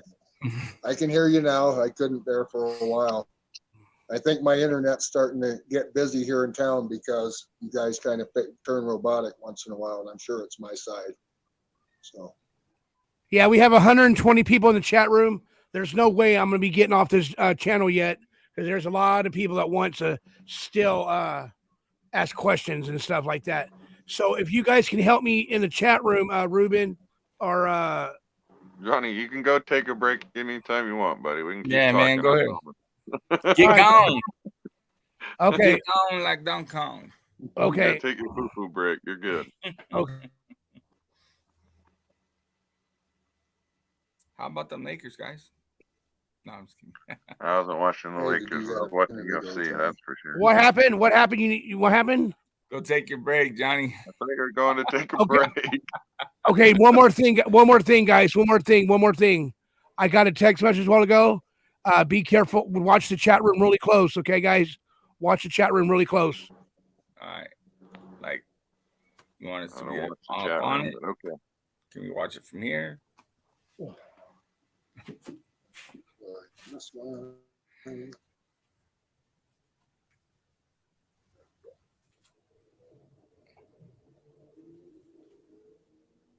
Is Johnny gone? Oh, yeah, he's gone now. Ty, can you hear us okay? Yes. Okay. Sorry about that. I'm looking at one phone and trying to keep track of the chat if there are any questions. That's what I do too. I have my phone right And here. my internet my on one better. phone. Then I can see the chat on the screen better. That's why I have my glasses so I can read it better. So Kyrie asked if I think anyone else involved. My personal opinion doesn't matter. It's what you can prove. Yes, I think someone else is involved. Can I prove it? No. Only by the things that he has said and done. But law enforcement seems to think Brenner by himself That's what they said yesterday anyway. So it doesn't really matter what I think. What's what you can prove. And I can't prove shit about what I think. So all I can do is have my hunch and keep searching. I think that it's very important we find Dylan so the prosecutors don't have to make any deals with anything. So we'll go from there. Well, you know, Ty, I really want to know. I'd really like to ask Kurt that same question, the one question I said earlier about him talking about on that lady's show, how he had taken doing rounds out there to his place, and Brenner was already in his truck and he was driving it or moving it around or something, and they got in a fight over it. I'd really like to know what Kurt was talking about when he said that, because I had never heard that before and I haven't heard it after. It was just that one time on that lady's show, and that lady made that stream disappear somewhere. I didn't get the last. Oh, did I break up on you? Can you hear me? Oh, I think Ty might have froze. Ruben, can you hear me okay? Yeah. Okay. You think it'll? I think Ty froze on us. Ty froze up? Yeah. You think it'll ever come out that proof that Dylan and Kurt were in a relationship? I think he already kind of proved it. I think it doesn't matter at this point. You know what I mean? Well, the only reason people say it matters, Ruben, is because a lot of times in crime, you know, the people but that's in the closest to you beginning are the ones stages. who commit This it. is past that. You know what I mean? Right. So I don't know. People get so obsessed with that question, whether Kurt was gay or not. Right. I don't know. He says he's not. Everybody else says he is. So I'm not sure. It's like I have my own personal opinion, and I've already said it a million times. And why I think it, because I heard him say things that were a little suspect. You know. Right. Like taking I've a bath. never been to the Philippines. Well, taking a bath with another grown man while he plays your music. That just. I'm sorry, I don't do that with another man, dude. That's right. I'm just saying, you know what I'm saying? That to me is suspect. I'm sorry. It is what it is. Man. Drinking on some fucking Chardonnay and shit. Yeah, well, you know, you're spending the night with the dude in somebody else's bunkhouse and taking baths and playing music for each other. That's just, I'm sorry, but not. Didn't even do that in prison. What the fuck? As a straight man, I would never do that with another man. I'm just saying. I don't know. To each their own, I suppose. Yeah, I don't know what happened to Ty. He bounced off, and people froze up. Hopefully he'll come back up. Yeah. Well, he won't be able to come back up until Johnny comes back on. Oh, that's right. Johnny has to let him up. So I'm not sure what happened to Johnny either. He's on a break somewhere. Yeah, my apologies for not being here the whole time. I had to hit the hardware store and get some stuff for the house and stuff, and then turns out I got some of the wrong stuff. All right, Ty's back now. You can hear me now? We lost you for a minute. Yeah. Johnny, swear if you yell in my ear one more time, I'm hanging up on you. For real, turn that shit down, Johnny. I'm sorry. I blew my eardrum out again. My computer's at like 10, and that shit was loud as fuck. Johnny. I thought bombs were going off. I thought Russia attacked us or something. I'm sorry, I just got excited right there for a minute. That's why we love him so much, huh? Keeps us on our toes and shit. Don't put that headset on. Fuck.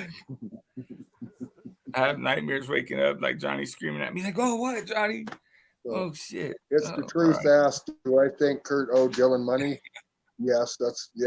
Can I prove it? No. Ty, do you think they had this evidence the whole time and it just came in? I think, Kyrie, that they've had it for quite some time. And I don't think they told anybody. I don't think they told the family. I don't think they told. I think that law enforcement kept it close to their heart for good reason. I mean, look at all the other shit that's been happening. So, and it's my personal opinion that they probably found more evidence in the pond too. I could be wrong about that, but Well, I Candace think Cooley they said like they did. you might be right. You know what I mean? And they're just putting all the pieces together, waiting for the DNA test and all that scientific bullshit to come through. You know what I mean? Okay, and Bob, come on. putting it together. Come on, go back out.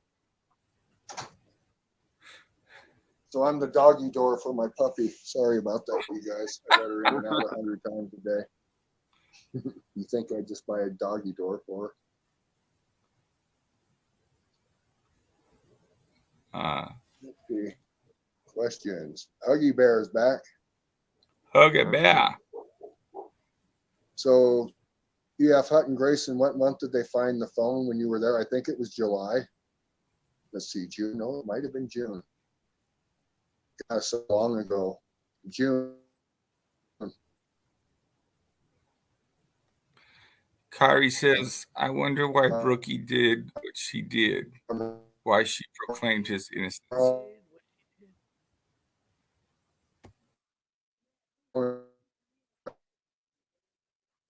You're breaking up, Ty.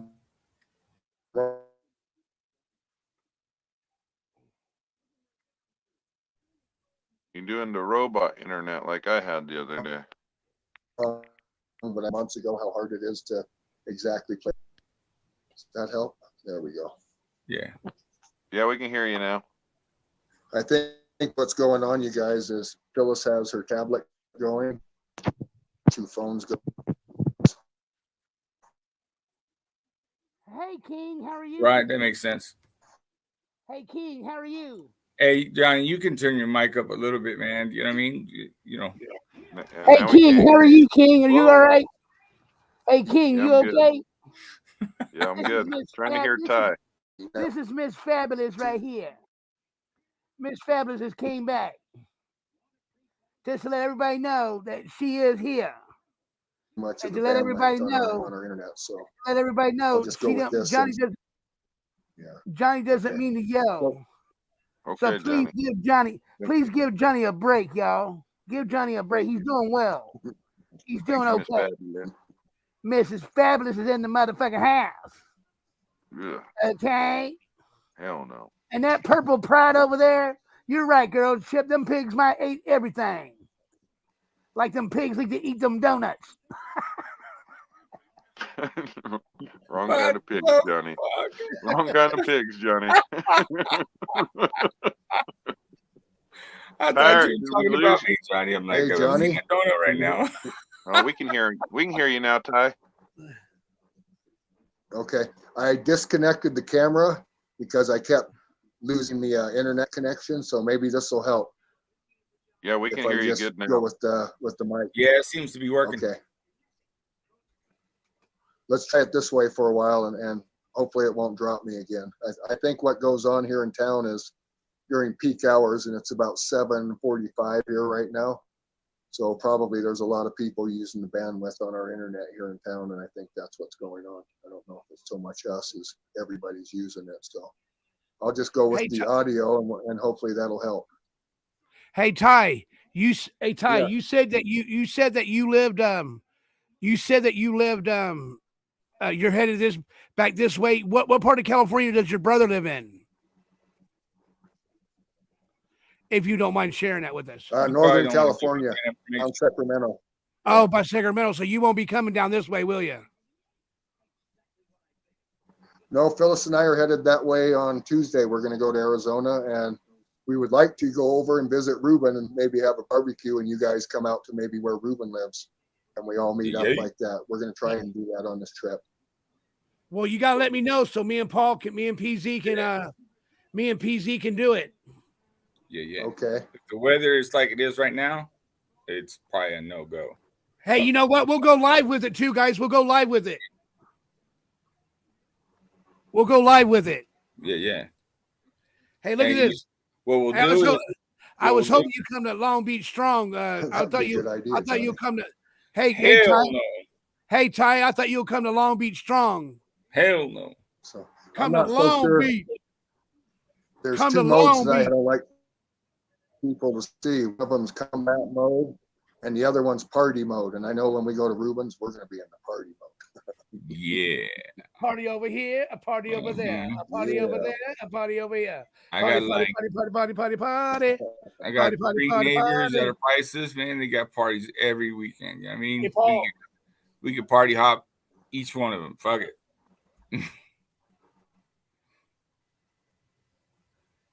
Yeah, I understand cold down in the South Park for these last few days, but I think it'll warm back up by the time we get there. Hey, we're going to leave out Tuesday. Yeah, going to leave out this coming Tuesday? Yeah, we have an appointment Monday, and then an appointment Tuesday in Salt Lake, and we're going to make that appointment in Salt Lake and then head for Arizona from out of Salt Lake. We probably get as far as Vegas the last time. So you have to stop by Rubens, right? Yep. What day do you think? And when I say something, I usually do it. So. What day do you think you're going to meet or go to Rubens? Later on, towards the end of this month. So I'd like to try and be back with you guys by the 1st, so we can start searching on the 1st. Yeah. But that depends on how much snowpack is out there, and I'll keep track of that while we're down in Arizona and California. Yeah, we'll play it by ear. You know what I mean? Ruben and Johnny, we don't have to record that. We can, if you want to record it, you can, but we just have a good time too. So yeah, it works both ways, buddy. Let's have a good time. If you guys feel like doing a live recording, we can do it, say hi and everything, and then in the party mode. Let me read this real quick. Shut it off. This is coming from It's the Truth. If everyone hit the one, if you want a live with them meeting up. Yeah, guys, if you want to see a one, give me a one in the chat room. If you want to all see us live and we can meet up. Give me one in the chat room. Okay, guys, the floor is yours again, Ty Corbin. Are you there? Hey, you know what, Johnny? Yes, sir. Say that again, Johnny. If it happens, you can DJ. Oh, you want me to bring my DJ equipment? Yeah. Okay. I'll bring my DJ equipment. Yes, original Irish work Arizona. Irish Rose, we are coming to Arizona. Going there first. We're going to stand in the couple's grave. We talked about that. I have to do that, and we want Phyllis to visit her daughter for quite some time. So definitely coming to Arizona first. Then we'll probably jump on the TED and head west. So that's right. Can you guys still hear me? Warm weather. No. Yeah, we can hear you. You are breaking up a little bit, but not as much, you know. Yeah, I can hear you. Is this better? Maybe you're. Yeah, I don't know if maybe you're too far, or what. To the mic, I'm not sure. Let's see. Say mic 2, mic 2. I can hear you. Is this better? I turned off one of the other phones. I think we're just. Yeah, I can hear you. I'm not sure. Yeah, we can hear you good now. With this. You guys all have to read any questions. I'm just going to shut the other phone off. Just go with this one phone. So. That's fine.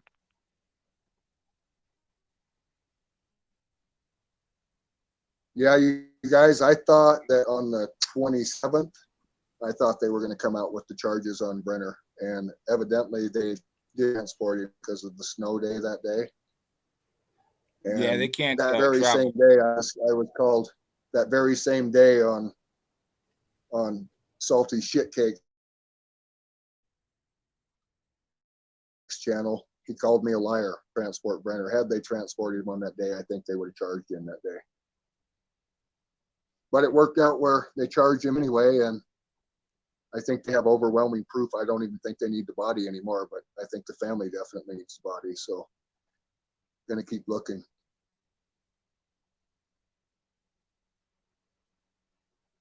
Well, I'm glad for this. I mean, at least there's that. You know what I mean? That there's finally just charges, and now we just got to be patient. You know what I mean? Let the law do what it does, and that's that. You know what I mean? Throw out prayers. I wonder how much all the craziness in this case hindered law enforcement. You think it hindered them a lot, Ty? All these people. I don't. All these crazy think that, conspiracies and shit. Yeah, you guys. I think law enforcement ignored all of this. I'll give you an example of that. When I was pissed off at Salty and on my way to Salt Lake, I talked to Agent Ross, and he told me, "Don't fuck up my day. It's already been fucking bad." And that's how he put it, those exact words. And I promised him I wouldn't do anything, but it's evident that law enforcement's been watching. And you guys, I will say that I engaged Salty and Kurt quite a bit this summer, hoping that they would say something that they couldn't back out of. And in my book, they already did by saying that where the phone was found. So how they found that out, they lied about that from the get-go. And I'm pretty sure that they found out through Brenner. And I don't mean since he's been in jail. I think before he went to jail. And I think they just played dumb about it. When I say they, I mean, they had to have found out somehow, and it certainly didn't come from Don Hatley, and it certainly didn't come from law enforcement. So it's things like that.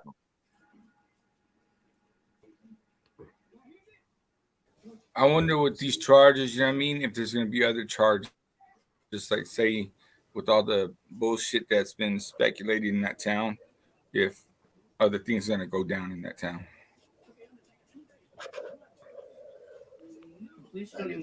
Well, really, nothing's gone down in the town of Montello, because that's on the Nevada side. This is all the Utah charges. So Nevada is a totally different thing. So I don't think anything's happened in Nevada. Yeah, I don't know if he's facing any Nevada charges at all. If they would, I imagine it's some sort of assault. He did assault someone at the gas station, and whether they're going to pursue that or not, I don't know. Supposedly he got his ass kicked, so I don't know if they're going to pursue that or not. And I think that one of the assault charges was against Bibbins. I could be wrong. Correct me if I'm wrong, but I think. Did you say Bilbo Baggins? No, Bibbins. I'm just kidding. Bilbo Bibbins. That's a funny name, Bibbins. Bibbins with a V. Oh. So Buster put, very disappointed Ranger has hooked hands with Salty again. I guess he didn't get his mouth full the first time. They deleted it, but I agree with Buster. I don't trust anybody over in that crew, and they get what they deserve. I could give a shit about Ranger and some of the things those guys have said. They get what they deserve, and I tend to agree with Jim Terry about Ranger, the pussy. And Ranger, if you don't like it, come see me. That goes for all of you. It goes for you, Kurt, Salty, all of you. You want to come search my property? Wait till I'm there. Come up. I'll let you see it. Come up. Damn. and I am on the bush about that. Stand face to face with me, and we'll see how any of you run your cocksuckers. And that's how I feel. And then when you're, and then, Johnny, but I'm saying with those guys, and I'm going to hit back when it comes to them, especially that group. Right. Yeah. The trailer park, right. That's what I call them. And I got that from Equalizer. I think Equalizer hit that right on the spot. Salty in his trailer park. Hey, Ruben, you are a little bit loud, Ruben. And Sonny, everyone is not a suspect as far as you're concerned. If you think everyone's a suspect, why? Because Salty pointed them out? I hope not, buddy. I don't think everyone's a suspect. There's like people pointed their finger at saying that Ellen knew more than she was saying. I don't think that for a minute. I know Ellen very well, and she's a very nice lady. Does she like to drink? Yeah, but so what? Doesn't mean she's guilty of anything. The only thing she's guilty of is property of hers that she has to take payments on. Not guilty of anything else at all. As far as suspect goes, the only suspect really in my book is Brenner. And what remains to be seen is if somebody helped or coerced him. So, and that remains to be seen. Hey guys, if you don't mind, hit that like button too for me. So it helps us to the channel out. Hit the like button and hit the subscribe button. I really do appreciate it. Thank you so much. Well, we've been on the show for 3 hours. Ty Corbin, how you feeling? Pretty good, Johnny. You? I'm feeling all right. Going, buddy. I've got. All right. How you guys feeling? Everybody else okay? Yeah, I'm golden, brother. Yep. Okay, good. Well, I guess we'll stay on and talk. Let's just talk about it. Well, everyone is suspect. Like Ty was saying, nobody's a suspect anymore other than Brenner so far. He's been the only suspect. And until law enforcement proves otherwise, I'm not going to say anybody's a suspect. I don't know. I have no clue.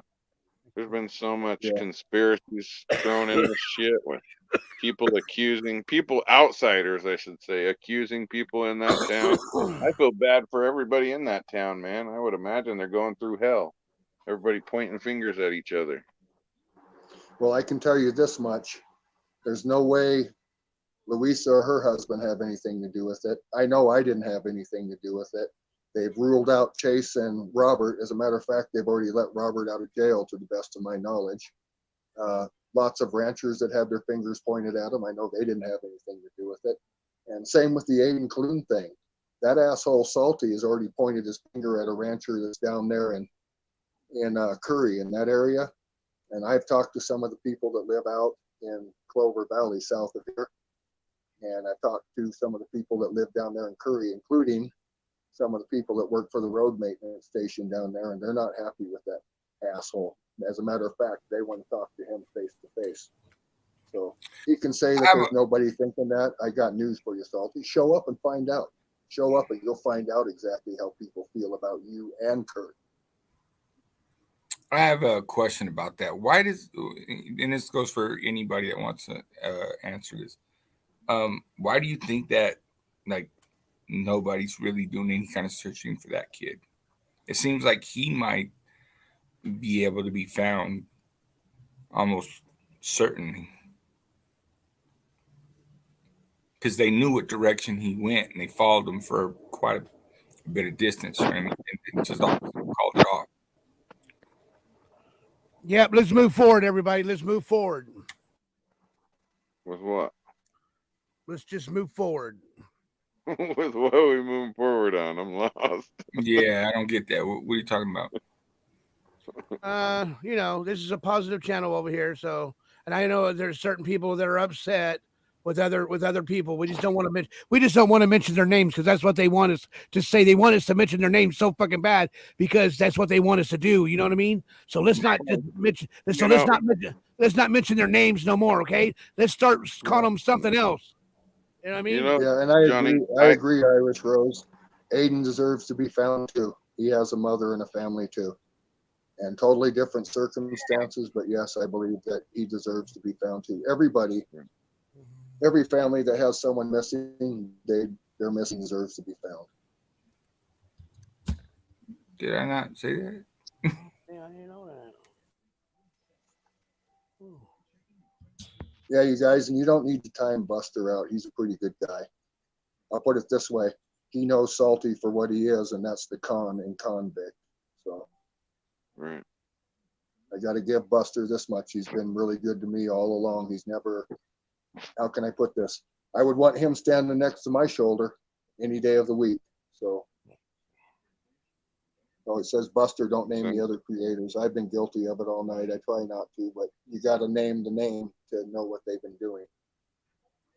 Well, and Ty, I got a feel for you because you've been personally attacked. You know what I mean? It came after you, your dad, your wife, everything on you has been attacked by these people. It's insane.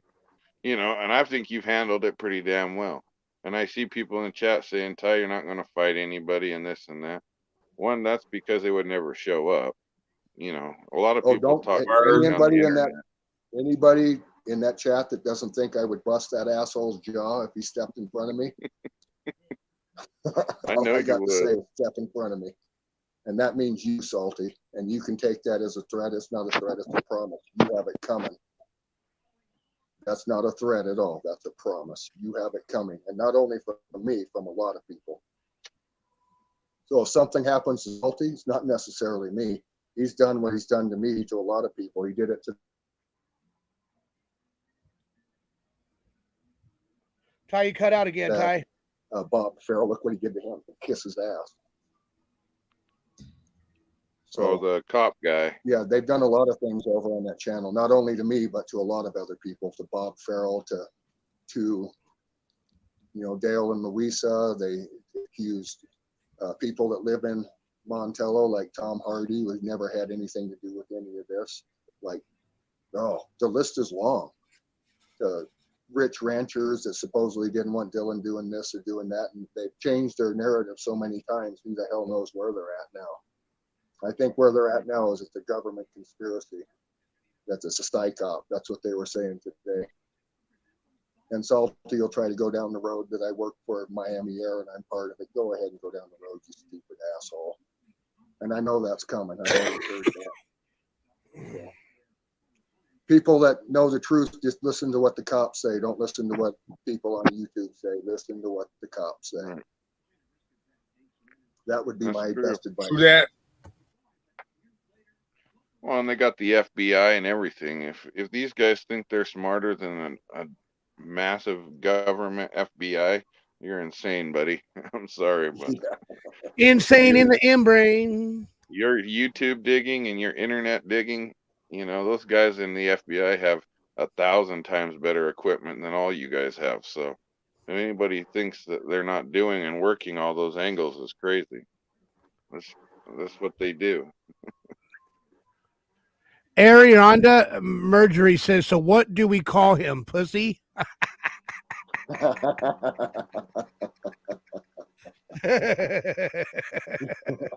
Shit cakes is good enough for me. That's been my word all summer long. And you guys, I took a lot of stuff from those guys, hoping that sooner or later people on their channel would say something they couldn't back out of.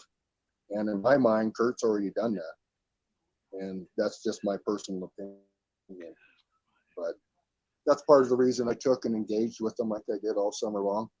And did I like doing it? Sometimes. Hey, Buster, you don't have to leave, Buster. Buster, you don't have to leave, man. You can stay. You don't have to leave, Buster. You can stay.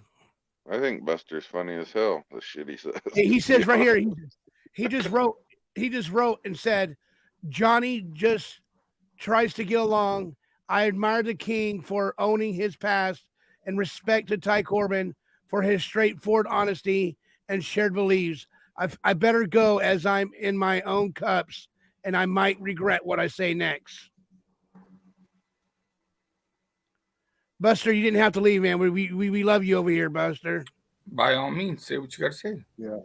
Buster's had my back all since the beginning of this started, you guys, and I have nothing bad to say about Buster at all.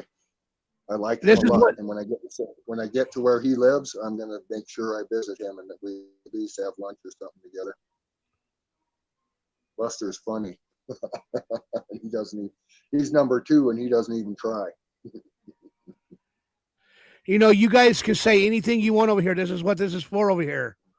My channel is just to get let off steam, to talk what you want to talk about, and everything over here is positivity. Some of it is positive. Some of it is a little bit of negativity. There is a little bit of negativity over here, but you know what? That comes with the territory, I guess. And guys, I love every single one of you. And Buster, he said he's out of here. Good night, Buster. You have a good night, Buster. Okay. Don't work too hard, okay, buddy? My stepdad is retired CHP, and he was a California state trooper out of Los Angeles, Bonzo, California. Okay. Los Banos. Los Banos. Lost bathroom. No, he's fine. Everything to Buster.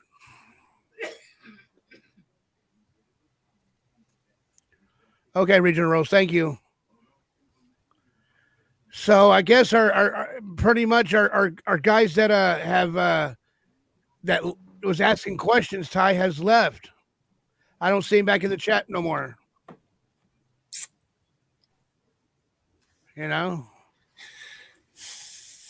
Are you with me? Are you with me, Ty Corbin? Are you okay? Yes. Can you hear me? Okay. Yeah, I can hear you. Yes, Okay. I'm still good. Okay, go ahead. Says Johnny, can you get struck for talking about another creator in chat? I don't think so. I think you're not allowed to use their material any more than about 15 seconds without stopping it and saying something. And I think beyond that, with some of the stuff that's been said on other channels, I don't think I was so. going to say it's obviously probably not because Johney. I mean, look at some of the stuff they've I'm said not about saying me nothing. I'm on not my saying. other I'm not channel. saying nothing bad about him. So no, I can't. No, I don't believe I can. And me personally, I'm not going to strike someone else's channel. I get back at them on sarcasm. I have a lot more fun doing that. So, yeah, that doesn't bother me a bit to engage with them. If I feel exactly like Jim Terry says, call me. Let's do it. I kind of respect him for that, even though I don't like what he did to you, Johnny. And I don't mean to mention another creator, but in order to say how I feel about Johnny, I have to kind of mention him. So.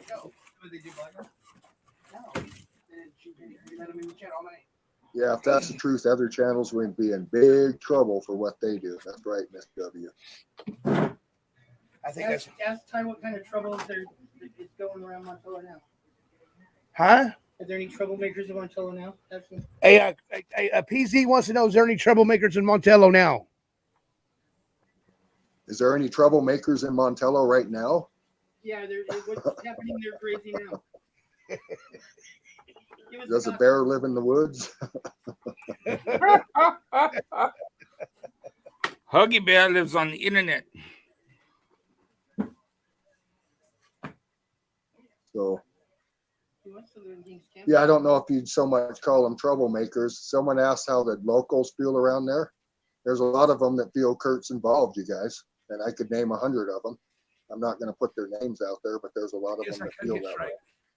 I'm not the only one, and they say the same thing I do. We've known him. Why is he acting so squirrely? Right.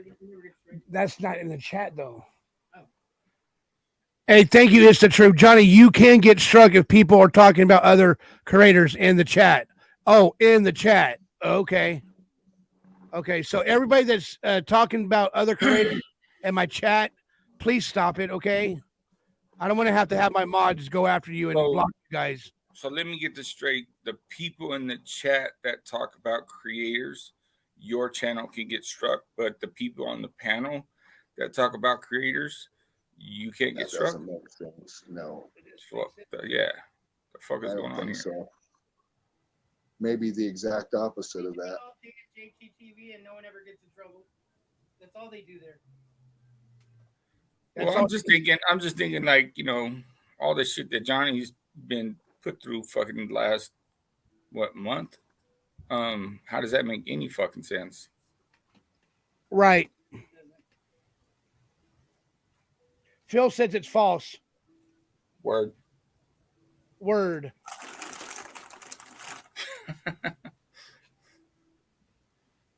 Yeah, Miss Reginald Rose says, please don't talk about other creators, even on the panel. We got to be careful, guys. So Nanette asked, what type of appearance does Brenner have on Monday? Maybe for his attorneys to rebuttal of what charges are against him. I don't know. Sonny asked how Phyllis is doing. She's in the bedroom watching her tablet. She's watching movies. I think she's watching comedy show. Chris Rock is funny. He's my favorite comedian.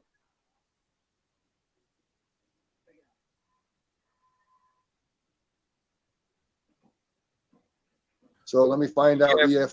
Hutton Mason's question. Let me go back and find it. Hold on, buddy. I'll find it. Was it Brenner's old property the feds checked that day and that Pancake went live saying that they were going to that property? Yes, it was the feds and Elko County. And Salty went live trying to act like he was right behind him, but he was actually driving somewhere around Park City. It had his little video up there he was trying to act like. And then he called Channel 4 News, the guy that died just recently, and got his name up and thought he was all cool and everything. And then it turns out that the property he said they were going to was not that property at all. He tried to say it was Christopher Lloyd's property. And no, they went to Brenner's property where the trailer had burned down that day. And I could see it right from Lance's house. I got a call from a local in Montello, and they told me that law enforcement was gathering at the post office. I called Lance and said, get down there, find out what's going on. He took his sweet time. And when he got to the end of his driveway, he got there just in time to see them coming. So had he been any later, he would have missed that. And this is what a lot of people don't know, how Lance got all the subs. So he filmed that because I told him that they were gathering at the post office. He saw them go by and he can say what he wants. He filmed it. Ortiz put it up on his channel as being from Candace Cooley when it came from Lance. Lance threw a shit fit. Threatened to strike them or whatever they were going to do. Ortiz reached out to me. He called me. He didn't call Lance, and said that he would do a live with us. And that would get Lance a hell of a lot of subscribers because he had like 40 to 50,000 people that were his subscribers. So we agreed to do that. We did the live right here off of my couch here in the living room where we're doing this show right now. And overnight, Lance got about 10,000 subscribers. And actual real subscribers, he only has about 1,000. And most of his subscribers came from Mr. Ortiz. And I don't know if you guys were aware of that, but that's how that went. He can say what he wants. That's exactly how it went down. And if you go, here's a lot of the things, you guys. If you go back to his channels, like say, for example, the what would you call it? The Calamity Ranch channel. And you guys remember what I said about the dogs. What everyone forgets is on that channel, there was plenty of times where he showed all those dogs being on chains out in the sunshine like that. And those chains were 5 to 6 foot long and knotted. People just forget. They don't remember seeing the dogs jump up and down and being torn back down by a short chain. And I'm sure that he's taken all those down at this time. And I know that we're not supposed to mention other creators, but we're talking about lies concerning this case. And that was one of the big lies. And I have a big problem with somebody that had to rehome a bunch of dogs getting a cadaver dog. And if somebody said, "Hi, we'll put up $20,000 so you can get a cadaver dog, but you have to get rid of Pebbles and Harper," I tell them no. I tell them no way. There's no ill feelings, and those people that are contributing to that, you get what you deserve.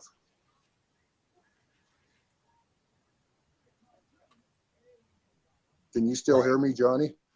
Yeah.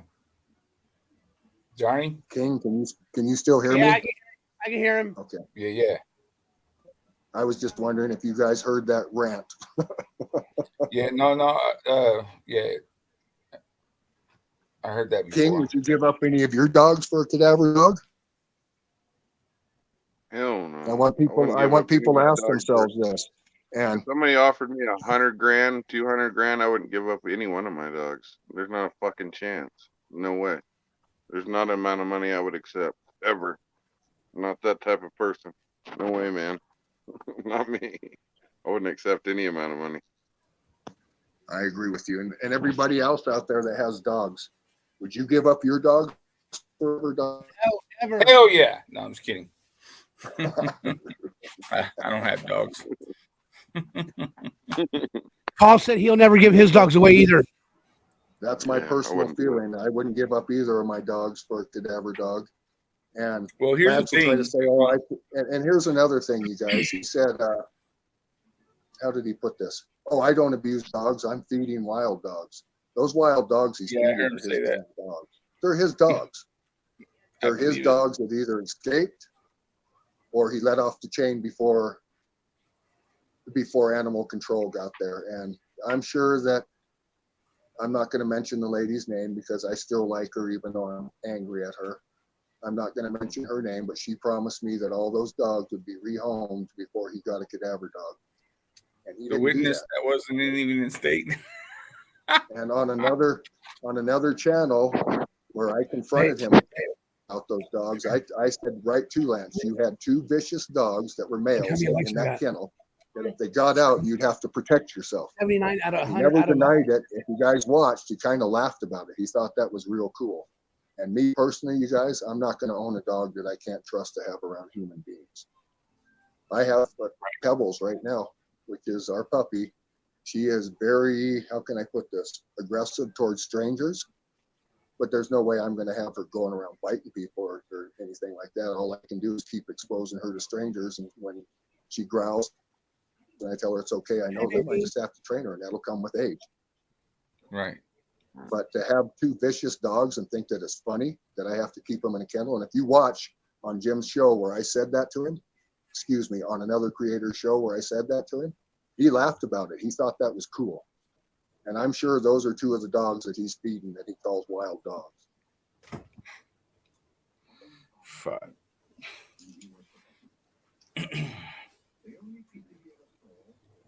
So I'm not going to contribute to that cause.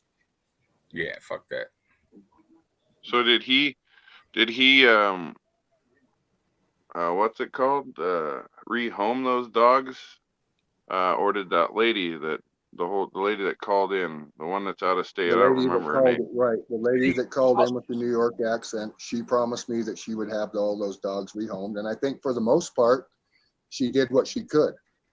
But I still think that there's no way that the two vicious ones were rehomed. I think those are part of the ones that are running loose. And you guys saw how many dogs were there on his channel. And a load of puppies came. I think there was 10 or 11 of them, and they were cute as hell. And they probably had no problem rehoming those. But some of the older dogs, there's no way they rehomed them. He let them loose. And to this day, I think they're still running loose out there, and he probably still feeds them, even though the animal control lady told him not to. And what'll end up happening, you guys, and anybody that's lived out on the range will tell you that they've seen this. People move in, they think that their dogs are free, they let them proliferate into 50 puppies running around with 2 or 3 different male female couples, and then pretty soon you got a dog problem, and then they just leave. And that's happened in the Montello area. I can't tell you how many times. It's been responsible for some great Pyrenees that have been wild dogs that have had to been chased down and shot there because they're feral and the danger not only for livestock but for human beings too. And that'll end up happening again. Lance is part of that problem, and that's not the only time that's happened. I've seen a guy out there that was raising what he called wolf hybrids, and then he got up to about 25 of them, looked like a sled dog lot, the same thing, and then all of a sudden they leave and they set the animals free. And what they don't realize is they become a danger to the environment, they become a danger to livestock, they become a danger to deer, and they become a danger to human beings, especially kids. And I know what'll happen. The cowboys that are out there on the range, when they see dogs like that running, they shoot. And you guys, as much as I love dogs, and I love them like you wouldn't believe, I have to tend to agree with them. And that's coming from a livestock owner himself.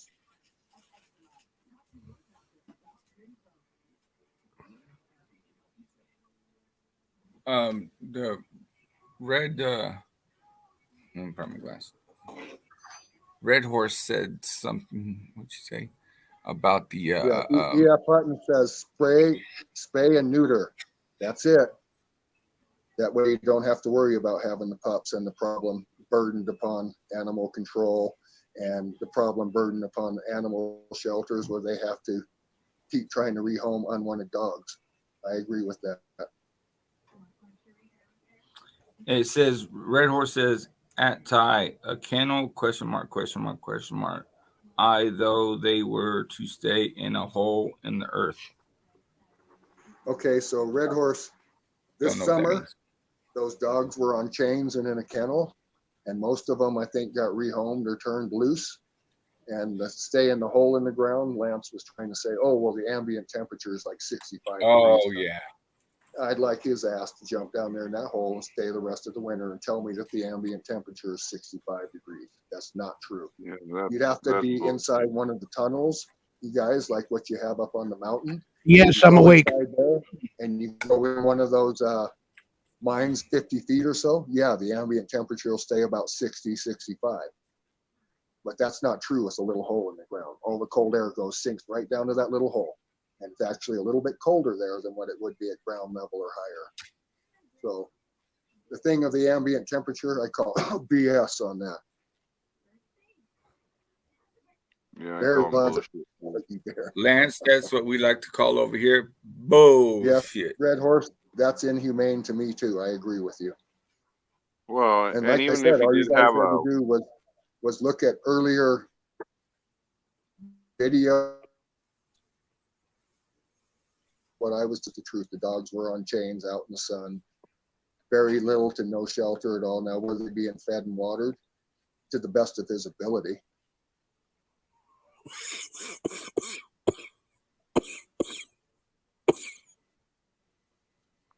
No, Phil, it's not hearsay. Not hearsay. Well, he said he kept his dogs I underground. saw it with my own two eyes. Law enforcement did go out there. Now, one of the cops that went out there had been out there before. He knew about it this summer. I'm going to throw it out there. You guys heard earlier this year that Les was complaining about his sheep being shot and some of his other dogs being shot by the neighbor. Well, when you don't contain your animals and you let them roam like that, well, the sheep was getting into her potted garden, was making her dog bark all the time. So the lady shot it. She shot it because he wouldn't keep it contained. When my animals used to escape, I'd go find them as soon as I could. Now, did I keep one on the outside of the fence? Yeah, but she never left. And have I had animals leave, meaning alpacas and stuff? Yes. Did I go get them as soon as I can? Yes. I no longer own those animals. I haven't owned them for about 2 years now, maybe a little bit longer since we moved out here. And I actually was taking payments. It was leased to a friend of mine named Jeff. I'm not going to go into any more of this, but he has them now and he's free ranging them. And well, didn't that guy come online and talk about that? Where's mine? Yes. He did, right? I remember hearing from that guy. I've been accused of never having released all the. And Ty, this is the thing: is people I've heard a lot of people say, "Well, he's not an alpaca farmer." If he owned alpacas and they were on a fucking farm, dude, that's an alpaca farmer. I don't give a shit if you own one of them or 40 of them. You're still an alpaca farmer. Whether you got 1 or 40, it doesn't matter. You still got alpacas. And you're still farming them. So what are they farming for? They're wool, right? Yeah. I'm pretty sure that my Facebook page is still up there because Facebook never really deletes it. If you look it up, at one time I had 53 alpacas at the height of it. The reason I got called the $1 million alpaca farmer, and Jim might attest to this, he looked up my name and somehow saw my dad's name. My dad's the millionaire, not me. Never have been, never will be. So that's where that came in at. It's not that I was ever a millionaire. That's for certain. So that's where that came in at. The family. Yeah, you have money in your family. Then those idiots just run with it on certain channels, and you all know who that was. As a matter of fact, he did a drive-by, showed my house again on his channel today. What you're not supposed to do is that doxing. I've never been to his house. Not yet, anyway. Well, I'm sure, Ty, they just do it for the content, right? They got to keep the stories coming. People get bored, you know what I mean? Their attention span's not very long. So with you being a part of this whole story, they like to keep you involved, keep you, you know what I mean? Keep you talking and keep you involved in it all, because it just creates content for them. So E.F. Hutton Grayson says he said himself he got rid of his dogs to get a cadaver dog. That says it all. The very next thing says we shoot wild dogs if they kill livestock. Classy Colt, they shoot them whether they're killing livestock or not, because if they're not doing it now, they will be doing it in the future. Just a matter of time. So, Ty, some say that Brenner had disposed of the body to the extent that no remains will ever be found. Do you believe he's capable of such? I hope not, but yes, I do believe he's capable of it. He was capable of murdering this. Yes, he'd be capable of just about anything. Hopefully that's not the case, and that's Adriana imagery. So hopefully that's not the case. And she said, sorry if that's been asked already. Don't ask. There's no stupid questions here. We'll answer everything we can, and if it's something that's been said, we'll just go ahead and readdress it again. It's not like we're doing time.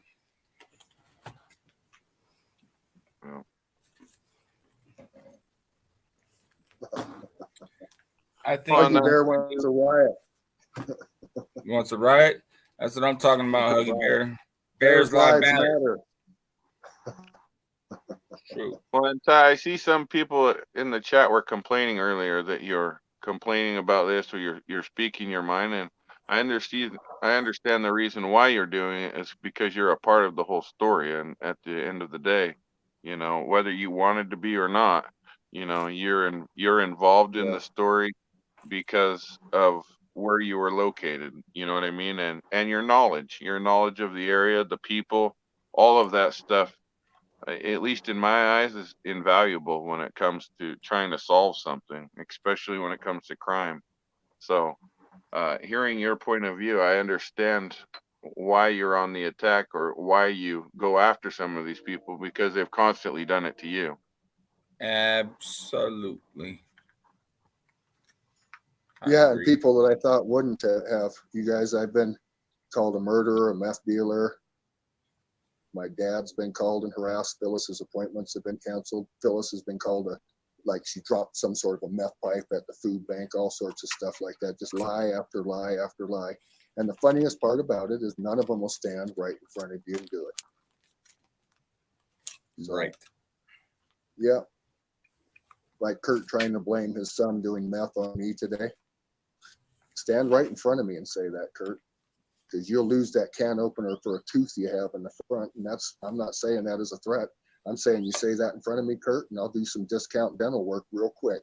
It won't be like the last time you stood in front of me and have Salty carry you away. Like, don't hold me back. Don't hold me back. Like a basketball game, those kind of fights. Right. Let me quarterback this real quick, guys. Quarterback, go for it. Go for it. Original Rose came in at $2. Bears Lives Matter. We all need a hug.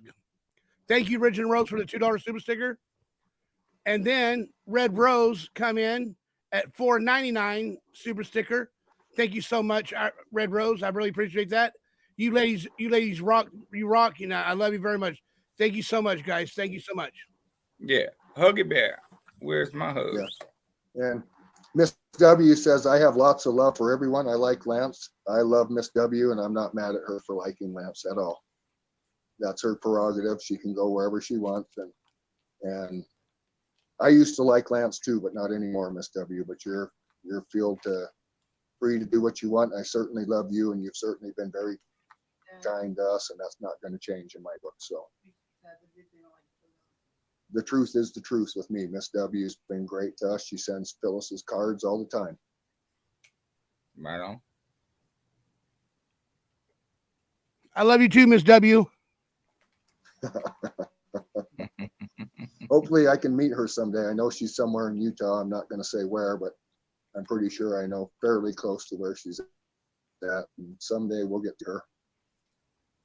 Someday, hopefully, you guys, after this is all over with, a bunch of the people that were supporters from Utah, maybe we can all meet somewhere at a nice restaurant in Utah somewhere. And that means like Equalizer and Tony 801 and Kelly Two Stroke and a bunch of us that are all in the Salt Lake area can all meet and have a lunch or a dinner sometime. I would really like that. We could put Nance on a bus and she can meet us there. Big Baby Jane, $3 super sticker. Thank you so much. You rock and roll, baby girl.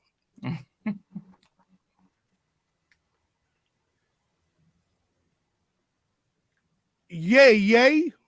Yay.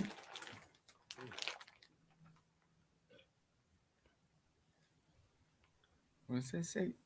Oh, mate. I'm sorry. I'm like looking at this. I'm like, who's Marble? Man, my site's getting bad. But she's well liked over here. Yeah, they give her a hard time in Johnny, are you eating potato chips in front of Ruben on the show again, Dan? You pulling a gym, fool. I know you're not pulling a gym, Dan. What the hell? I'm not eating. I'm not eating. Oh, no, that was me. I had a bag of PVC pipe fittings. I just moved the hell, Ruben? You're eating potato chips on the show? No, it's a bag of PVC fittings that I went and got at the hardware store. You know, ever since you said that shit, now every time I hear something like that, I can hear it, and now I pay attention to it. Thanks to you. I want to say something real quick. I want to say something real quick. Mad Mabel, who are you? I'd like to know what you're about, where you come from.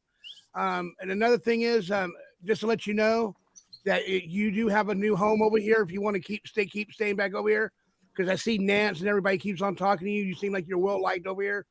Huggy Bear likes you, and I'm glad that you're here, and I love you for being here. Mabel is me, Johnny. Mabel is me. Okay, Mabel, I'd like to know a little bit more about you, because on Thursday we're gonna have ladies' night, and we can bring you up on the panel with Nance and with Reginald Iris Rose and Fabulous, and we're gonna have ladies' night. We're gonna have ladies' night, guys, and it's gonna be Miss Fabulous. Ladies' night. We're gonna have Miss. It's gonna be Miss. He is Mabel. It's gonna be Mrs. Fabulous, and me is Mabel. She ain't gonna tell me who she is. Mabel is cool. Mabel is a babe. Mabel, I love Johnny. Mabel loves Johnny. Well, I love you too, Mabel. Ladies' night. I bet you ladies' night gets wild. Moderator. So moderator says, Ty, can you verify your past acting roles? People are talking about it in Discord, and many of us know it is not as detailed as what's being shown. Thank you. I've never had an acting role in any movie or anything like that, you guys, never. So, and the thing saying that I'm in the Paramount Plus thing, absolutely untrue, and I wouldn't participate in it even if they asked me to. No. What's the newest thing? People are saying you're an actor now? Damn, Ty. I think the only movie Ty acted in is when Rocky Balboa fought the big ass German fool, dude. I'm really Dolph. Dolph Lundgren. Dolph Lundgren. There you go. Yeah, he's Dolph Lundgren.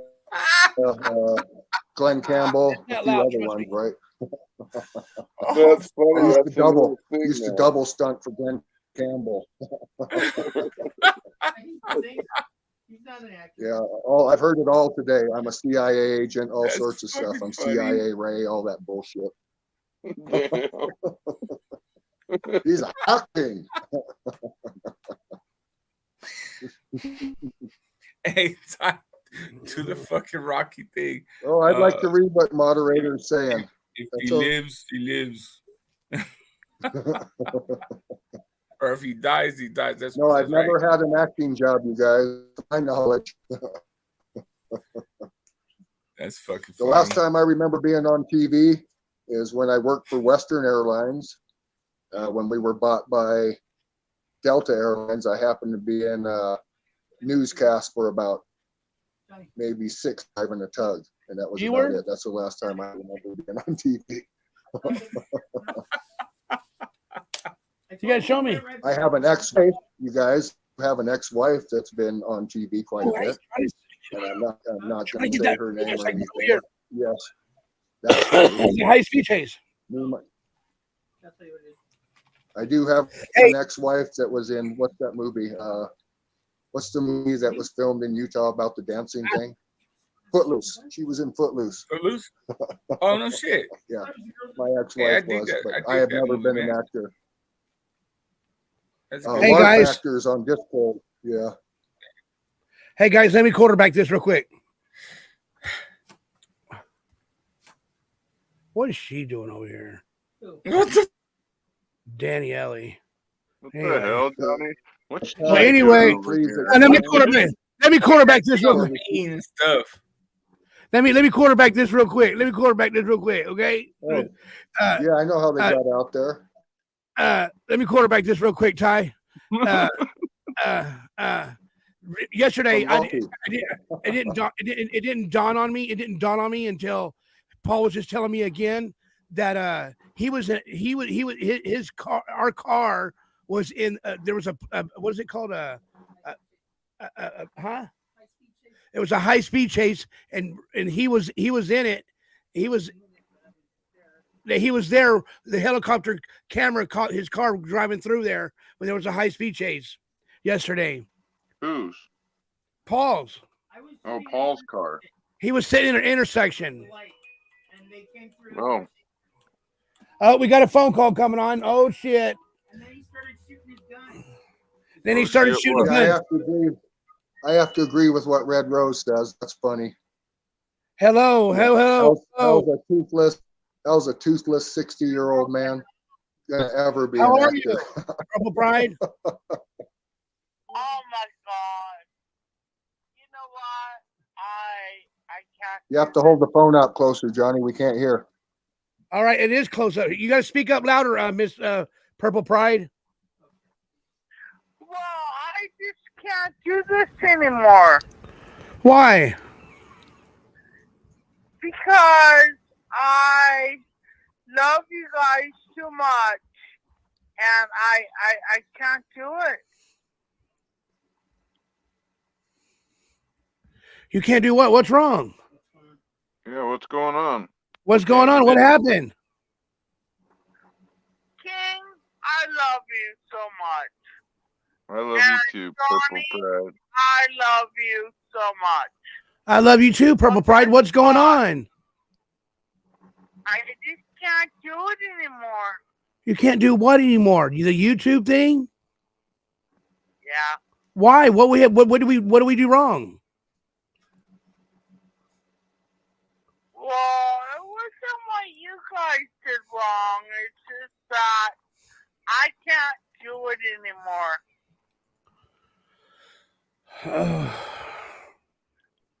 Okay. Okay. Okay. Are you okay? Are you okay though? Call me in private. Call me private. Call me private, okay? Here, hey King, take care. Hey King, hold on. King, take care of the other people. Let me talk to her real quick. She's just one of my good supporters. I don't want to lose her. Okay. Oh, hopefully she's okay.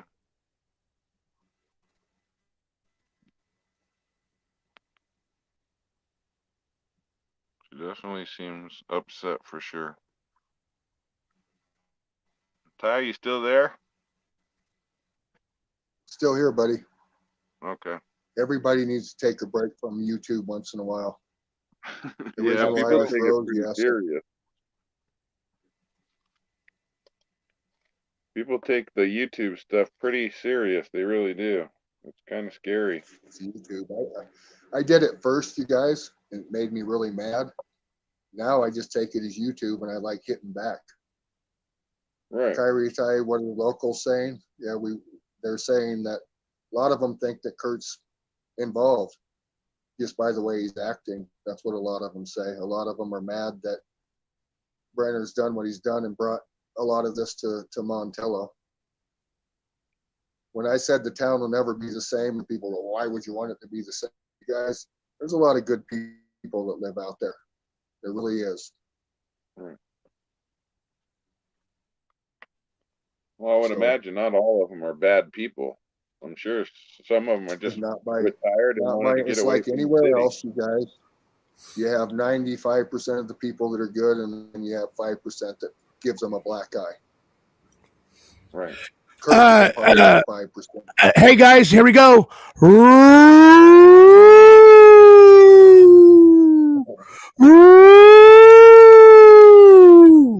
King UFA has sent $20 Cash App. Thank you so much, King. I appreciate you very much. You are the man. You are the power. And I love you, buddy. Thank you very much. Good show, Johnny. Great show tonight. Thank you. We have 81 people in the. We have 81 people that likes the channel so far. Everybody else can please hit that like button on the way in or the way out. I really appreciate it. We have, and I'm going to be honest with you. I'm going to break it off at 4 hours. I'm tired and I'm getting tired. I'm getting kind of, and you know what I mean? And so we're going to break it off in 7 minutes if you guys don't mind. Yeah, that's fine, Johnny. Okay. And I need you to call. Hey, King, I need you to call me. Hey, King, call me off the phone. I need to talk. I need to ask you a few questions. That's private. fine, buddy. I'll call you. Okay, cool. Thank you. Or I can call you. It doesn't matter. I just want to say, everybody, thank you for coming in here. You guys are awesome. And Nance, if you want to go ahead and put that other person's plug her in there, Nance, guys go ahead and plug her in. I don't know what her name was, but Nance. It's Crime. I think it was Crime Justice or something like that. She's going to have a show tonight, Girls Night Out or something like that. And Nance wanted to know if I can let her put her. There it is. It was right there. There's her. There's that lady's. Go watch that lady's stuff over there. There she is. You guys I don't know what lady though. Crime with Justice. I don't know who the hell Crime with Justice is. That's the one that's on Doug. Oh no. She's talking no, not her.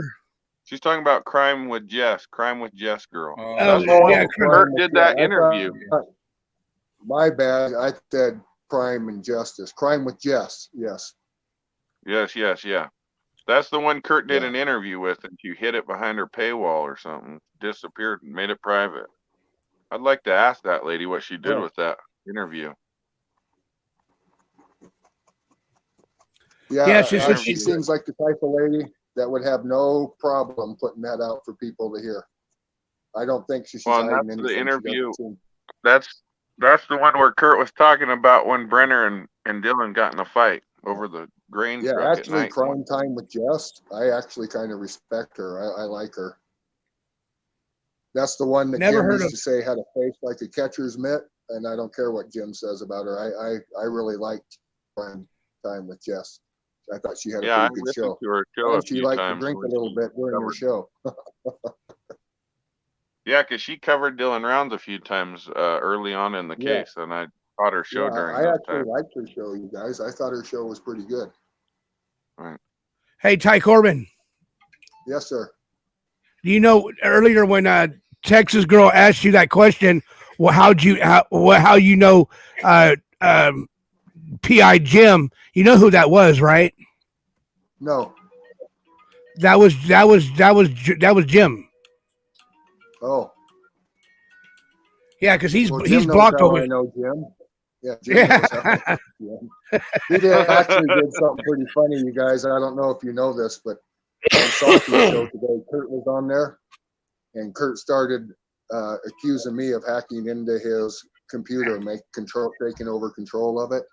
So he went off the air, and Jim came right back on, disguising himself as Kurt, and they all bit hook, line, and sinker. He got away with it till he said, "Well, go to Jim Terry TV," or whatever he did. But he got him good. He's good at that shit. So be careful. And I'm not saying that to knock anything, Johnny. I'm here on your show because I like you and I respect what you do, and I'm gonna keep coming on your show anytime you ask me to, if I can, unless I got something really pressing going at that time of day. But right. Personally, I just like him to leave you alone, and he pretty much has for the last couple of days, right? Yeah. Negative. Yeah. Negative. He hasn't left me alone yet. Oh, is he still pranking you calls and stuff like that? No, they just been putting a lot of stuff on the internet about me. No. Remember what we talked about to get a thick skin? Yeah. You got to have thick skin on the internet. Yeah. You have to. No, you don't. You know the person that taught me that, you guys? Les Nuttall. He looked at me one day and said, "Look, it's just YouTube. Who cares what they say?"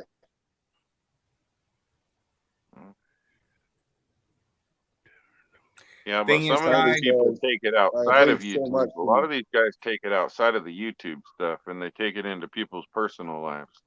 And that's when people get defensive and people get hurt, because you never know who's on the internet nowadays. You know what I mean? A lot of people think it's just square ass people on the internet nowadays, and it's not true. You got some cold-blooded people out there that watch shit like this, man. Can Kyrie?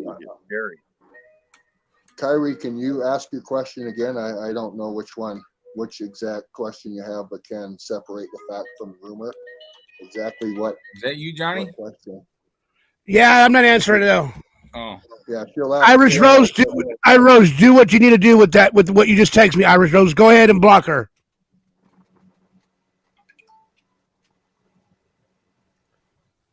Get her blocked, Irish Rose. Block her like Tetris. There you go. I ain't know what you're talking about. Yeah, no idea. EF Grayson says it'll fade out after they acquire more victims. Sad to say, but you guys probably got that right. I have to agree with that. Hey, you know, guys, we had a good show. We had a good show tonight. And I guess so right there, right. Read that one right there. So she wants to know what the facts are known. Kyrie, I'd encourage you to look at what Box Elder County put out yesterday in their charging statement of what they charged Brenner with and why. And that'll answer a lot. That's pretty public knowledge. So if you read that, that'll pretty much stitch the facts from the rumors, okay? So Kyrie, go, and it's all over. I go to East Idaho News. He printed a bunch of that. And you can read exactly what Brenner was charged with and why they charged him. That'll give you the facts, okay? Hey, right here, Ty Corbin, and this is from Danny L. Illuminati. Ty Corbin, could you please explain for the sheep who suffer from the bad short-term memory how PS is home and work info got out there? A few of us have been blamed for it, even though he knows better, LOL. Can you put that up, Johnny, so I can read it? Yeah. And who was it from? It was from Illuminati. Danny Ellie. Okay. Let me read it. Could you please explain for the sheep who suffer from bad short-term memory how SP's home and work got out there? A few of us have been blamed, and even though he knows better. So originally, I'm going to tell you how I found Salty's address. Was through a helper, and I don't know if she's watching the show, and I'm not going to give her name, but 2 ways. And through a pizza company. Right. But Salty actually doxed himself. Yeah, you explained that before. Out there in his address because he thought I was going to do it. Right, you had explained that before. Salty's the one that put his own address out there. Yeah. Because he thought I was going to. Right. And I've had his address for months, you guys, and never did that. I never drove by his house like he did the ranch, and he even showed that video again today of him and I believe it's Kurt's daughter in their side by side hauling ass by my house. And what they don't know is that road that they were on that goes by my house, that's on our property. That road belongs to Phyllis and I, and we maintain it and we let people use it because we believe that people should have access to public lands. Unfortunately, his followers believe everything he says, even though it's a different tomorrow than it was today. That's correct, Daniel. Like some people watch, some people pay attention. He's contradicts himself all the time, and especially like with who he blames. Like some other ones. Well, it's just content for them at the end of the day. It just becomes content. Yeah. They got to make up something. You know what I mean? They got to have something to talk about. You can't talk about the same shit every day for months and months and months. Yeah. People get tired of hearing the same stories. Yeah, but you think that, you know, if you have half a brain, you can fucking tell what's real and what's not. Make up your own decisions. Stop being robots. A really funny part, you guys, was today on SP's show, he was going with the government conspiracy that this is a psyop. Kurt went along with it, and the whole trailer park bit hook, line, and sinker. They're as dumb as they come. And that's what I'm going to start calling it now. His followers, I'm just going to start calling them the trailer park. Well, how would Kurt agree with that if he was affected by this whole thing with Dylan? That doesn't even make any sense for him to even agree with that. That's just dumb. You know what I mean? Like, people probably really think it's true. That's the sad part. You know what I mean? Like, I witnessed it myself. I even sent him a text. How can it be a government psyop, but Kurt's on the fucking thing telling about Dylan Hounds and how he knew him and all? That don't even make sense, man. I know. Dumb as they come. You're too loud. It's like the trailer park on Trailer Park Boys. Is that better? Kurt is the maintenance man with the big belly, and Salty is the drunk drunk trailer park manager. Yeah, it's a and you government guys know what they do. And what is the government's what's the outcome? You know, what's supposed to be the outcome of this government psyops thing? I don't know. Salty's been saying that shit since he got on the internet with Dylan Rounds. I argued with him before on Tyler Felly's show about that same thing because he said it was a psyop. It was all a government conspiracy. He's been saying someone's got to to pin him down. Yeah, someone's got to pin him down, whether it's a government psyop, whether I did it, whether Tom Hardy did it, whether Louisa and Dale did it, whether it was rich ranchers from Grouse Creek, you know, all of the above. Which one is it, Salty? You've pointed your finger at so many different ones that it's like the difference that changes every time the weather does. So take it for what it's worth. The trailer park eats it up, though. Yeah, you got to take it for There's probably content on the internet. That's what it's for. Yeah. That's how I see it anyway. I don't see any truth behind it.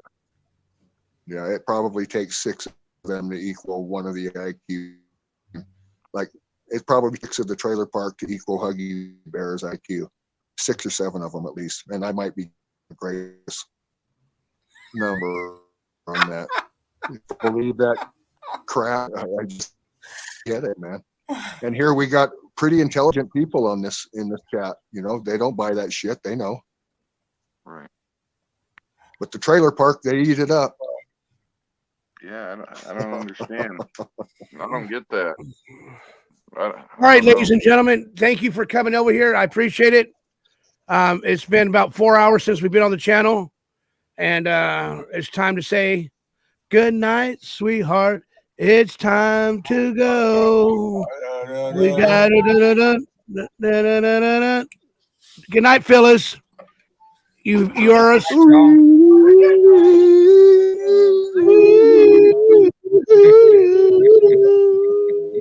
Good night, Johnny. All right, Ty. I said I could sing, but I can't act, but I can sing. Thanks, Ty. I really appreciate you coming through, buddy. Good night, Johnny. You have a good evening. I owe you huge, bro. I owe you huge. You don't owe me nothing, brother. It's all okay. Unlike the other ones that do it for money, we're doing it for the right reason here. So, all right. You take care, brother, and we'll see you when we see you. Okay. Yeah. Okay, buddy. Let's all keep Dylan's family in prayers. You know what I mean? Absolutely. As they go through this bullshit. Yeah. Reuben and King, see you when I see you. King, we're going to be leaving out Tuesday, so if you don't get here by that time, we'll catch you in Arizona. Okay. Sounds good, man. Sounds good. Good night. Thank you for coming up. Phyllis, bye. People in the chat, thank you for coming. Hope you enjoyed yourselves. Hope you learned something. Hope I learned something. Hope you learned something about me. And I really hope you found out something good about me or bad, nothing bad, you know. I'm gonna do a reset on my phone when we're done. You know where it wipes your whole phone? Because I don't know what the fuck's going on. Hey, don't do that. Say my contact first, fool. Right. Well, it saves the contacts. Well, it doesn't delete the contacts. That's saved on the internet on the cloud thing or whatever. Oh, you do like a backup to the defaults? Yeah. Yeah, because I think it's something. Hey, King, you know, last night PZ phone started when he called you. A camera came on, King. A camera came on. It was recording him. Yeah. PZ? Trying to watch PZ get naked or what? Yeah, buddy. Yeah. Hey, King, I'm gonna play. I don't remember though. Hey, King, I'm gonna play this real quick. I'm gonna play this one more time, real quick, King. Okay, you ready? What is it? You'll see it right now. Mic check. 1, 2, 1. Okay, let's go. My name is Johnny TV. I'm a Yarborough dude. I'm hip hop, don't starving. People just get food. I love that punching. I'm here to stay. 5 finger, kill you quick. Don't get in my way. Gotta keep it positive. Spread love to all my peeps. So lovingly spoiled, no more fried chicken for me. My friends make me feel alive, I love them to the core. We laugh and joke around, we better than before. I love my friends and they love me too. We got each other's backs, that's what best friends do. We hang out, we talk, we laugh and smile. I'm blessed to have them in my life for a while. I love my friends and they love me too. We got each other's backs, that's what best friends do. We hang out, we talk, we laugh and smile. I'm blessed to have them in my life for a while. Johnny can fucking rhyme, bro. Johnny can rhyme like a motherfucker.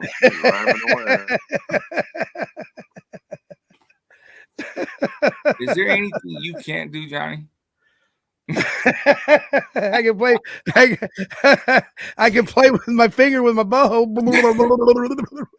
Hey, Lane Pipe, let me quarterback this. Let me quarterback this.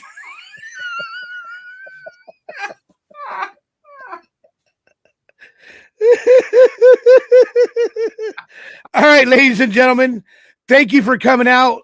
I love and peace always.